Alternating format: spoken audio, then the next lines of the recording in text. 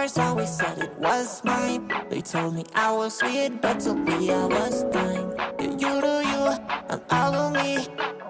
You do you, just let me be. Oh, mama always told me that no, you can't get everything that you want. But I don't listen, I don't listen, I don't ever listen to my mom.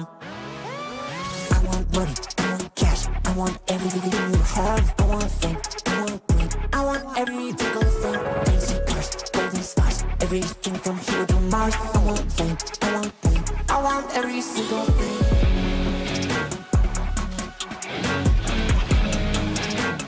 I want every single thing.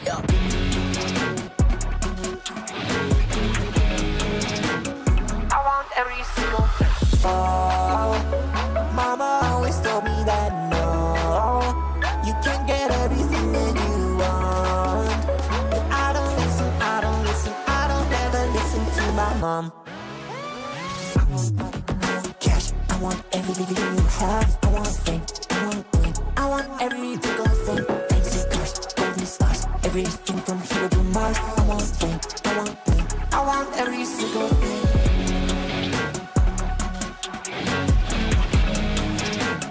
I want every single thing.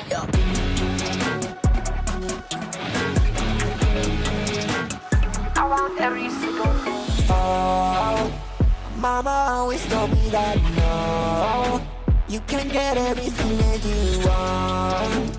But I don't listen, I don't listen, I don't ever listen to my mom.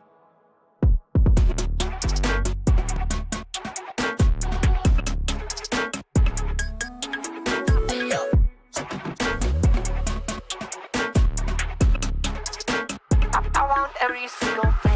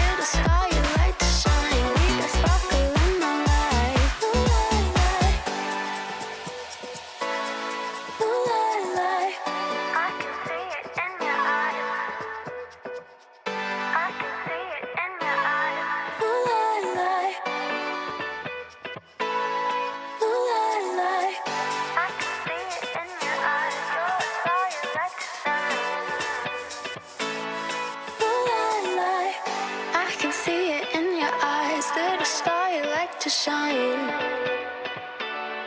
Ooh, I can see it, I can see it, I can see it, I can see it in your eyes.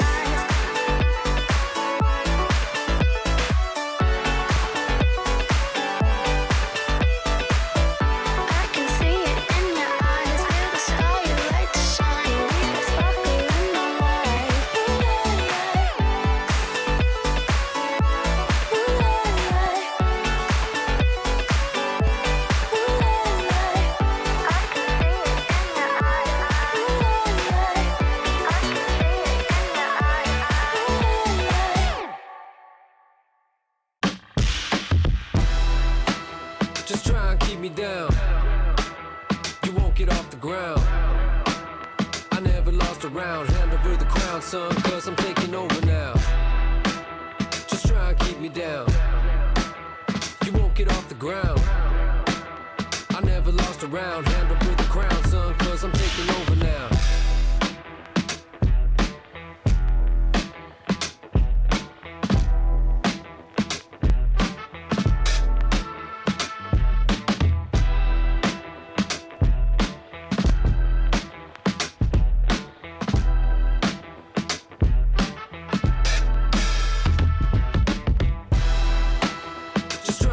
Down, you won't get off the ground.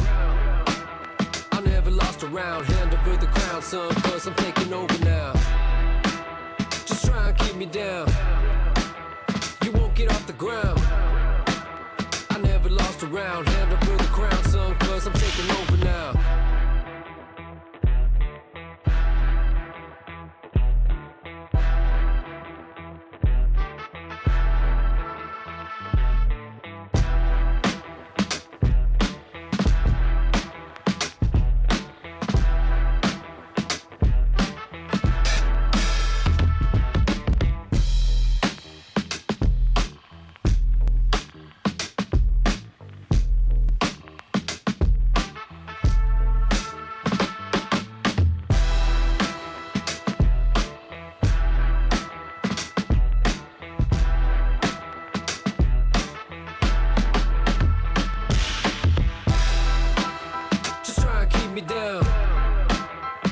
Get off the ground.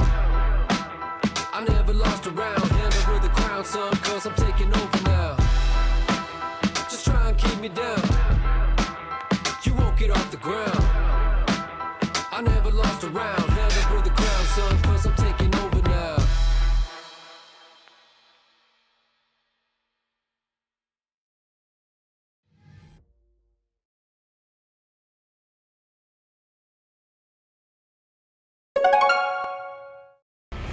Welcome back, Chiefs, to the pinnacle of Clash.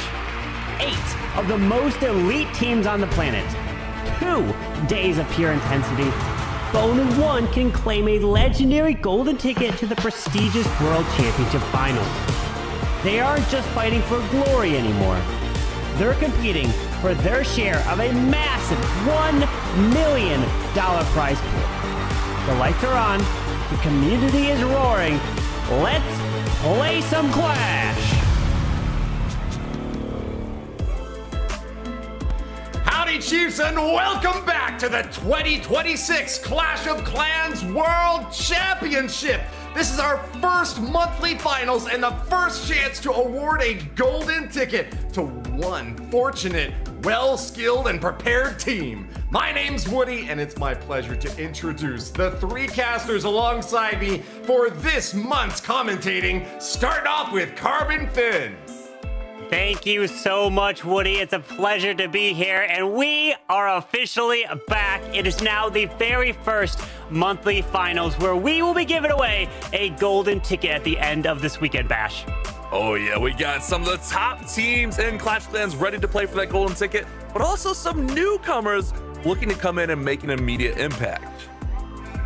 It's going to be amazing to see what the teams are going to bring to the table, what the meta looks like, what the final decisions are going to be, and I cannot wait for things to get started, Woody. Well, we have got a lot to cover in this intro, so let's start with the roadmap and tell you all about how the teams made it here and where they're going. Carbon? Absolutely. These teams are competing for that golden ticket. We are currently in the very first monthly finals. Like I mentioned before, it is June. We will have 3 more after this, July, August, and September, where they can earn a golden ticket by finishing in first place. But not only that, we'll have a Chinese qualifier as well for a golden ticket, and then 3 remaining golden tickets will be given away in the last chance qualifier later this year, which all 8 of those golden tickets will then compete in the World Championship Finals, which will be at the end of the year. We don't know exactly when or where it will be, but we know it will be a ton of fun, Woody. These are their high-level strategic goals. Get those golden tickets. But in order to do so, they must triumph in a monthly competition. Bash, tell us about the format for this weekend's event. We're going to be playing in an 8-team double elimination bracket, meaning each team will essentially have 2 lives. We'll be playing 5v5 wars with an attack order applied, which means these teams are going to have to submit that attack order to the tournament admins. This tournament will be played in esports mode, which is the hardest of all of our modified modes in Clash of Clans, Woody. Right you are. And so with that format set, who's going to be competing this month? We'll find out soon, as our prize pool is going to be stacked up, ready to go at it with tens of thousands of dollars up for grabs. Tell us a little bit about this prize pool, Itsu. It's beautiful. I mean, the animations are looking amazing indeed. And for every single team competing on this weekend, they're going to make some cash. Rank 8 up to rank 4, you can see on the far right on the board. But the top 3 is where the numbers are getting higher and higher. $6,000 for third place, $10,000 for second, and $20,000 for the first place. And on top of that, you're going to get that golden ticket, which is just so much worth. Not just money, but as well you have the chance of competing at the world's main event later this year. You are absolutely right, Itsu. And with $1 million on the line for events across the entire year, that golden ticket is worth its weight in gold. Let's take a look now at the qualified teams for this month. A lot of new faces showing up here, and our reigning world champions knocked down. Carbon, tell us about the lay of the land. Absolutely. With the top 4 teams, we see CB7 Esports, Zeus Esports, Repotted Gaming, and Saturn Esports. All 4 of those made it from the upper bracket. They all went undefeated in stage 2 4-0. But down the lower 4 teams, we have Transcendence, VA Esports, Vatic, and MG Esports. They all qualified through the lower bracket and had to fight their way to make it to this stage. But now that they're here, they all have an equal shot to try to win that golden ticket. Now is your chance. Move on up or get relegated to the lower bracket. At least they've made it this far, so some of our teams have already been knocked out. And as I hinted to earlier, we have got some incredible teams that are going to be having to watch from the sidelines today, Bash.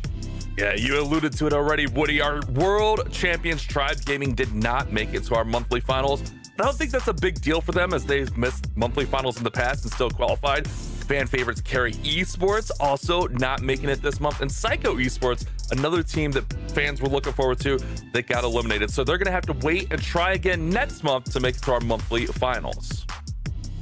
All right, they have got a few more opportunities, but the gold is on the line now for these 8 teams, and the bracket is set. In your upper bracket, all teams remaining undefeated, no matches yet. Itsu, what is the bracket shaping up to look like in your opinion? I mean, we have for sure super intense matches. 2 of them, though, on paper, we have clear favorites with having big names. Zeus Esports being the favorite in the first, and then Repotted Gaming being the favorite in the third match. But we have already seen the graphic right before. Having a big name does not mean that you're guaranteed going to win, because we have lost already quite a few of those big names over the second stage. On paper, then CB7 Esports versus VA Esports. That should be an incredibly close match. And Saturn Esports versus Vatic is actually the rematch of the upper bracket final from stage 2. That match ended 10-10, so pretty defensive. Let's see if those 2 teams can show some more 3 stars in their first match at this weekend. Anything can happen in these big headline ticket events, and there is a lot on the line. But these matches can flip on a dime. Let's take a look now at the caster predictions. And Carbon, give us a sense for how the casters think these matches are going to shake out. Yeah, like Itsu mentioned, in match 1 and 3, we have the fan favorites. We have a majority across the board with Zeus and Repotted Gaming. But myself and Bash have switched things up in match 2 and 3. I'm taking VA Esports here. Yes, they made it from the lower bracket. I think they are going to be trying to take down a team like CB7. What about you, Bash? What's your choice with Saturn there in match 4? Well, like Itsu said, it was a close 10-10 war. I'm going to go with history repeating itself. Also, you know me, I like to be difficult and go against the grain. So I had to go with Saturn there just because they do have that win in the past. Well said, Bash. Well, we have got our entire match day set now and are ready to get going with our first match soon. But before we do that, we want to remind you at home to join us at event.supercell.com/clash-of-clans. That link's on the bottom of the screen. If you go there, you can show your support for your favorite teams, earn a little prize yourself, and build up that base so that you can compete in a future month's competition. We hope to see you there showing your support for the teams that you like the most. But with that out of the way, I think we are just about ready to kick it off for our first match. Let's go ahead and show the rosters for our first team quarterfinal. Yeah, the teams are here. The match is ready. Zeus taking on Transcendence, and we have the fan favorites. Many know them. Gaku, Stars, Ryuta, Yada, and Kazuma representing for Zeus here, Bash. But going up against them, no strangers to the big stage. Transcendence, Nairobi, Chihawa, Kazuma, Wado, and Hiroya. They have tons of Worlds experience, but still looking to capture their first crown. It is going to be a tough run to the top. You can see them on camera right now. Yada not showing his face. He is still hiding behind and prepping. Oh, he's going to take a little peek out there. Zeus Esports undefeated and looking so strong. Let's hear directly from one of those players. ライバルに向けてのメッセージは、自分たちが一番練習してきてると思っているので、本当に1位を取るだけだと思ってます。Number 1, and they will be satisfied with nothing less. Carbon, we have got an undefeated team here. And look at this. Undefeated is Stars himself. The man has not failed an attack. You think this would be an error in the graphic, but no, it's not. That is how incredible Stars has been. And not only has he been undefeated, but it's in esports mode. Keep that in mind. Esports mode difficulty modifier is so difficult. You try it at home, but try in your friendly challenges, and it is gonna be a struggle, and Stars has just been the star of the show indeed here. What a monster performance in those early qualifiers, but it is a bit more difficult when we make it up to the finals of the month. Bash, what do you make for our storyline so far for Zeus Esports? I mean, they're definitely the fan favorites here. I don't think there's any question about that. They have the big name. They've been on the big stage. They're former world champions here. They did have a little bit of a roster shakeup, but I don't think that's really going to hold them up too much. All right, well, let's see who they're going up against. Transcendence is going to give them a run for their money. These are names that we recognize, that we have seen at the Clash of Clans World Championships before. Let's hear from one of the players about how they prepared for this event. 我々はこれまで優勝したことがないっていうところだったんですけれども、今年はしっかり優勝していきたいなと思って、自分の一番信頼できる仲間たちと一緒に新しいチームを作って一からやってきたつもりです。なので今年はしっかり優勝していきたいなと思っています。予選の最初から最後まで集中力を切らさずに1年間シーズンを走り切るっていうところが一番重要かなと思っています。今回は1回目の予選からマンスリーファイナルに出場できたんですけれども、この成績をコンスタントに第4回予選までずっと続けて走り抜いていけたらなと思っています。There you have it. But does Transcendence still have the fire? Bash, this is an incredibly experienced team, but when are they going to make it back to Worlds and get a chance at that big golden cup? I mean, you can see here tons and tons of Worlds experience. The exception of Watto. Watto looking to get on the big stage. I mean, this team, they've played well in the past, but it seems like when they get to Worlds, it's like a whole different gear for all of the other teams. So they definitely need to step it up. But if they can somehow capture the golden ticket early this season, that'd be a huge step for them. They're going to be making every stab at the top that they possibly can. Carbon, anything standing out to you about these guys before we get ready for our first match? Well, I just know that these players are ready to go. They have Worlds experience that we saw from that graphic. Watto's the one that's going to be wanting to get his own Worlds in-person experience, but still, these teams have a lot of familiar experience against each other. They've faced each other many times, not only on the world stage, but in other tournaments as well. So I wonder if any one of these players have any little hidden tricks, any things in terms of bases that try to bait certain attacks. Because in the qualifiers, in the previous stage, I've seen it, where players have got baited and they were not able to get certain values, and it completely changes the attack there, Bash. And remember, we're playing in esports mode, so there's the added modifiers of essentially nerfing the equipment. It's not really nerfing. We subtract some of the levels off the equipment, which makes those equipments a little bit less effective, and heroes are a really big part of any attack. So if you get baited into the wrong entry, things can go sideways really quickly, Woody. They absolutely can, but these players have got so much experience at the top level of play. I, at some point, just think that it comes down to the mindset that they're able to bring into the matches. With Zeus Esports being undefeated 23 wars in a row, that has really got to shake the confidence of Transcendence. Is that something that you think would be important, top of your mind, Carbon? I mean, you think about it for sure, but you just have to focus on this match right here, right now. All it takes is for one player to mess up one little thing in the attack, and it could go sideways really quickly in the esports modifier. And these players, Stars being undefeated in terms of his attacks, we saw earlier, he has not failed a single one. And on the other side, unfortunately, it actually is the opposite, where Chihuahua, where we heard from him, he actually hasn't tripled in the second stage. So he is going to be having to look to try to get his first triple here now in the monthly final. And that is the perfect time to get it done to help your team to try to win a match. There is lots to fight for here, Carbon, but on one side, a dominant position, and on the other side, Bash, an uphill climb. Do you think that Transcendence may be able to turn this mind game around and use their underdog position to try to surprise or maybe bait with a trap somewhere in one of their bases? I think Transcendence is going to be fine here. There's a little bit of a friendly rivalry between these teams. They're very familiar with each other.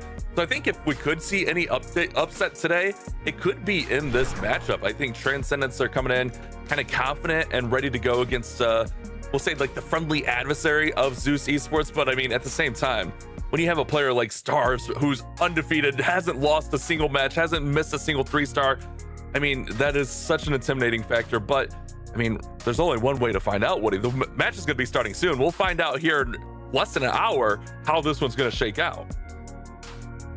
Very, very soon. Let's see how we get started off. A monster opportunity now for Transcendence to emerge as the only team to defeat Zeus Esports, while on the other side, we still see Zeus looking calm, steady, ready to perform and turn that 23-0 into a 24-0. That upper bracket position is such a strong spot to advance into the second day in. It is so difficult to make a run through the lower bracket, and so these first wars are so crucial at determining how this entire match month is going to shake out. Some players looking very relaxed, just lying in bed, others very focused at their desk. Carbon, we're getting ready to start the game soon. Is there anything about these few last minutes before a match that you can really find out which team is prepared, is ready, is confident? No, it's just experience. They just got to use the previous experience over the last few years and focus on what's now. And of course, double check everything. You have the right troops, the right spells, the right abilities selected for your heroes, because we know if you pick the wrong ability, your attack can go completely sideways. It certainly can. Bash, final thoughts before we kick things off? Oh, I'm just excited to get our esports season underway as we're getting ready for our first attackers. It looks like Transcendence is going to be first. Oh, Woody, we're back in a big way. Our first war is almost ready here.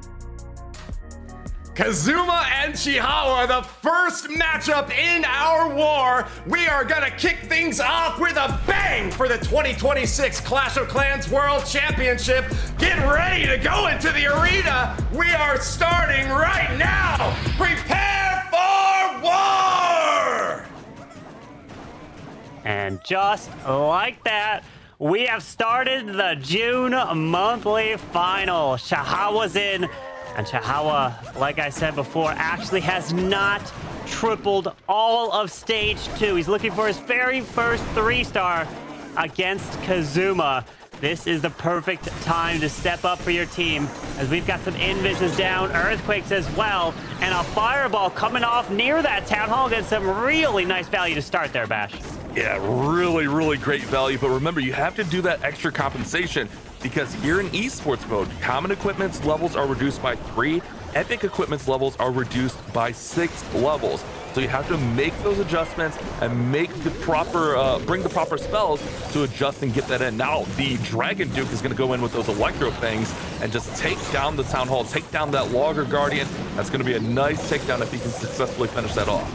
Remember, with that Town Hall not being a defense, you can't target it with any defensive troops or even a defensive hero like the Royal Champion. But with the Logger going down, that's going to help easily clear up that Town Hall. No worries. Overgrowth in the core, mainly to help stop that spitter from hitting the balloons. And look, is this a Lalo that I'm actually now recognizing that's coming through? Yeah, we got an Ice Lalo here. He had 3 Ice Hounds here. Remember, when they pop, they're going to put that little freeze spell, freeze all those defenses in the way, and those balloons are starting to trounce right on through here. Still plenty of spell support with 3 freezes, invisibility, and 2 totem spells. Here comes that last Ice Hounds as these balloons are just making their way right on through. There goes the Dark Orb from the Minion Prince.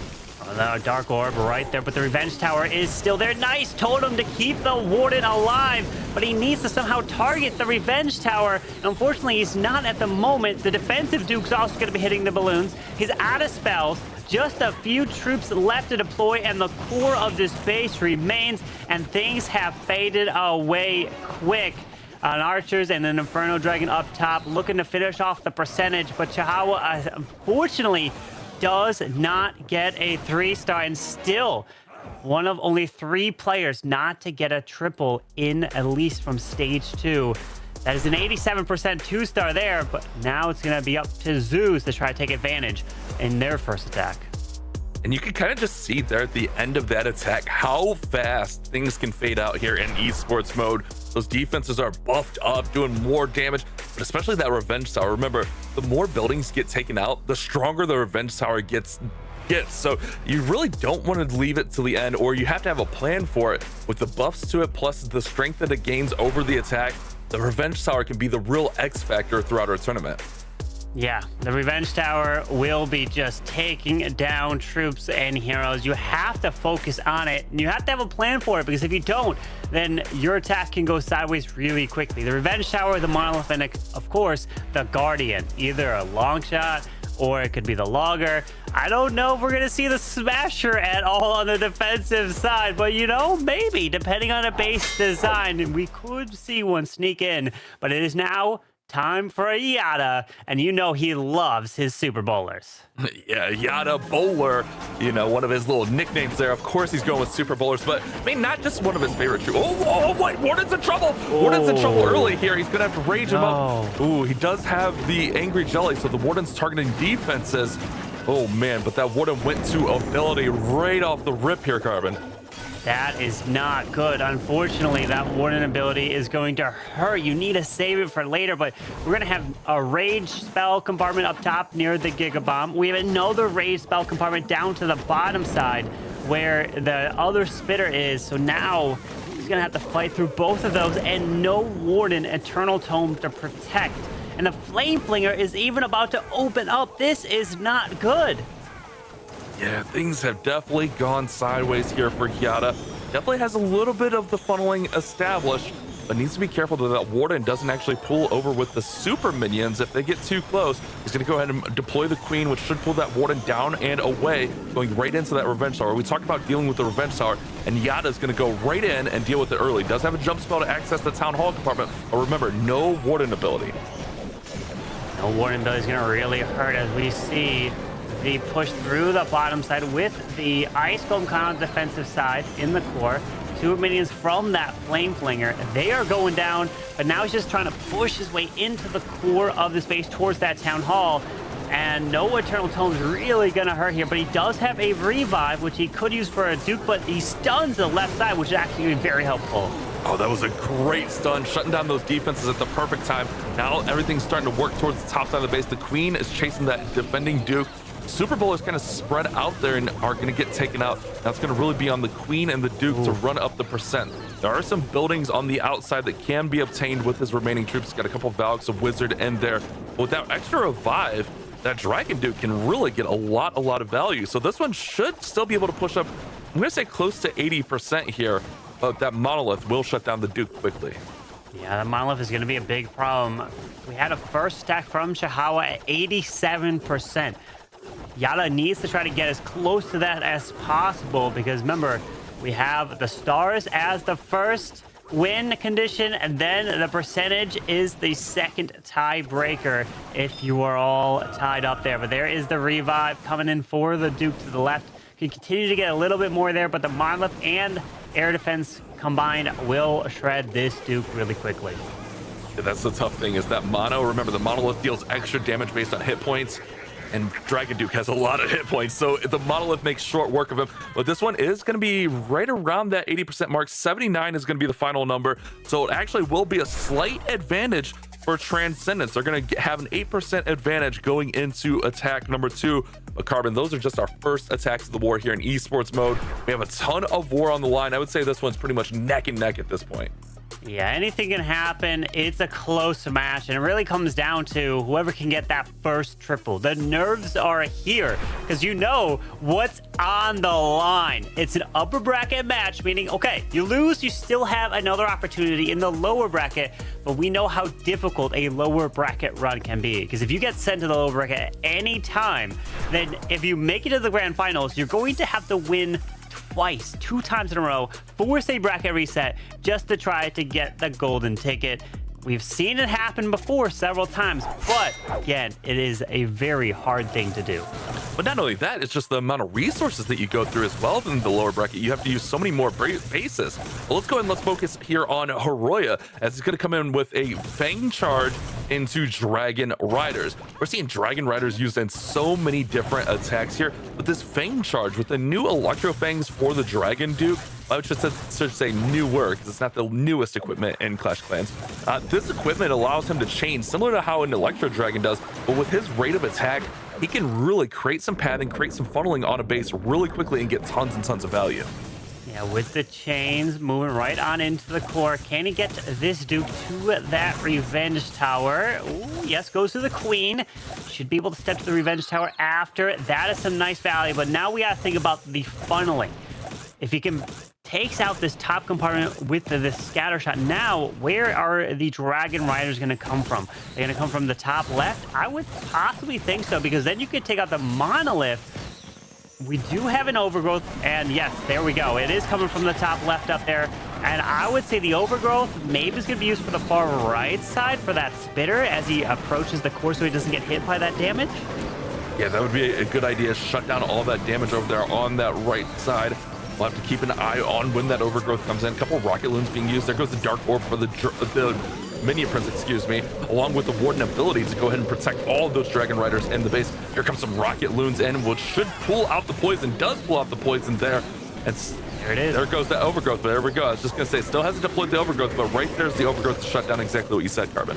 Yeah, when I see this attack come in from these players is they like to use that Overgrowth for the backside Spitter whenever they come through, because they have the Dragon Rider remove the first one, which is down here, and then they stop all that damage from the backside so they can continue to power through. We do have a Revive, a Totem, and 2 freezes still to use. Now, it's looking good other than the fact that we still have a Town Hall to worry about. That needs to go down, Baz. Yeah, I mean, that's just a minor detail there, Carbon. Just the most important building on the base. Remember that Town Hall is worth a star alone. But with the, oh my goodness, the long shot stays up. If the long shot stays up, he can shut this attack the down. Greedy Raven! The Raven no, go sniping Raven, the go Town Raven. Hall! Raven Wow. clutches up. Carbon, remember Greedy Raven, one of the newest pets? He targets resource buildings first. The Town Hall is a resource building, so secures a 2-star 88%. That was close. The Raven saving the attack right there, and that was huge. Taking down the Town Hall for the 2nd star, and that is why maybe putting the Greedy Raven onto your minion princes, which is what he did there, can help save the attack. Town Hall going down, and that was clutch there. You needed that 2-star. 1-star, any 1-star at any point, it just feels devastating, and it can really be a morale killer too if you get a 1-star, because then you think almost you have no chance at coming back against a team like Zeus. Especially early in the war, like 2nd attack 1-star, like that's definitely like a devastating morale factor there. But Greedy Raven clutches up, secures that 2-star, and 88%. Obviously, you know, the goal is 100% 3-star. But if you're gonna miss, like the higher the percent, the better. They already had an 8% advantage, so essentially that's almost like having a 96 there. Gaku will be our next attacker, and Gaku's gonna come in with some Dragon Riders of his own. We do see the Fangs right there, but we see the first Monolith Arrow, the latest equipment in Clash of Clans. This allows us to see a lot more Queen charges to set up the base. And look at him, all cool, calm, and casual, taking a sip while the Queen's going. That star is down there. That's not Gaku. So if you're wondering what's going on, don't worry. I didn't even realize. Yeah, that's not Gaku. It's stars. But we'll probably get Gaku on the screen unless Gaku is the captain for Zeus, as we are seeing a totem coming down to distract that logger as that Queen is charging her way through. The Queen charge is back, my friends, with that Monolith Arrow, getting some nice value, continuing to push around. Maybe can he grab the Town Hall? He would have to probably wall break, or no, she's going for the wall. Okay, wait, the Greedy Raven's there. Why aren't you going for the Town Hall, Raven? Oh, okay, Queen's gonna push up to the top here. Raven is gonna go for the storage, but let's see if, Raven might get taken out here before the Town Hall can be taken down. Yeah, Queen's gonna continue to work. She should go over the Town Hall next. Yeah, she'll do just that. And Gaku's underway here with the Town Hall going down. The pathing looks great for these Dragon Riders to push right on through the middle of the space. Yeah, with the Dragon Riders continue into the core, we have Ice Golems coming out. They are just sitting there, so it looks like the Queen pulled them out, but he's gonna poison up the furnace, freezing the Monolith to the left side, popping that Warden ability, continuing right on through, raging up these Dragon Riders, but we still have a Minion Prince ability and 2 phrases with the ability of the Minion Prince just going off now. I really like the use of the Archer to the corner to pull those Ice Golems away. Yeah, anytime you can get those Ice Golems kind of just distracted off to the side, out of the picture, especially against an air attack, it's gonna be a good time. Couple of riders left here. Things are definitely starting to fade, but we have that overgrowth still coming off, which will, oh man, that's gonna wake up some really strong defenses, and that Minion Prince is gonna be very, very vulnerable. And he's just out of range of the scatter shot, so actually in a safe little area right now. Minion Prince does have the Phoenix, so keep that in mind. He'll come back to life for a little bit to help try to take out the air defense. If he can grab the air defense, that's going to be huge for the Dragon Rider. That is only one left, a couple baby dragons and an Inferno Dragon. No, unfortunately goes for the storage. We even have a scatter shot and another back and air defense. So we're going to have yet another defense. So it's going to be a defensive showcase so far to start off the first match today. 2 stars apiece for each team. But percentage is something we got to keep our eye on. He's racking up the percent. 87. Can he close in towards a 90? That would be good because they need to catch up in percent, as Yada's first attack was only a 79%. And a few more buildings will get him close, but I think he's going to fall just short with that multi-gear tower in long range mode there. Taking the Warden down. Does have Sneezy with a booger left there. See if we can get to 90%. With only 5 seconds remaining, this cannon will be the only defense if he can get it. Oh no, it's 89, so just 1% better. So they do gain 1% back, shortening the lead to 8%. But this one is definitely a barn burner of a close match so far.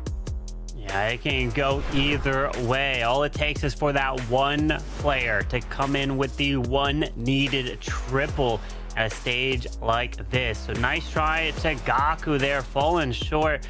Probably comes down to very early in the attack of the value, maybe of that queen, not getting it the town hall as quickly or something. He would probably love to have that queen stay alive as long as possible. He didn't have a recall to pull the queen out of the core there to send her somewhere else. Really, with that monolith arrow of trying to get things down, and if you're wondering about that ability, it is so useful at the very early stage of the attack, because more units that you drop down on the map, the weaker the monolith arrow gets for that queen. So it's all about getting that early value charging through to set up the rest of your attack. Yeah, it really is like a distinctive queen charge equipment, because like you mentioned, the more troops you place on the map, the more housing space you place, the weaker the arrow gets. So you want to start off early with that strong queen charge, that strong push in there, let her do her thing, let her get that value, and then maybe recall her or even let her get taken out like we saw there. But we have a really close war here. 7% is the difference, 7% advantage to Transcendence here as Zeus and Transcendence. This one can be anyone's war. I mean, it might be with esports mode, it might be just one 3-star could be the difference maker. That's all it could take. One triple, like we've said, can win you the war. And there's one player that's on Zeus that hasn't failed at all. We saw him on the webcam there, which was Stars when Gaku was attacking, but if you have a player like Stars still to come up and he's been at an incredible hit rate, he hasn't failed at all, that means that Transcendence at this point knows that they're probably going to have to at least get one triple. But we'll hold off, you know? We don't want to say too many things too early before the attacks come through, but they are ready. They're going to come in. Transcendence, what can you do in your next hit? And I mean, this could be a really big spot. I always say like the 3 and 4 spot in the wars might be the most important. Like the third kind of sets the tone for the fourth. If you can go into the fourth attack with a slight advantage, it's huge, because then you could essentially win the war on that fourth attack. So this one, a very, very valuable, important attack. Not that, you know, the first and second aren't, but these are definitely pivotal moments in the war, especially a war this close. Yeah, it's close. It's going to be a neck and neck. It's the percentage lead for Transcendence. And, you know, with that first attack that came in from Yada with the lower percent, and it came down, like we talked about at the very start, it came down to a small mistake. His warden ability was activated early. I wonder what the attack could have been if that didn't happen. If he had a warden ability for later in the hit and to power his way through. But in that attack that we saw from Yada, he didn't use the ability of the heroic torch. We see that a lot when it comes to Super Bowlers. The one issue that can stem from that is when you pop that torch, things can start to really go in any direction. So you have to set a funnel properly. We're getting into the next hit here. Nairobi is in for Transcendence, and it is some Rockaloons with the Dragon Riders. Another Dragon Rider attack with the Fang. So Fang charge into Riders. I mean, we're going to see a lot of these Fang charges just because it's essentially like the new Royal Champion charge. We saw the Royal Champion charge being very popular a couple seasons ago, and now we see the Fang charge kind of replacing that. You see the Spirit Fox onto the Dragon Duke. You use those invisibilities timed out just right with the timer. You kind of start this at the beginning of your attack. I mean, some of these players are so good that they don't need the timer. I know I need the like cheat sheet of the timer to help know when my invisibilities are, but we've seen like these pros do some crazy things with these charges in the past. So I'm really interested to see how the Fang charge develops throughout our season. The one nice thing about when you do a Duke charge is you don't have to worry about spring traps. There's no air spring traps that hit your Duke like there is the ground traps that would hit a Royal Champion that actually have changed Royal Champion charges forever. But I know when I try to do a Duke charge like this, I always miss my invises for the Duke. It always messes up and goes the wrong way. It is a little bit challenging. It is not as easy as a Royal Champion charge, that's for sure. We are seeing a Dragon Riders deployed to the top with the Warden coming through, and we got the Skywagon coming from the far left as the Warden ability is being used nice and early. Hopefully he can stay protected through the Giga Bomb here. Oh man, lots of damage incoming. That Giga Bomb goes off just as the Eternal Tome wears off. But these riders are underway. Got to get the funnel set on the left side. Goes ahead and sends the Overgrowth in the middle of the base, using the Overgrowth on the Revenge Tower. It's a good move to shut that down, but also a risky move because we talk about how strong that Revenge Tower can be. Gonna have to deal with it later as the Dragon Duke gets taken out. Now the Royal Champion on the right side. Riders all through the middle of this base. Ooh, the greedy ravens on the mini prince helps snipe that town hall even quicker. But I like how he sent the royal champion kind of at the same time as reviving that duke to help grab the right side. Killed off the enemy queen, but the royal champion came back to life and tries to take out that multi. Unfortunately not able to, so he sneaks in a rocket loon. Maybe the one rocket loon can grab it. No, it stays up with that builder repairing it. Still has mini prince ability. There it goes. It does barely clip that revenge tower. The revenge tower is the main factor here. That thing is at full strength and ready to destroy. Good free spell there. Minion Prince needs to move in and get this down. There goes the meteor staff. Nairobi's looking really good, and it's looking like a 3-star. Our first triple of the war. And Transcendence are going to push into the lead, into that victory spot here, Carbon. Oh, wait a second. Did I speak too early? Uh-oh. Sneezy. Wait, Sneezy. Carbon, did I jinx it? Uh-oh. No. Sneezy saves the Go, day. Sneezy. Sneezy saves the day. And Sneezy Easy, and the buddy, greedy just raven. like I said. Nice job. The pet saving the attack and taking it down. And this is why you want to max out your pets there. Sneezy OP getting it done in our first 3-star of a monthly finals coming in from Nairobi. Well done. I thought that I may have jinxed it there, Carbon. I'm not gonna lie, but I mean, you see how important Sneezy can be to the end of the attack. I mean, Sneezy targets those defenses, takes them down, but also those boogers coming in for extra damage.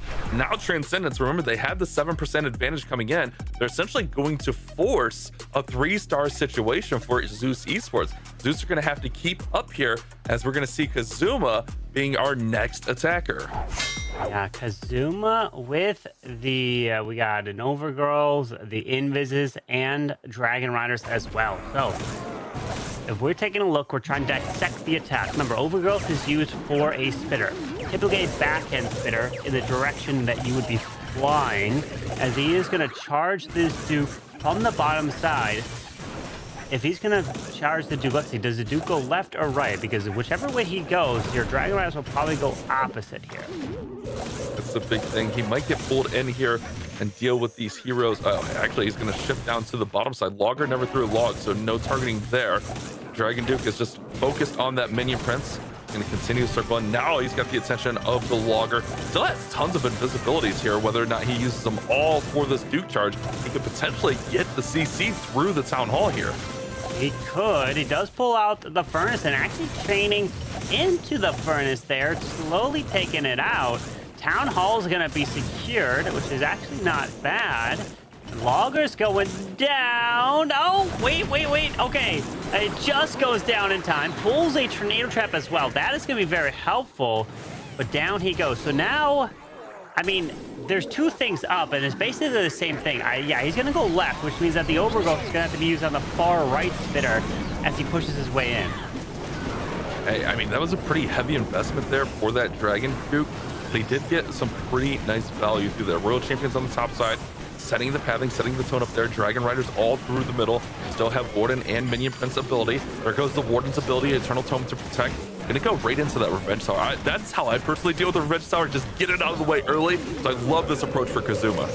Yeah, and the Royal Champion helps set the funnel so the Dragon Riders don't go up. They go straight into the core. And you don't have to worry about that lava launcher because, hey, it doesn't hit air. You're going to be able to move right around it. Rocket Loons coming in to help take out the top side. Multi-Arch Towers going down.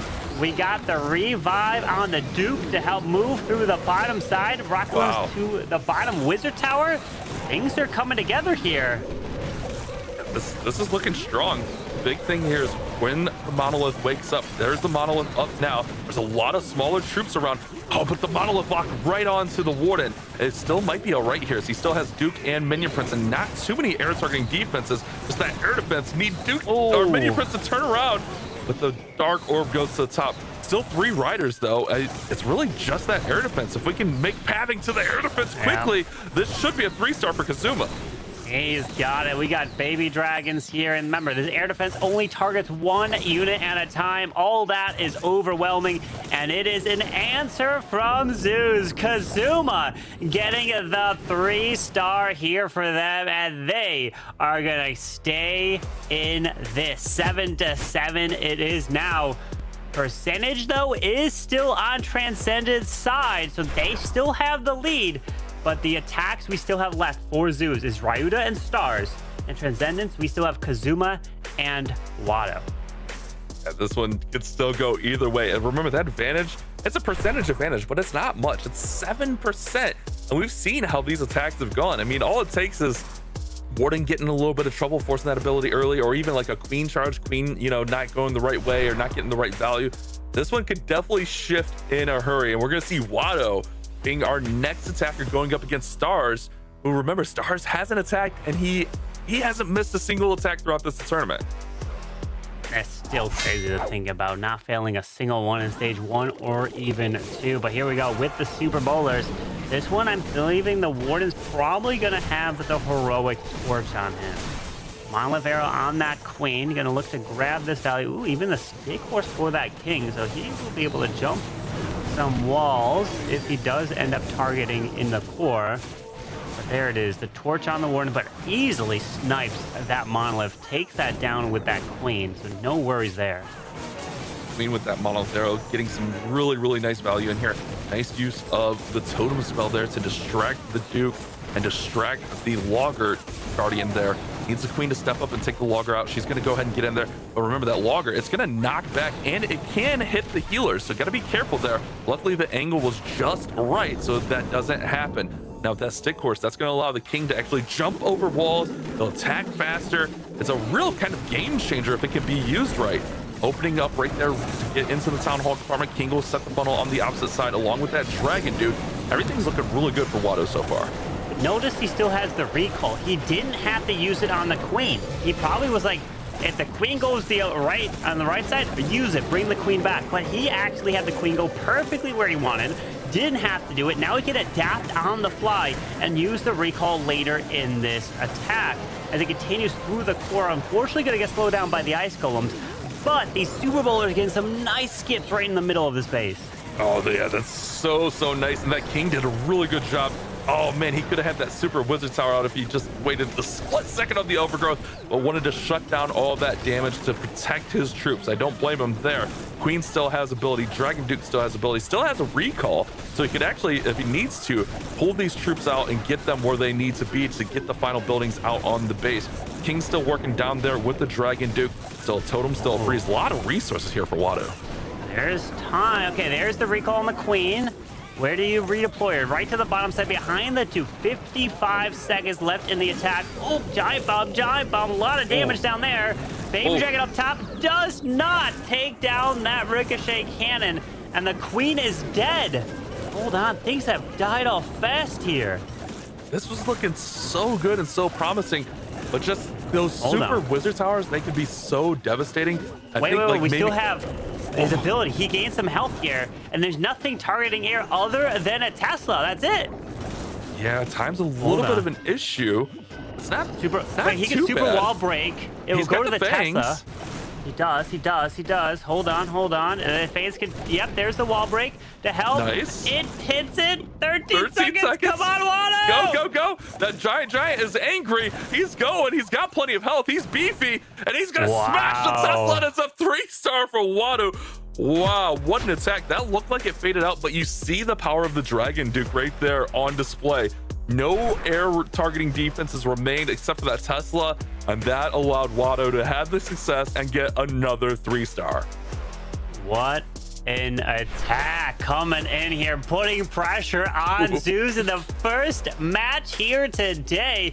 We're gonna have a total of 8 matches, so buckle up. We're gonna have an exciting day today, and we will actually be sending 2 teams home later. That means if you lose one of these matches, you could be up for elimination and be out of the competition if you lose a second match today, which none of these teams want to do.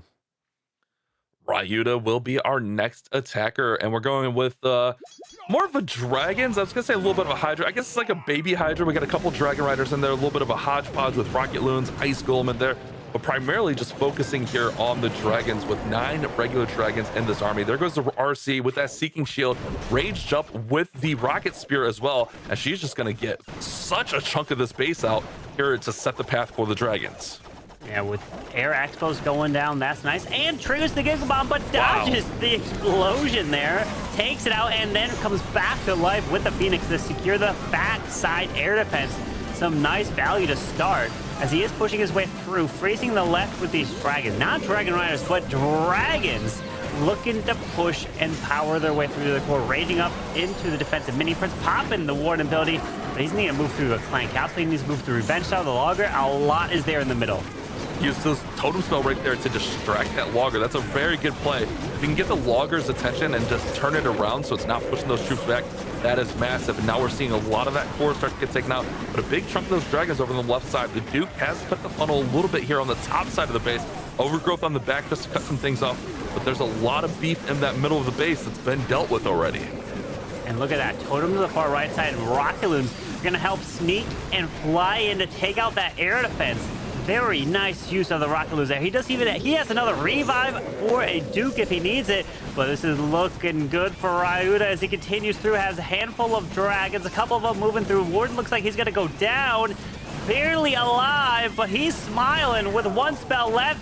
The Duke does die, comes back to life, and it is going to be a 3-star here. Wow, what a performance from both of these squads.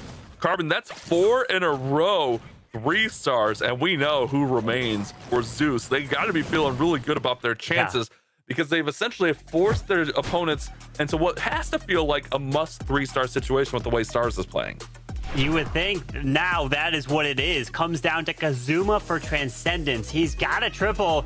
If he does triple, it's over. They win on percentage because, like you said, Stars hasn't failed yet. Stage 1, Stage 2, add it all together. He is 23-0. Stars will have the final attack. The next deck is going to be Kazuma of Transcendence. 3, you win, you lock it up. But if you get a 99% 2-star, the door is open. Good luck. I would not want to be in Kazuma's shoes right now. I'm just going to throw that out there. This is a big pressure situation, and we see our first throwers of the day here. Throwers are really nice. They have that extended range. They can deal so much damage. My issue with throwers is sometimes they can get stuck, and you can really, time can become a factor on the attack.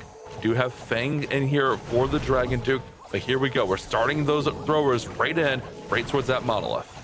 Yeah, they're going to be able to actually snipe it and help move their way down around this space. World Champion deployed, so he's going to do a little bit of an invis charge at the same time as these throwers are moving in. This trying to time that Spear Fox. A lot of multitasking here. Just moving his way in. Monolith is going down. Throwers are coming through as he's going to wall break, push in towards the bottom spitter, the raid spell, and then the town hall there. Wow, the skill to be able to do this multitasking. I mean, just the counting for the RC charge is just so difficult to time that out. Not to mention like mid-attack while everything's going. I know you kind of get the throwers in there, they're kind of fine for a little bit, but still just getting that timing and making sure everything's fine. Very impressive start here for Kazuma, who gets that overgrowth to shut down a portion of the base. Yeah, with that troop launcher launching the wall breakers to help open the walls, allows the throwers to step in. Nice overgrowth there on the back side for especially the lava launcher so that they can continue to power their way through. No queen is attacked, so he's gonna have the Duke fly through the bottom side. Has the king down there with the snakes jump on the wall as well. So he needs to power his way through, but back. We have a minute and a half left in the hit. Yeah, that's the tough thing about throwers, especially like, they just can be so slow. They're so effective, especially you keep the healers on them. They don't get taken out, but you have to keep them moving through the base. Still has Warden ability. I didn't see what equipment the Warden had on him. Maybe if he has the torch there. Oh, he had the life gem and rage gem. Okay, yeah, that makes sense. Yeah, because you need that to keep them raging, moving through the base. That makes a lot of sense. But yeah, they're gonna be like stuck here for a little bit, Cohen. Yeah, there's no jump spell here in the core. That troop launcher has been long gone. He had no way to open up this portion of the base. And this one is going to fall short here for Kazuma, and Gaku is going to hold strong. And now this actually is a big hit here, as it's a lower percent too. This means that Stars doesn't even possibly have to get a triple to win. He could get a certain percentage, but of course he wants to get that 3-star. Yeah, I mean that's always going to be the goal, but the bar is kind of set low here. I hate to say it for Kazuma. They only had a 7% advantage coming into this attack, and with this one struggling to get to the mid-70s, I mean, it looks like an 80% will be enough for a victory here. I mean, maybe not even 80% the way this is going. Time is starting to peter out here. Get up to 73, maybe 74. Okay, so yeah, it's gonna have to be an 80%, maybe a little bit over 80%, but Stars, we know, is gonna go for that triple, keep that streak alive. Of course, that is what he's going to be going for. So he finishes an 89.6% there, total for Transcendence. And that is a big defense that we saw from Gaku. And like you said, 80%, that's exactly what Stars needs to tie. 81% is what Stars needs to win. That's the magic number. So he doesn't have to triple to win for Zeus. But of course, he's going for it. So less pressure because of a huge defense there in the end. Yeah, that's a tough situation to be in. I did like that we kind of saw smiles there from Kazuma, so not discouraged, even though the attack didn't go the way that he wanted, obviously. But now the MVP right now, Stars, is going to come in with some Dragon Riders. Got the Rocket Loons in there. And you know, Stars, he's aiming for that triple. I just like watching him play. Some of the stuff that he does is stuff that I would never even consider doing. I mean, really, all the pros. I love that the esports season's back because I kind of get inspired with some of the attacks that you see. Yeah, I get inspired, and then I try, and then I just see what happens in my head, and exactly the opposite. But we're seeing Stars now charge right on through with the Duke charge. And let's see, we're all taking notes here as this Duke is moving in through this top side, going to continue through and get this compartment.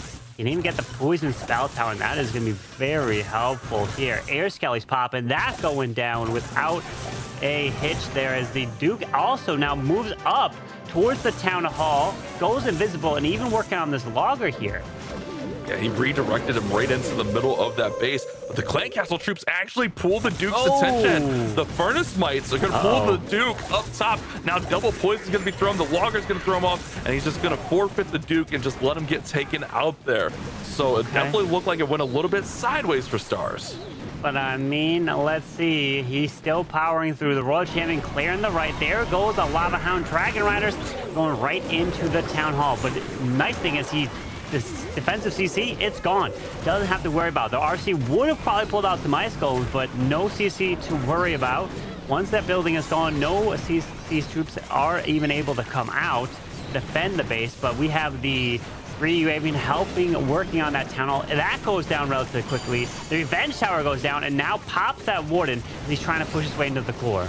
Remember, 81% is all that Stars needs for the victory for this Zeus squad, and he is pushing up really, really strong here. Tons of riders still surviving through the middle. Does have a lot of damage on the back end, not to mention the Minion Prince and Dragon Duke on defense there. So has an overgrowth to be played. There goes the revive for his Dragon Duke, and he's pushing ever closer to that mark, Carbon. Yeah, with Rocket Loons down on the bottom side, air defense down there, they're going to come through. Duke continuing a very nice overgrowth as he takes down the air defense. He's got Dragon Riders, Warden, Minion Prince, and the Duke all converging together. There's a lot of stuff to the bottom side. Once that overgrowth wears off, it's all about the timing where these troops will finish. He needs to take down the defensive Minion Prince. Seeking Air Mine pops. Another one is there, but the Monolith can be a problem. But Bash, he's taken the percentage and he gets the 81 at least.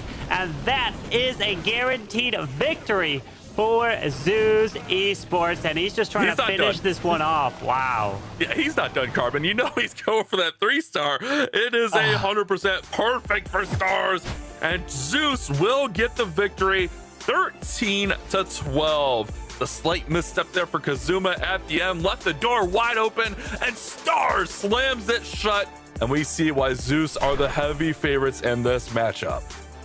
How does Stars keep that streak going? It's impossible. He is now 24-0. It is a walking 3-star for this man.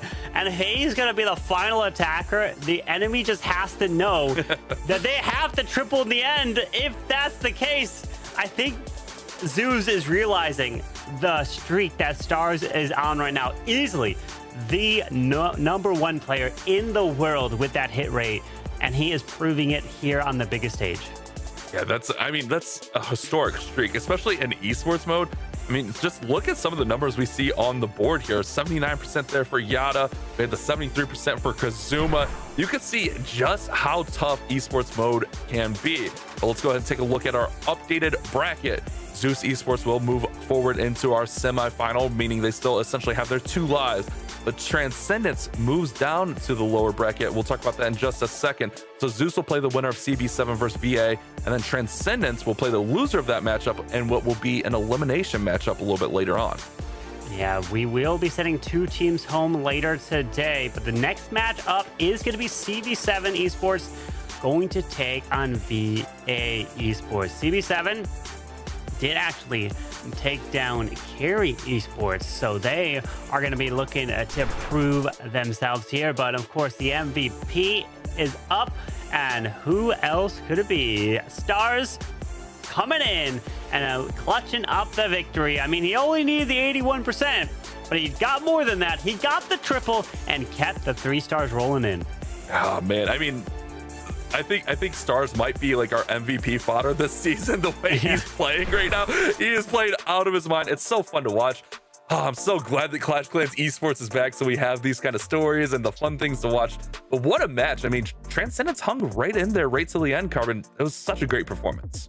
Yeah, Transcendence, they held their own, especially in the beginning. They pushed their way through and they got it done, but not till the very end. You have to hold it until the clock strikes 0, because we know that these teams can make that comeback even with the smallest margin there. But that was the first match, my friends. We are getting ready for match number 2, which will be CB7 Esports taking on VA Esports. So don't go anywhere. We're getting ready for that match. Match 2 coming up next.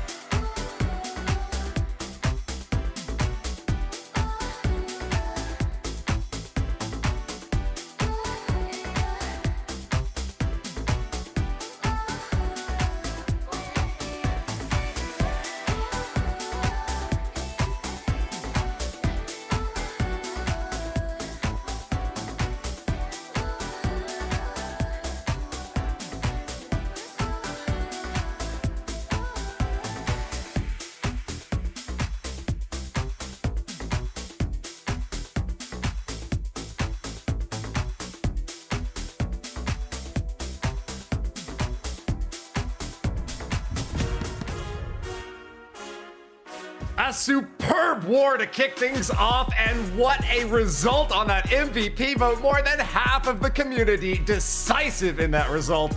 Welcome back to the stream. Our first war is done. I'm Woody, and happy to reintroduce our 2 casters alongside me. Bash and Itsu are back. Bash, you got to cast that last match, man. What an exciting finish. Yeah, that was so intense. We knew that if Stars was waiting, like, you can't give Stars that opening, and he took advantage. I mean, such an impressive streak, 24 in a row. It's unheard of, Itsu.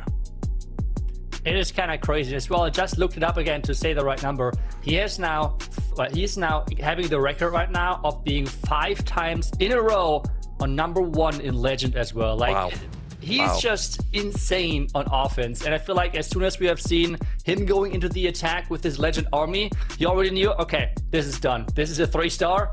And I mean, he just delivers those attacks. Like, No one else.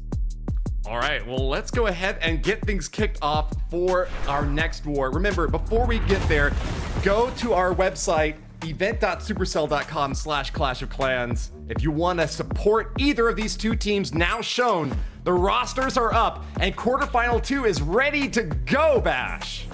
Let's take a look at our squad. CB7 made up of Warman, Anakin, Mugi, It's Henry, and Aladasa. This squad is looking really strong, but their opponents over on the other side, VA Esports, Itsu, who do they have for us? They have a stacked roster as well of Electro, Max, Oscarmod. We have as well Speshmak and Kavi. So a really stacked lineup, which I'm looking forward to see how they can perform in this matchup. This is going to be a really fun one ahead of us. CB7 Esports showing that they have got some challenger spirit. Let's hear directly from one of those players.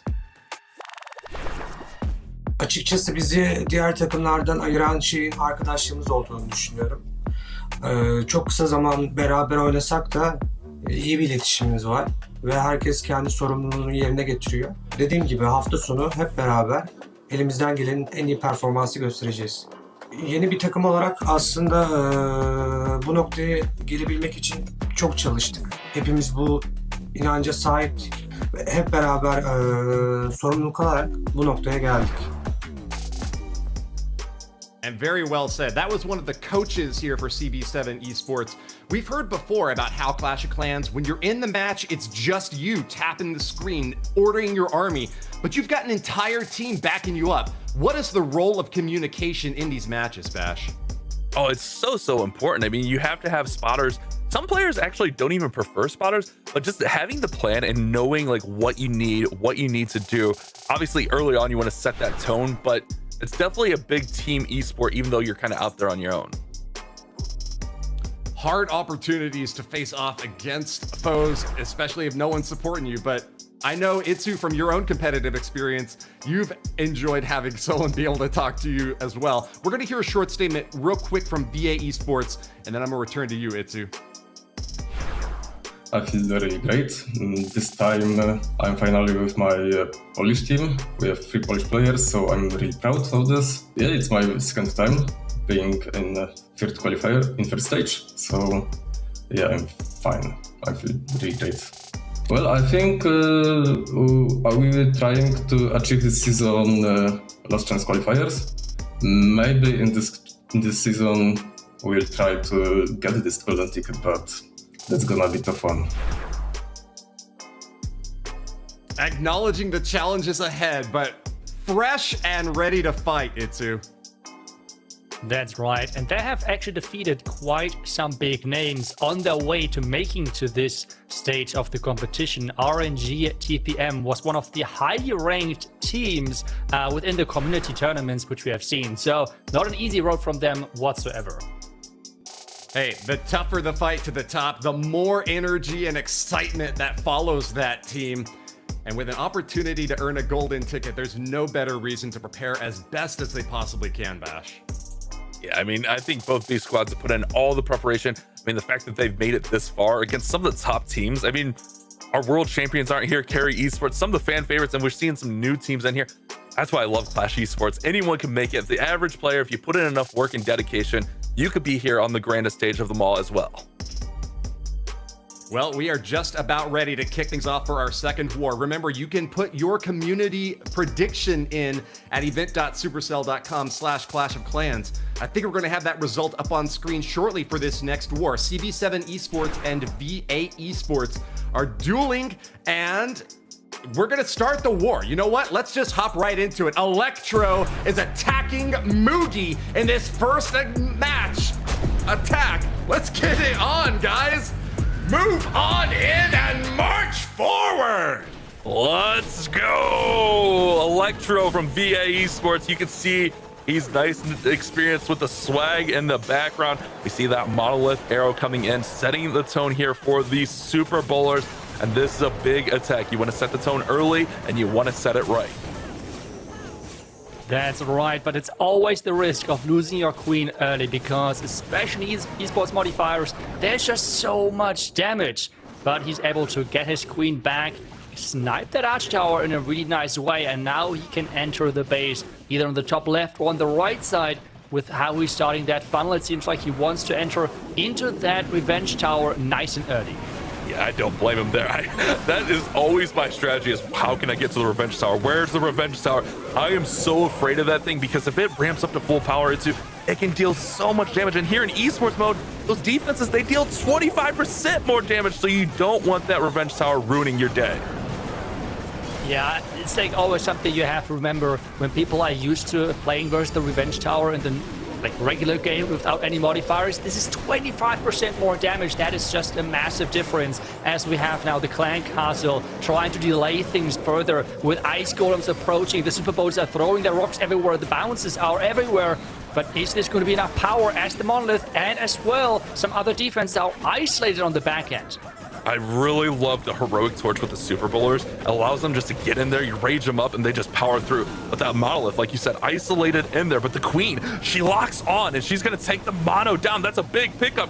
There's not too many defenses, and Electro's already celebrating, and rightfully so, as most of this base is gone. Still has Duke's ability with the revive, and that should be enough to solo this base. Beautiful start for VA Esports. Wow, such a clean opening. Quick queen walk, making sure the funnel is set, super bowlers in, and then the thing is, with this torch, if you're not running into a ton of ice golems, we have seen in the last match some triple ice golem clan castles. If that's not the case, super bowlers are just so strong in combination with that equipment. So on this one, it is for sure the triple.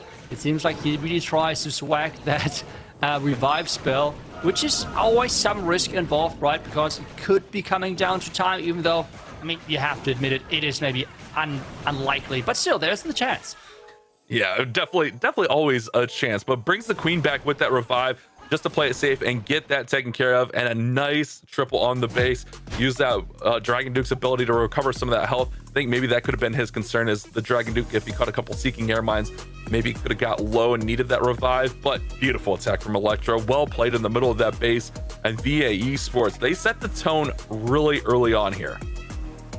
Yeah, and especially we have seen in the last match that you can have those down phases where there are just not that many 3-stars happening. So starting on a high like this for VA Esports is a really, really nice position to be in, especially now putting the pressure on the other team, which now have to react. Yeah, I mean, react, you have to 3-star in esports mode. It is like one of the toughest things to do. I tried esports mode just before we was starting our show, just to kind of see what these guys were up against. That is so tough. You have to like completely adjust your plans. Your normal armies don't work the same. You have to be way more cautious. I don't think enough people like kind of realize how much different esports mode is, even from just like Legends 1 mode. It's a big difference. But Ladisa is going to come in next with a dragon attack here, a little bit of a Hydra action. Yeah, it seems like a similar army composition to what Stars has made really just so popular within Legends, which is the Dragon Duke charge opening. And then, since Dragon Riders are only targeting defenses, you want to improve the pathing, which you're already setting up with the Dragon Duke, because she's only attacking defenses as well, right? So the synergy is there, and this is why there's no Asha Queen in this army composition. And it's just so well thought through, and that is why the synergy is just so successful. The question now is, can he pull it off? Because the Sweeper right now is being quite annoying, pushing the Dragon Duke out. That can be an issue moving forward. Now he's converging that into his main push with the Dragon Riders and trying to get through the Town Hall. Royal Champion did a nice job on the top side of the base, using an Earthquake and the Seeking Shield Rocket Spear combination to just thin that top side out, which will push those dragons right through the middle and spread out a little bit later in the attack. We see the Eternal Tome now used to protect all those dragons, especially through this heavy portion of the base. Rage towers going off. Those defenses are raged up and angry. Oh man, this is a key part of the attack, and if he can power right on through here, use these spells, Ladisa is going to be under a great start for this attack. He's have the minion prince maybe looking to the core, using the overgrowth instead, so he's delaying that minion principality for now. A lot of base is still left standing, and the overgrowth timing is crucial, as it's going to wake up then in a few more seconds. But the dragons have to clean things up. He still has that minion principality. When can he activate that? That'll be the key moment here. Maybe after this tornado, the Overgrowth should be waking up soon. There it is. Overgrowth is up, and the Minion Prince shoots a little bit behind. If he could have got that Monolith, that would have been massive, but he was also getting low on health, so kind of had to force the issue there. Yeah, that's right. And with the one last freeze, he can get quite some nice value on the back end. The Dragons and as well the Inferno Dragon are encountering the Monolith. The first defense is down, but the air defense is being the big problem for him right now, and is completely on the back end. The Mortage Towers keep sending as well, tanking nicely. The Ward is the next target for the air defense, and this is going to be a defense with yet another air defense on the bottom side. Yeah, those couple of air defenses just in awkward spots for those troops to get to.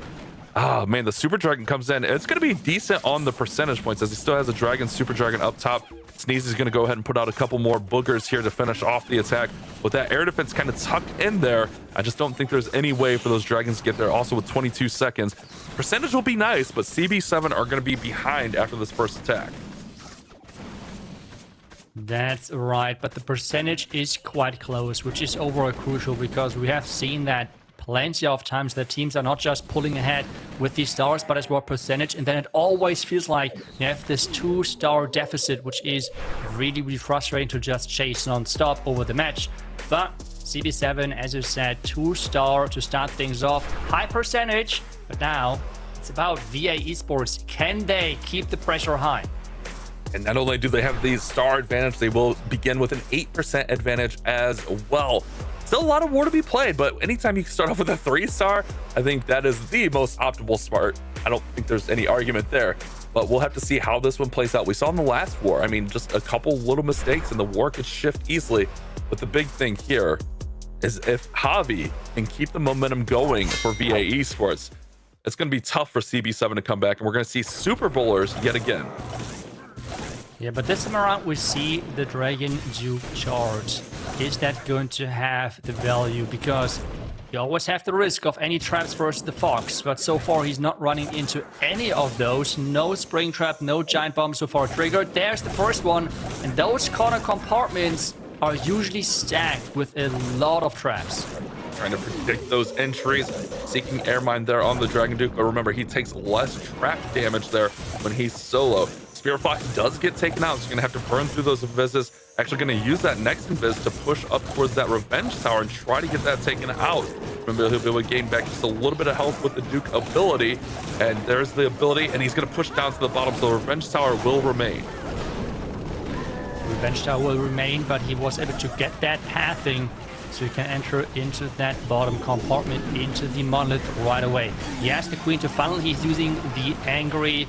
no, it's actually just the Stick Horse with the Gauntlet on the King and the Phoenix, not the Angry Jelly. We have the Super Bowlers now walking in, and that King is now getting forced into the core and can get a lot of value.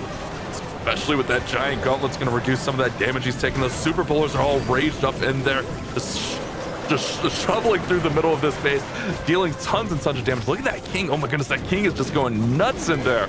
Still has Warden ability. There goes the Warden ability to protect all of those bowlers now.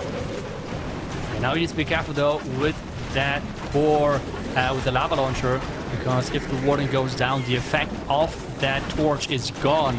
Right now though, nothing is going to the core. The King was funneled in nicely, but the Super Bowlers themselves are completely going to the outside. That's a Queen. Maybe you could have popped that Queen ability to get a better and faster funnel. Right now, with everything going to the outside and the healers are getting attacked as well, this is not like the follow-up attack they were hoping for. Yeah, it's definitely slipping a little bit out of control. Does still have that one revive, still has Queen ability here. But man, if he revives that Duke on the top side of the base, it's going to go right into the Revenge Tower, which is likely going to be near full health. Oh, it's just going to be a tough one to overcome. King's now going to step up and try to slow things down, but actually King gets shut down just a little bit here. Rage from the Super Valkyrie. King's going to go down. Here comes the revive onto the Duke, but now distracts the Revenge Tower. This Duke can really clutch up some percent though. Yeah, he can, and he still has that Queen ability. He's really trying to hold on that. I'm still not sure if that was the right choice, as the quick funnel could have helped his Super Bowlers to push into the core so much better.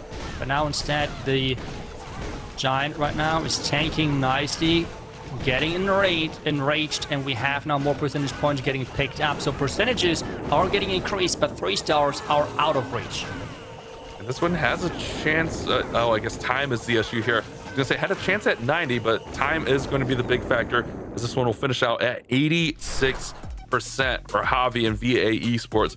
Remember, they still do have the advantage, and honestly, 86% I think is a fine number. I mean, I think over our last match, that was kind of like the average of the misses was right around that 85, 86 mark.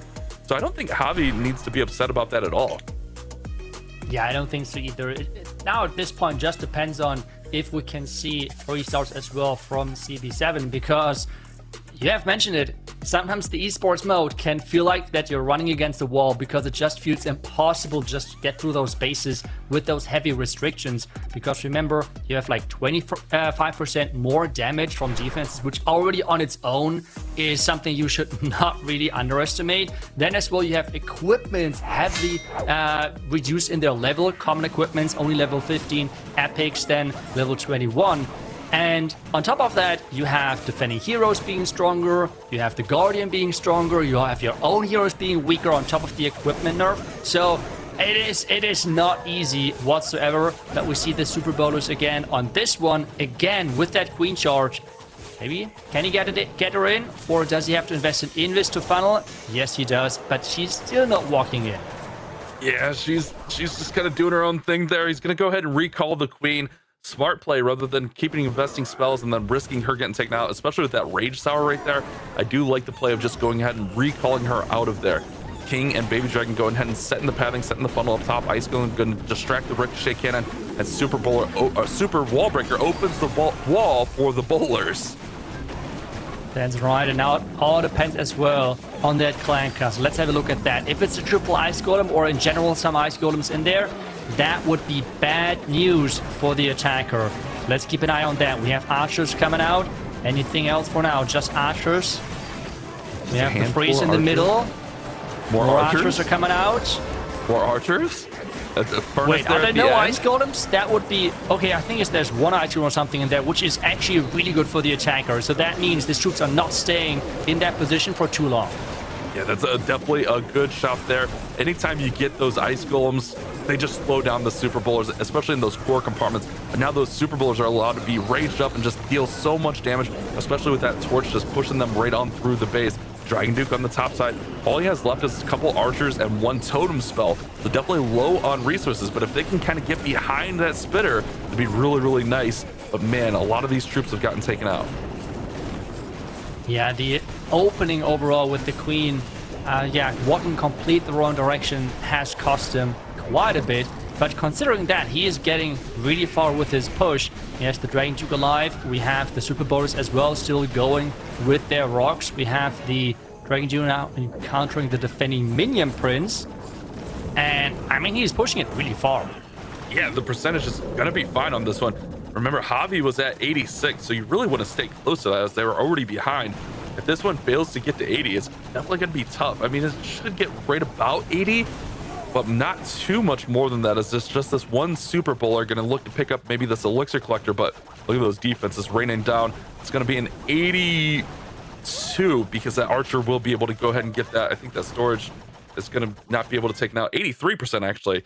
So they do lose a few more percent, but nothing unmanageable. VA Esports with the star advantage, and now they're going to be up 11% as well. Yeah, things are looking really great for them. Now the 1-star lead, and I'm wondering what they're coming in with next strategy-wise. We are mostly seeing currently either the Super Bowlers or then the air attacks with Dragon Riders, or as well with the Dragons, depending on whatever the opening looks like. The Duke Charge is something which we have now seen quite a bit in both of the matches so far. So let's find out what the next attack looks like. And the one thing which I found really cool so far was the Fireball attack with the Lado. That was a crazy attack as well. So is it something crazy? No, it is the Dragon and Dragon Riders with the Duke Charge. So more classic approach, and it depends again on the trap. So let's keep an eye on the Fox. We're seeing this Duke Charge is so strong as an opener. And really, it seems like it's going to be Duke Charge or Queen Charge. Going to be the primary opener. You go ahead and use a couple rocket loons to redirect and just get some of those defenses out. See if we can get to the monolith. It looks like the Dragon Duke will go there next. Everything's looking under control. Plenty of invises, able to pick up lots of value. Keep that Fox protected. No traps, so the Fox is very healthy here. Yeah, that is always the key part, I feel like, for those attacks. The Fox staying alive, getting some rotations in can be quite crucial. And this so far looks really promising, and especially if you can get the damage onto the Logger already. The Logger, this was one of the big things, big issues for Stars, for example, in his attack, where the Logger stayed alive quite a bit. So getting damage on him already is a huge help. And now, with the death damage of the Heart, he should get that Logger already quite low, if not even take it out. See it as the Dragon Duke's going to get... yeah, I think he's going to get it out with the Dragon Duke's death damage. Town Hall actually even almost goes down as well. We saw the Queen arrow, giant arrow from the Queen flying in across the base. She's going to set the tone on the bottom of the base, and now all the dragons are right in through that Town Hall. They have a beautiful path through the middle. That's right. Quite early vulnerability, I want to say, because there was not too much damage, but this means he has healing active now of the healing tome. He's reviving his Dragon Duke into all of the troops, which he has right now in the core of the base. A beautiful minion prince ability, making sure everything else is slowed down. This is looking really, really nice so far, but that middle of the base is just so devastating as all the dragons have kind of shifted to the outside. They did already use his revive on the Duke, who gets taken out, and look at what's standing there, Itsu. It's that Revenge Sour. That thing is mean, angry, and at full power right now. And especially there are no spells left anymore. I feel like he mistapped the Overgrowth. He wanted to have that Fire Spitter covered, which he did not do. And that Raged Out Fire Spitter just dealt so much damage.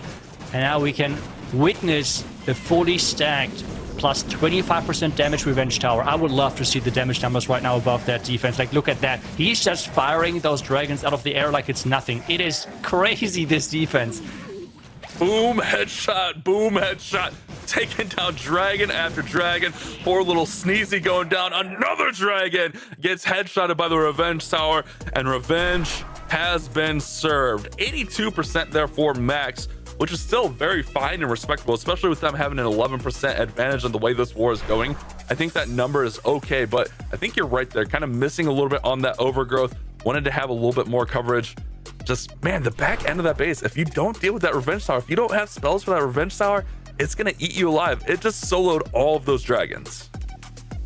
Yeah, it's just crazy, especially with having all of those high hit point buildings around it. If it's a storage or another defense, like the multi-arch tower, the ricochet cannon, or something like that, it is really hard to get to that defense. And, well, it is now back to CB7 because they still need to have their first 3-star in this match. We see dragons again as well. Another Duke charge on this one. We have as well an Earthquake, so maybe with that Royal Champion, exactly, that we have that Spear and the Shield combination, which is just... It has really, really become more popular with Town Hall 18, and it's getting used in a lot of those attacks. I think one thing that's kind of been interesting for me, especially here at Town Hall 18 and the introduction of the Dragon Duke, is I think like maybe 2 years ago, maybe even last year, I don't think I would have ever said that we would never see an Archer Queen, or not never, but see an attack without an Archer Queen. I mean, she's just so strong, and now we're just seeing time and time again Archer Queen not being used. It's just such an interesting way that the meta develops as more and more troops and more heroes and more equipments get introduced. The variety definitely opens up for the meta. That's right, as the Fox is still alive, and that is just such a crucial thing. Look at that, the entire left corner already out. And this means he has set up a beautiful pathing clan castle loadout already as well, which is quite nice for him. Now we have that Royal Champion with that shield taking down that compartment. The defending minion prince though engaging. She should be able to win that 1 versus 1, but this means the scatter shot could stay alive. Yeah, she's gonna get it barely with the Phoenix there. She does snipe out that scatter shot there. Now all the dragons pushing through the middle of this base. RC is taken out with Phoenix there though. That Royal Champ just attacked the scatter shot once, ignored the minion prince, and then went back to the minion prince. That was mind control right there. But for now, this looks good. The Revenge Tower covered so far in that Overgrowth. It depends now how the timing looks like when that Overgrowth is running out. We have seen the possible damage of that defense. We see as well the Tornado Trap keeping things away for now, rotating things to the further right side, and the dragons are grouping up. Oh, that's what we need for sure. Revenge Tower's awake though. I'm telling you, too, I'm not afraid of much, but that thing, it scares me. And the Revenge Tower is Oh, it's frozen, but it's going to come alive. Got to get it down. Nice. Revenge Tower's down. Dragon Duke has tons and tons of health there on the top side of the base, but got to get through that air defense. Oh, man, this one is spreading thin for sure. I don't know if Mugi has enough left. Oh, it was looking so good, so bad, so good. And now it's just going to fade just a little bit to oblivion. Oh, that's so unfortunate. It looked so good in the end. We felt like, okay, as soon as that Revenge Tower is gone, he has done it. But sadly, not at all, because this means the last air defense. Like, the air defense is so exposed, but you just cannot get it there. And this means it's going to be a high percentage, but just not a 3-star. Oh. And the wall of defense is still standing for VA Esports. That is a tough break. Now, one positive for CB7 here is, yes, they are still trailing on stars, but with this attack, they're actually going to gain the percentage advantage. So if they can hold a defense on the 4th attack and somehow get a 3-star, they will actually control their fate going into attack number 5. So even though this wasn't a 3-star, although it got very close with the 95, they are now at a 2% advantage here. So a big shift. Actually, no, 4%, excuse me. No, 3%. I don't know, 2%. Don't mind me. It was 82 and 95. I can't do math. It's 2% advantage here for CB7, but they have to get the defense in the 3-star. Okay, noted. So they have a small percentage lead. Small advantage. All what matters for now. But I mean, this is the thing with the esports modifiers. 3-stars are not as common for those top teams, and this means the lead can shift within a couple of attacks, within a couple of seconds. So let's see what this attack looks like. We see another queen charge with those super bowlers. Let's have a look if that queen can survive. She's entering there. A nice ice golem. This troop is so crucial for queen charges because it can save you so many spells and just so much damage on your queen. Oh, nice recall onto the queen. It looks like he got exactly the value he was looking for with no issue. Look at that one furnace up top, just picking off some of those buildings. Beautiful play right there. He's just letting things develop, just letting the padding, letting the funneling happen. Those furnace mites definitely taking some damage, not landing. There we go. The elixir collector gets taken out. Now we're going to start the attack. Super bowlers down on the bottom of the side, going right into the town hall now. And again, let's have a closer look at that clan cast. I feel like that is such a crucial thing as well. Myself playing some super bowlers and legends, having a look at the clan cast balls coming out is such a big important thing, and it is 2 ice golems. Okay, so this means poison on the furnace. Let's do that as quickly as possible. Or he doesn't even have a poison, so he's just ignoring that damage. The king, though, is doing a nice job of funneling, and he should be able to enter into that clan castle with the torch. The torch should open everything up.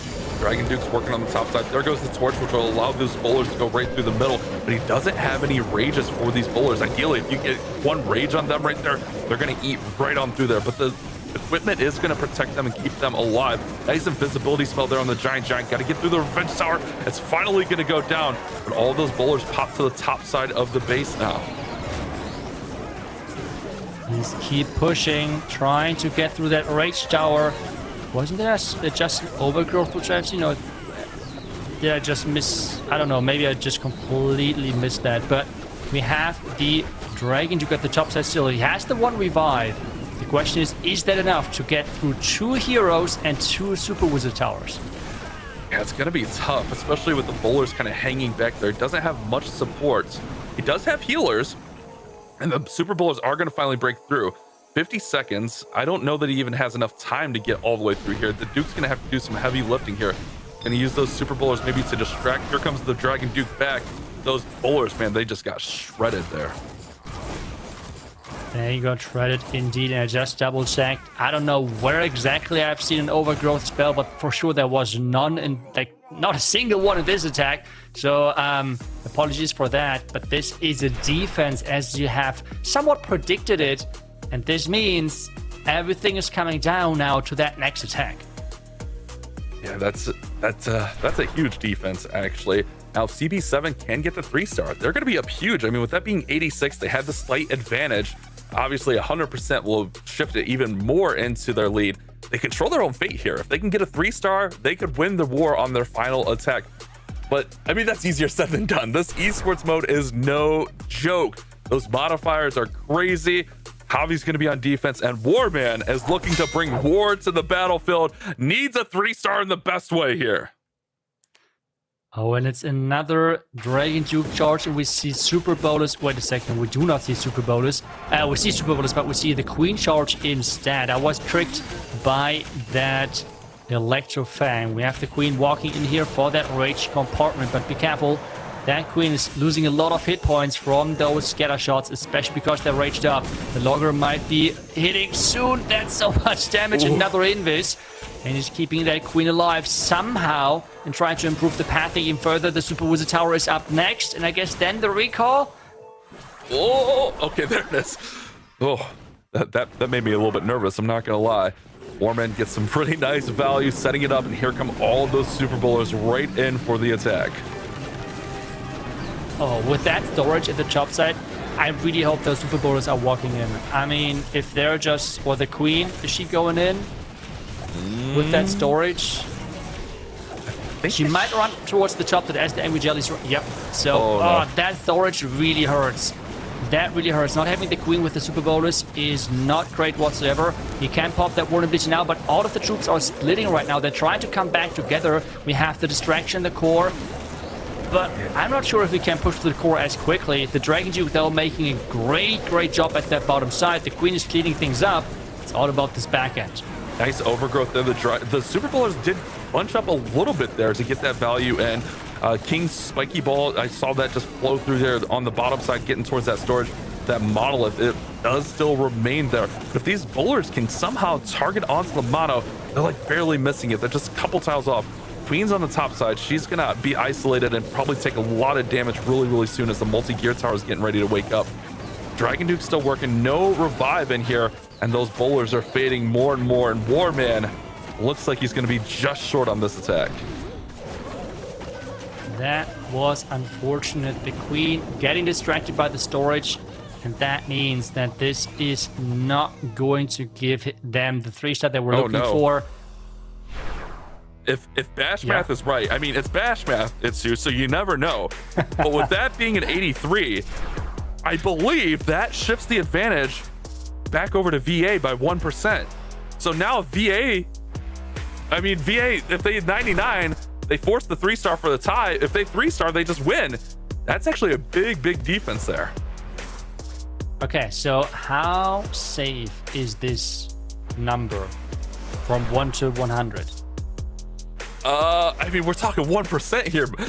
I think the math is right that it's a 1% advantage. Look at this, scoreboard. VA is up by 1 building. Okay, so the number is accurate.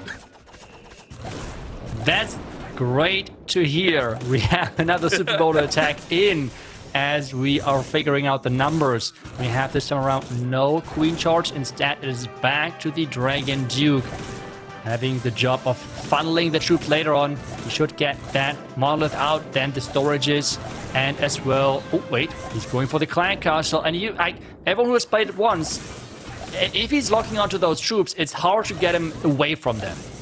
Yeah, that's the tough thing with the Duke is, like, once he kind of gets distracted with those CC troops, he kind of has his mind made up. That's where he's going until those troops are decimated.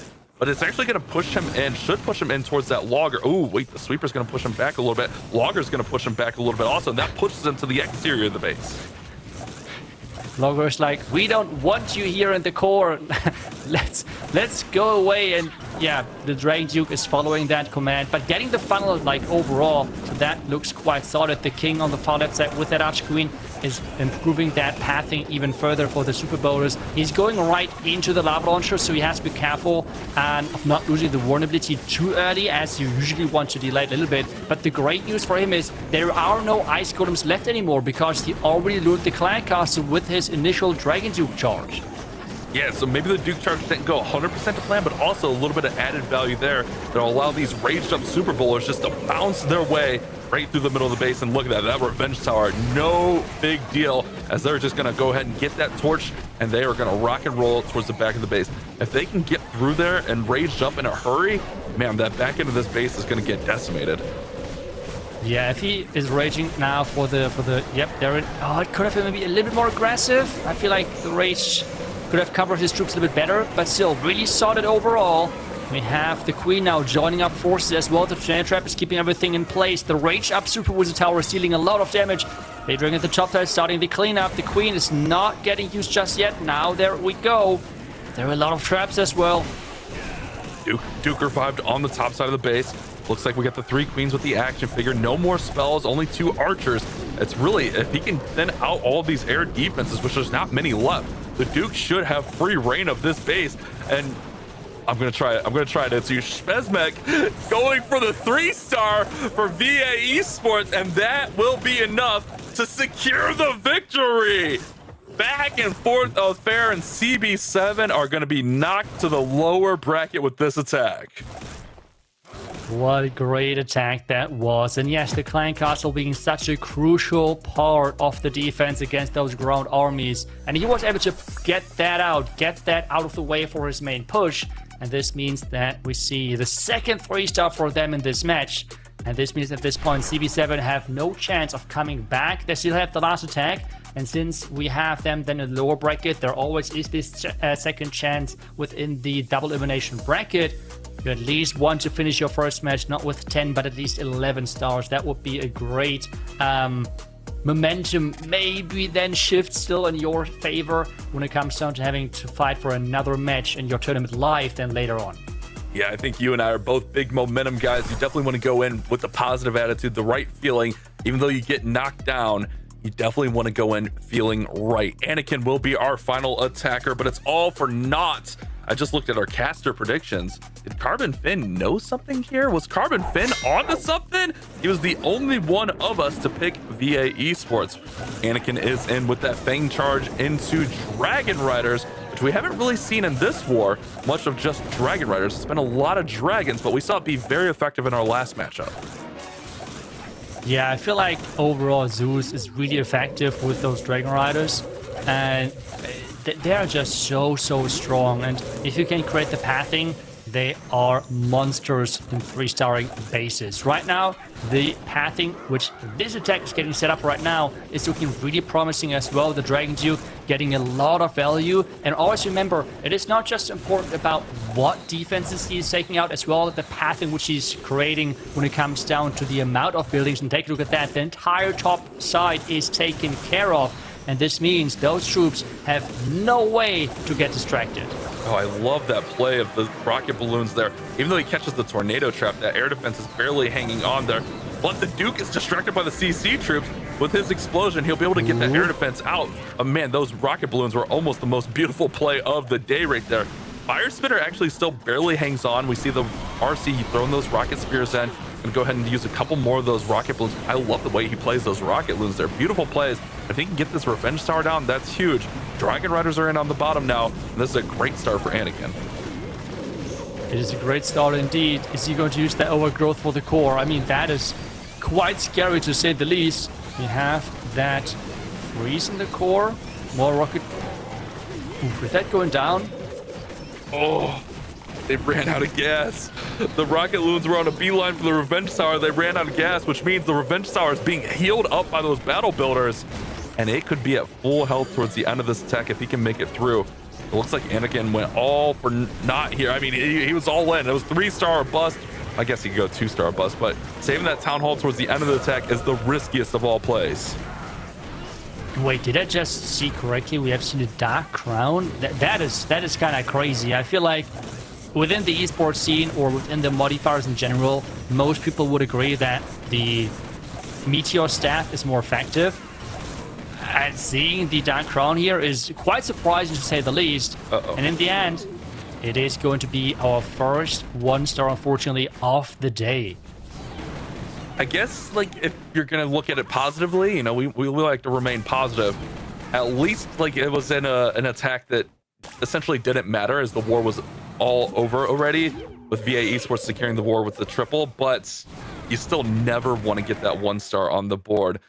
1-star, 86% for Anakin. Tough go here for CB7. Definitely not the way they were hoping for. But look at VA Esports. They're excited. You see Electro starting that war off. Very excited. And that was a well-deserved victory for them. That was indeed. That was really, really impressive to see. And getting those 2 3-stars in esports mode is not something easy to do whatsoever, and they were able to do it. And this is, yeah, we talked about the momentum earlier, and you just tried to twist it in a positive way, but I feel like in that position, yes, you have lost the match, but still a 1-star is not something you want to get in your final attack, even if it doesn't matter, considering that you have to do another major later on. So, oof, that is rough. We're going to have then later on the match CB7 Esports versus Transcendence in that lower bracket. And if we have seen the first 2 matches, CB7 has to come with something different. I mean, that is not going to be an easy match for them whatsoever. At the same time, in the upper bracket, we're going to have Zeus Esports versus VA Esports, and that should be another great matchup. Oh man, we have so many good wars here today. I mean, really, like, I feel bad for the winner and loser of that matchup, because the winner has to go play Zeus, who's absolutely on fire right now. I don't think any team would want to play them just the way that they're playing. So VA Esports goes on to play Zeus, but now the loser, CB7, has to go on to play Transcendence, who played really well as well. I mean, 12 stars wins a lot of the wars in this esports mode, so tough break both ways there. And our MVP is Electro with the start there, 32%, Sprezmek with 23%, and then Max with 9% of the vote. I think Electro starting the war off with the triple there, well-deserved MVP. Yeah, just getting that momentum on your side is such a nice thing, putting up the pressure. And from that point on, CB7, even though they had for a really short amount of time the percentage lead, they were never really able to come back. So that was a big problem for them. But as we have just seen on the bracket, we have many more matches to do today. So let's go into a super quick break, and then we're right back with our next matchup.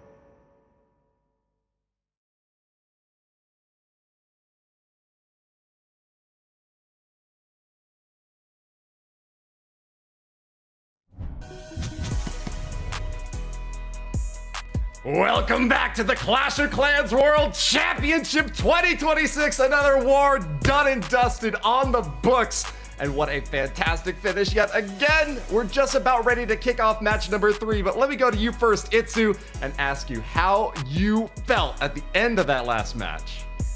That was an unfortunate ending. I think CB7 overall had quite a few good attacks, but then finishing with the 1-star, that was quite rough. But how was it for you, Corbin, just watching the match from the back? It was great. I am the only one to be undefeated with my predictions. I'll take it. You know, I don't won't last long, but I am. Maybe I should remove the rest of my predictions for the rest of the year and I just stay 2-0. You know, I'll take it. You know, it's not too bad. But another matchup we've got here, and it's going to be a great match between RPG, Repotted Gaming, and then MG Esports. So we could go either way. Look, maybe I'm a little bit of a weirdo. I think that the 1-stars are just as cool as the 3-stars because they showcase the risky attitude that these players feel like they have to take. You got to stab toward the top, and even if you miss, It turns out you still made a good effort at it. A 1-star just shows the incredible defensive structures that these teams have been able to build. And hey, that's going to be a win in this case. So let's get the third match kicked off next. We've got Repotted Gaming versus MG Esports. Before we do that, we just want to remind you really quick, go to event.supercell.com/clash-of-clans if you want to put in your predictions for this upcoming match and earn some rewards of your own. But that being said, it's quarterfinal number 3 time. We've got RPG coming up first. Why don't you tell us about both of these teams, Itsu? I mean, look at that lineup. Einstonius, we have Max, we have General X, Darkstar, Philip. That lineup is made to win World Championships. Can they do it? That's the big question, because on the other side is another strong-looking team, Carbon. Yeah, with MG Esports, Mr. Adil, Ukmar, Rudy, Leap, and Arrow, just looking across from them. Those names, especially Mr. MVP himself, right? General X, he always wins the voting. It is going to be a tough lineup to face. They're coming in, RPG, as 4-0. They went through the upper bracket. They haven't lost, but the pressure is on. Max is a new recent addition to this team, and we are hearing from RPG. So let's listen in and see what they have to say. Going into the first qualifier of the year is very exciting, especially since it's already June. The whole esports scene was just waiting for Clash of Clans and Supercell to just announce the World Championships. And now we are all excited to just play and play the big tournaments again. Well, you have heard it. An international shift we are seeing now. Max and Darkstar in. And we are not going to be seeing Leo or Emir Khan. Lots of big shake-ups in this World Championship. But guys, that is going to be it for our pregame. We are ready for the match itself. That is just one quick look at RPG. But hold on, you know what? Let's actually hear from MG Esports. I feel like we've got a little bit from them next. Carbon, let me toss it off to you and ask you a little bit about MG, because we've seen RPG so many times. They have been finalists at the World Championship time and again, have yet to clinch that top spot, but is MG going to be able to go toe-to-toe with them? It's going to be tough. Any team in Clash, even Zeus is going to have a tough time against RPG. But again, it all takes is the one attack to go south to change the war entirely. But MG Esports has to stay focused. They have to be able to pull through. And if you win against a team like RPG, you know you have the confidence to continue your way through the bracket. But we are going to listen. We're going to also, I believe, listen in to hear what MG Esports has to say as they are preparing. I'm feeling so excited because it's the first time for me to qualify at monthly final. So Town Hall 18 we passed to the first qualifier also, so we so excited and enjoy together for the first achievement. We just prepare strategy for attack only, no pressure, just cheer together. Win or loss depend on 5-man player. Look, this is a unique approach. I feel MG Esports is showing that they are just so calm, chill, and cool, and going up against one of the best teams in the world. I don't know if that's going to work out in their favor. Itsu, you've been at the top in World Championship matches before. What is it like when you go up against a team that is maybe a bit of a newcomer?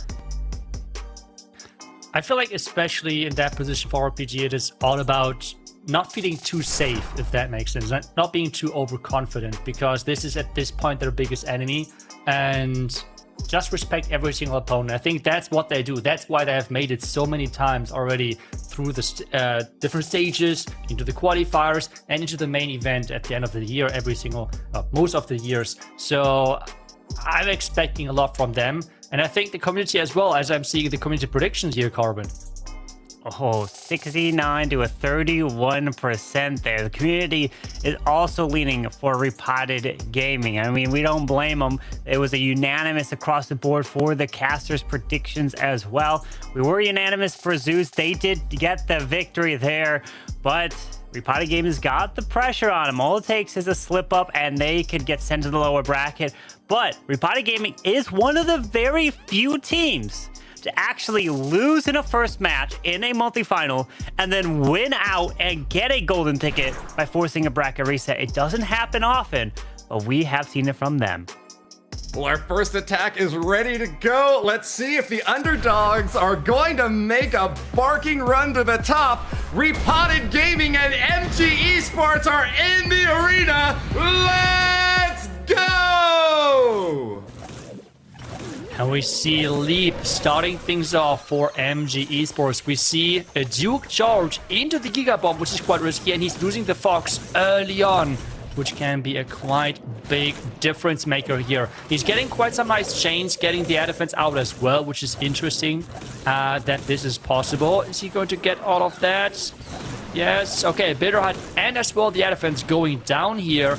Otherwise, as we're checking the equipment, everything looks somewhat standard. We have as well now the Royal Champion here to take down the Monolith.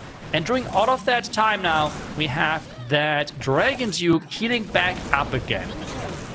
Hey, the Duke is getting the value, so why not keep the Duke alive as the RC tries to work on the Monolith, and the Monolith does go down from a Rocket Luna, at least assisting there. The Duke somehow is still alive. Let's see an overgrowth for the backside Spitter, not using it yet, being patient, probably will use it after the Warden's Eternal Tome wears off once he pops it. He's being very patient. His Ice Hound perfectly delayed and freezes the core of that base. Yeah, freezing everything and slowing things down. The Guardian, the long shot, did not do too much. We have now the back and overgrowth, but he's missing that air defense, and that one is dealing quite a bit of damage on that back and Dragon Rider as he's keep pushing through the core, but he still has that revive and as well the Minion Prince ability. Yeah, that Duke actually coming back into the core, dying and exploding, doing some death damage. That was actually very helpful in the middle, but still waiting for the Duke to come back. I don't know why he's waiting so long here. He could have brought him back while the overgrowth kind of was still there. He's pushing through this bottom side with a couple rocket loons, maybe for the Archer Tower up at 12, but he's still being patient and not bringing the Duke back yet. Yeah, still not bringing it back. He's now adding some more rocket loons. I guess he tried to save it to make sure that something is distracting that air defense. And so far, it seems like it's working because this should be the first 3-star of the match. This is a start which I would have not expected here, but we have heard it from them. They're trying to concentrate on their own attacks, not making themselves too nervous. And offense for them is the name of the game. They try to deliver on that front, and that's what they're doing with their first attack right away. What an attack there, getting it done. And that was his first time ever in a monthly finals. And getting a 3-star, delivering the pressure. Wow, coming through in your first ever appearance here on the big stage and delivering a 3. You know, they just here to have some fun, but you know, once you start seeing 3-stars rolling in, you say, wait, we were here for fun, but we actually starting to think, like, you gotta believe in yourselves and push through, and you have a chance here with that triple. That is a big advantage to start off a war. That is really impressive showing, but now it is to RPG Max, the person who had one of the highest hit rate over the last year, starting for his team in most of the matches, and he is going in with the Duke charge as well.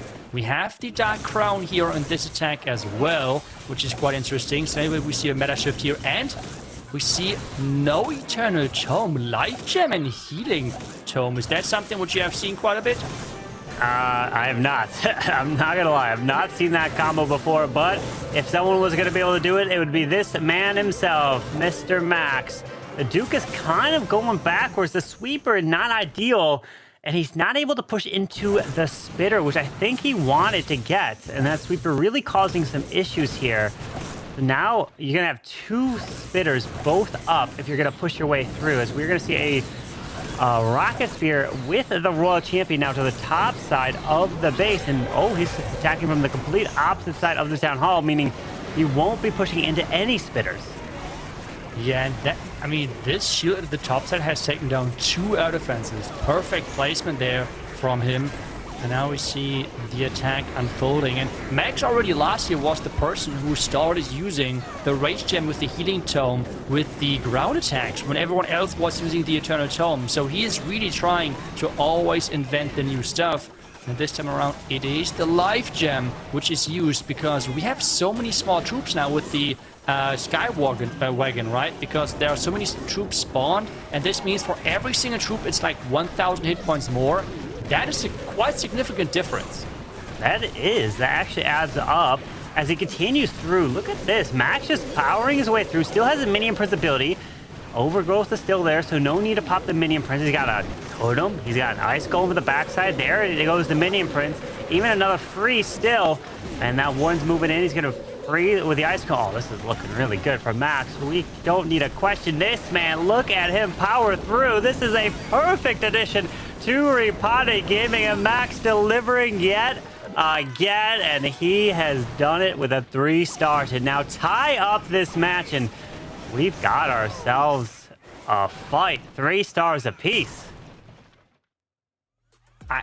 I'm just still speechless in a positive way that he's bringing in again another approach which no one else is doing. We have talked about this man not just because of his incredible hit rates so often last year, but as well because he was inventing things. He was always ahead of the curve. He was always the person to get things rolling and make others copy his approaches. I mean, after him using the different version of the Root Rider with the Healing Tome and as well then the Rage Gem, so many people have started copying it, and now he's doing the same thing again with the air attacks. So far we have seen every single time the classic approach of, hey, Eternal Tome with the Healing Tome. That was just the standard. That was accepted by everyone. But this, he's just switching things up and going with a complete different approach, which is interesting for sure. Back to MG Esports, we see exactly that combination. Eternal Tome, Healing Tome. So let's see if he's getting more or less value out of that. We see right now a Duke charge, but with that Angry Jelly. Yeah, that Duke is powering through. No sweeper in the direction of this Duke here, so going to be able to get some nice value. Not worried about pushed back. But the long shot helps take down the Duke actually pretty quickly there. Was the funnel set? Did he get the value he's looking for? As he does pair in the Seeking Shield, taking out the whole bottom compartment to help push the dragons through. Looks like we got dragon on the left, Lava Hound down south, and we have an ice block to help freeze it up, move through, and push through the sweeper down south. Yeah, and another thing which is quite interesting is that we see a lot of long shots from Repotted. So they do not seem to be the biggest fans of the Logger. Maybe that's because the Logger is not as efficient versus the air attacks, because right now the attacker is in a kind of like tricky position. Is he going to use the Eternal Tome now, but then he's going to take the death damage of the Guardian? Or is he going to wait, and this means he's going to lose a lot of troops? He's now using the Eternal Tome, which means he most likely is going to take a lot of damage from that explosion of the Longshot, because this is something which you should not forget. He's exploding, and this means 1,000 damage to all of the troops surrounding him. Why give up all that explosion if you go to the Logger? It's definitely a very useful defense on your base, as we do have a revived Duke to the bottom side. Nice freeze down there. Dragon Rider helps snipe that air defense, but the Monolith can't be targeted just yet. The Overgrowth is still there. Nothing left he can do but watch. Spells and troops have all been deployed. No hero abilities at this point. And the Monolith is barely staying alive. Goes down there to the Minion Prince. Sneezy still up, but we have an air defense at 12 o'clock, straight at the top side of this base here. Yeah, and this will most likely be the deciding factor, because there are no chains to that air defense, which means you will get quite some nice buildings down and more increased percentage. The 3-star seems to be out of reach. Maybe some miracle will happen. I'm not really sure what exactly, but this seems to be the first defense of this match. And this means it's a high percentage, but not the 3rd star for MG Esports. And even with that attack, they are looking really strong in this match so far. Yeah, it's still anyone's match with the 3 stars coming in. A nice percentage, 89. Will he be able to push it to a 90%? Don't believe so. That booger can't take down the storage, and it finishes with the 89% 2-star there for MG Esports. A great effort there, but a good percentage if you're going to fall short. Yes, you want to be in the 90s, but hey, they'll take it. That's for sure. And now it's going to be back to Repotted. I can't wait to see what we are going to maybe to watch from them now this time around, because I always love when those players are becoming like bring more creative things to the party, where there are things which are unusual, because some things are just accepted nowadays within the community as standard, which you just should not mix up, right? Like, for example, we have this combination of the Eternal Tome, the Healing Tome. It's fine, right? Like, why should you change it? They're changing that stuff. They're kind of challenging the norm. So let's see what they're going to do with their next attack, as General X is the second attacker for Repotted. General X is always voted as MVPs, but can he bring in an MVP-worthy attack here with that monolith arrow? Looks like the queen is going to charge her way into the town hall. Ice Golem freezes up that logger. We grab the town hall, this right side compartment, then pull the queen back. But we've seen from previous attacks that you might not need to pull the queen back if she goes the proper way, and then you can use that recall in a different location of the base. But it looks like no matter what, the queen will walk in this compartment and she'll just won't be able to be pulled out unless you use that spell. There is the tornado trap. Maybe they expect a different angle for that town hall charge, because the charge itself looks somewhat obvious depending on how exposed that town hall is and how easy you can get the value. But for now, that pathing looks solid. He's going to enter from the bottom side, because at the top side he wants to give that flame finger some time to work. This now means he's entering into the clan castle early on, so he doesn't have to face it, as there's too much damage then on his troops. He is going to poison early, slow anything down that comes out. Air defense is just out of range of these healers. Looks like he gets pulled into range now. Invis down south to help with the funneling. Giga Bomb goes off. Totems up top, freezing the lava launcher as we go with a Warden Eternal Tome. But the torch is there as well. Tries to walk his way through. King also deployed up top, but is this going to be enough to power the Suros into the middle here? Ooh, I think he lost quite a few of those Super Bowlers early on because of the Giga Bomb, and the Rage did not hit those healers. This means he lost quite a bit of healing power, and this has caused some issues for him. The King at the top side trying his best.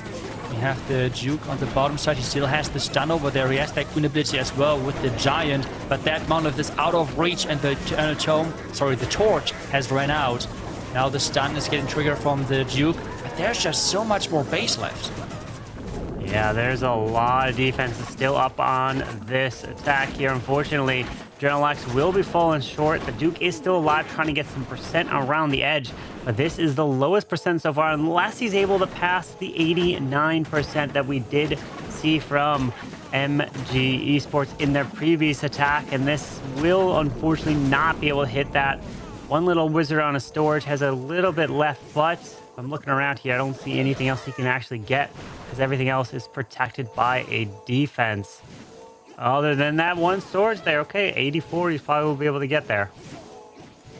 Yeah, getting some more percentage points, and this then means it is going to be the second defense in this match, the first defense for MG Esports. But even though the opening went great with the Queen Charge, in the end the issue was just losing too many hit points because the Sealers were not raged up. The funnel as well a little bit too late from the Dragon Duke, which means it has forced him to use another Invis, and this means it's an 85% 2-star. This match stays close. It does, and it's in the side of MG Esports. They got the lead by 4 buildings right now. Hey, after 2 attacks, to have a lead in this stage is good against a team like Repotted Gaming. Remember, this is the upper bracket. You lose, you still have that second life. But we will be sending 2 teams home today. So if you go to the lower bracket, you'll have to fight down there again. If you lose down there, you will be eliminated. And they're trying to win the golden ticket, which will be awarded tomorrow. So there's still plenty of more matches that go a long way, but you have to focus on this here today. Right now, we're seeing Rudy come in with the Dragon Riders. It is a Eternal Tome, a Healing Tome. I am waiting until people start using what Max did, Healing Tome and Life Gem.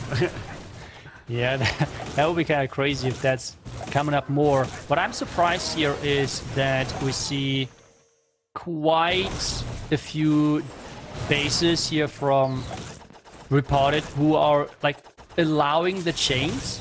of that Duke charge, because this is usually right now what you're trying to prevent, those crazy chains to get out of that value. And yeah, so I'm a bit surprised about that. For now, he's doing an amazing job of not just keeping the Dragon Duke on track, but as well adding some chest dunes. He has the Fox still alive, so that opening looks amazing. He's getting the Monolith, pulls the Sticking Air Mine, but continuing to chain through. Monolith goes down. Storage, okay, backtracks to the King, but will probably go invisible again. Yep. Now can work in the storage, then grab the Scatter Shot as well. But he's setting up the pathing around, but we've already spent over a minute in this attack. You have to start thinking about, now you have to deploy the rest of your army, otherwise time can be an issue. That is true indeed. Oh, that poison, look at that poison, perfectly placed. Not just catching the Clan Castle, but as well the Logger. Remember, we have now Guardians getting affected by the poison, and this means the slowdown effect here is quite nice. So perfect poison here from him. One ability covering everything. Now it's all about how he's pushing through this core. And remember, that back end raised up Revenge Tower is going to be something he has to consider. You have to he overgrows the Super Wizard Towers and the raised spell compartment back there, but there's a lot left here too, especially with the Revenge Tower and a whole task department that pops up to the top side. Yeah, I guess maybe he tried to snipe that. Oh, there we go, the Royal Champion from the top side. I was not really able to see it initially, but now we see the Royal Champion with the Rocket Spears taking down the Revenge Tower. That is quite nice for him to have. There's still quite a few spells left with Revive as well. Revive is getting used. Not the biggest fan because he's reviving it into the Raged Up Super Wizard Towers. Yeah, he didn't wait there, so he's going to move into the Raged Up Super Wizard Towers, but the Totem was distracting a little bit. Tries to go invis with the Duke. He does clip the Duke there. The Warden is going down to the air defense. Hold on, but only 25 seconds. So if he had enough power, time though is not on his side here.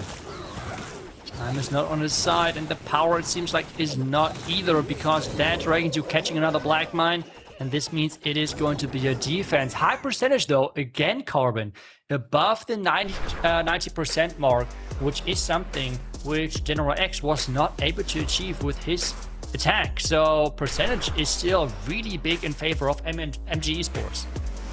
Yeah, all it takes is one attack to turn this around. So at 92 and 89 fails from MG. General X's fail in 85.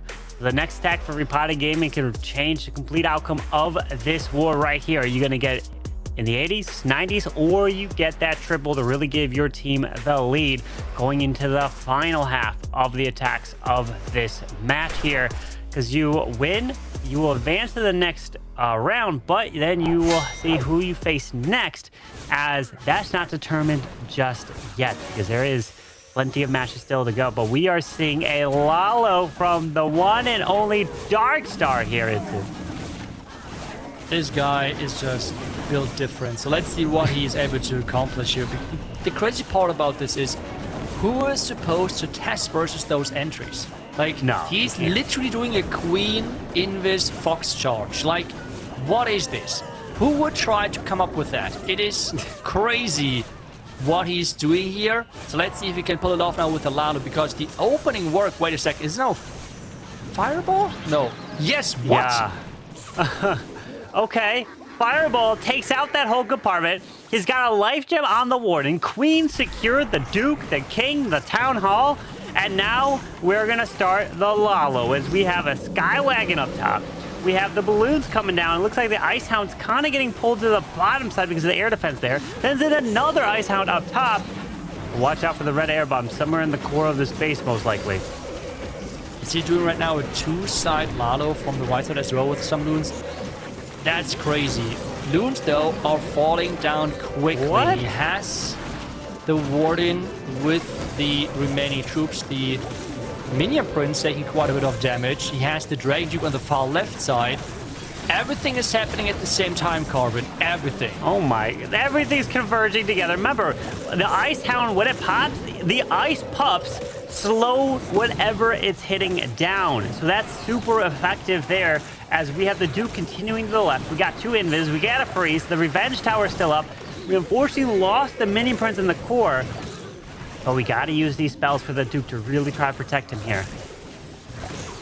Ooh, maybe you could have used an Invis for that minion prince, but let's see how we can push through this back end. There is a... Oh, the black one on the Drake Duke hurts because this now means there is not too much follow-up on the back end. The attack looked beautiful, but I'm not sure if he can power through with that Revenge Tower still there. He has one more Invis. Invis is getting invested, but this means everything else is going down. The Inferno Dragon is on that Revenge Tower. Can it take it out? And yes! Sneezy! Come on, Sneezy. The booger is tanking.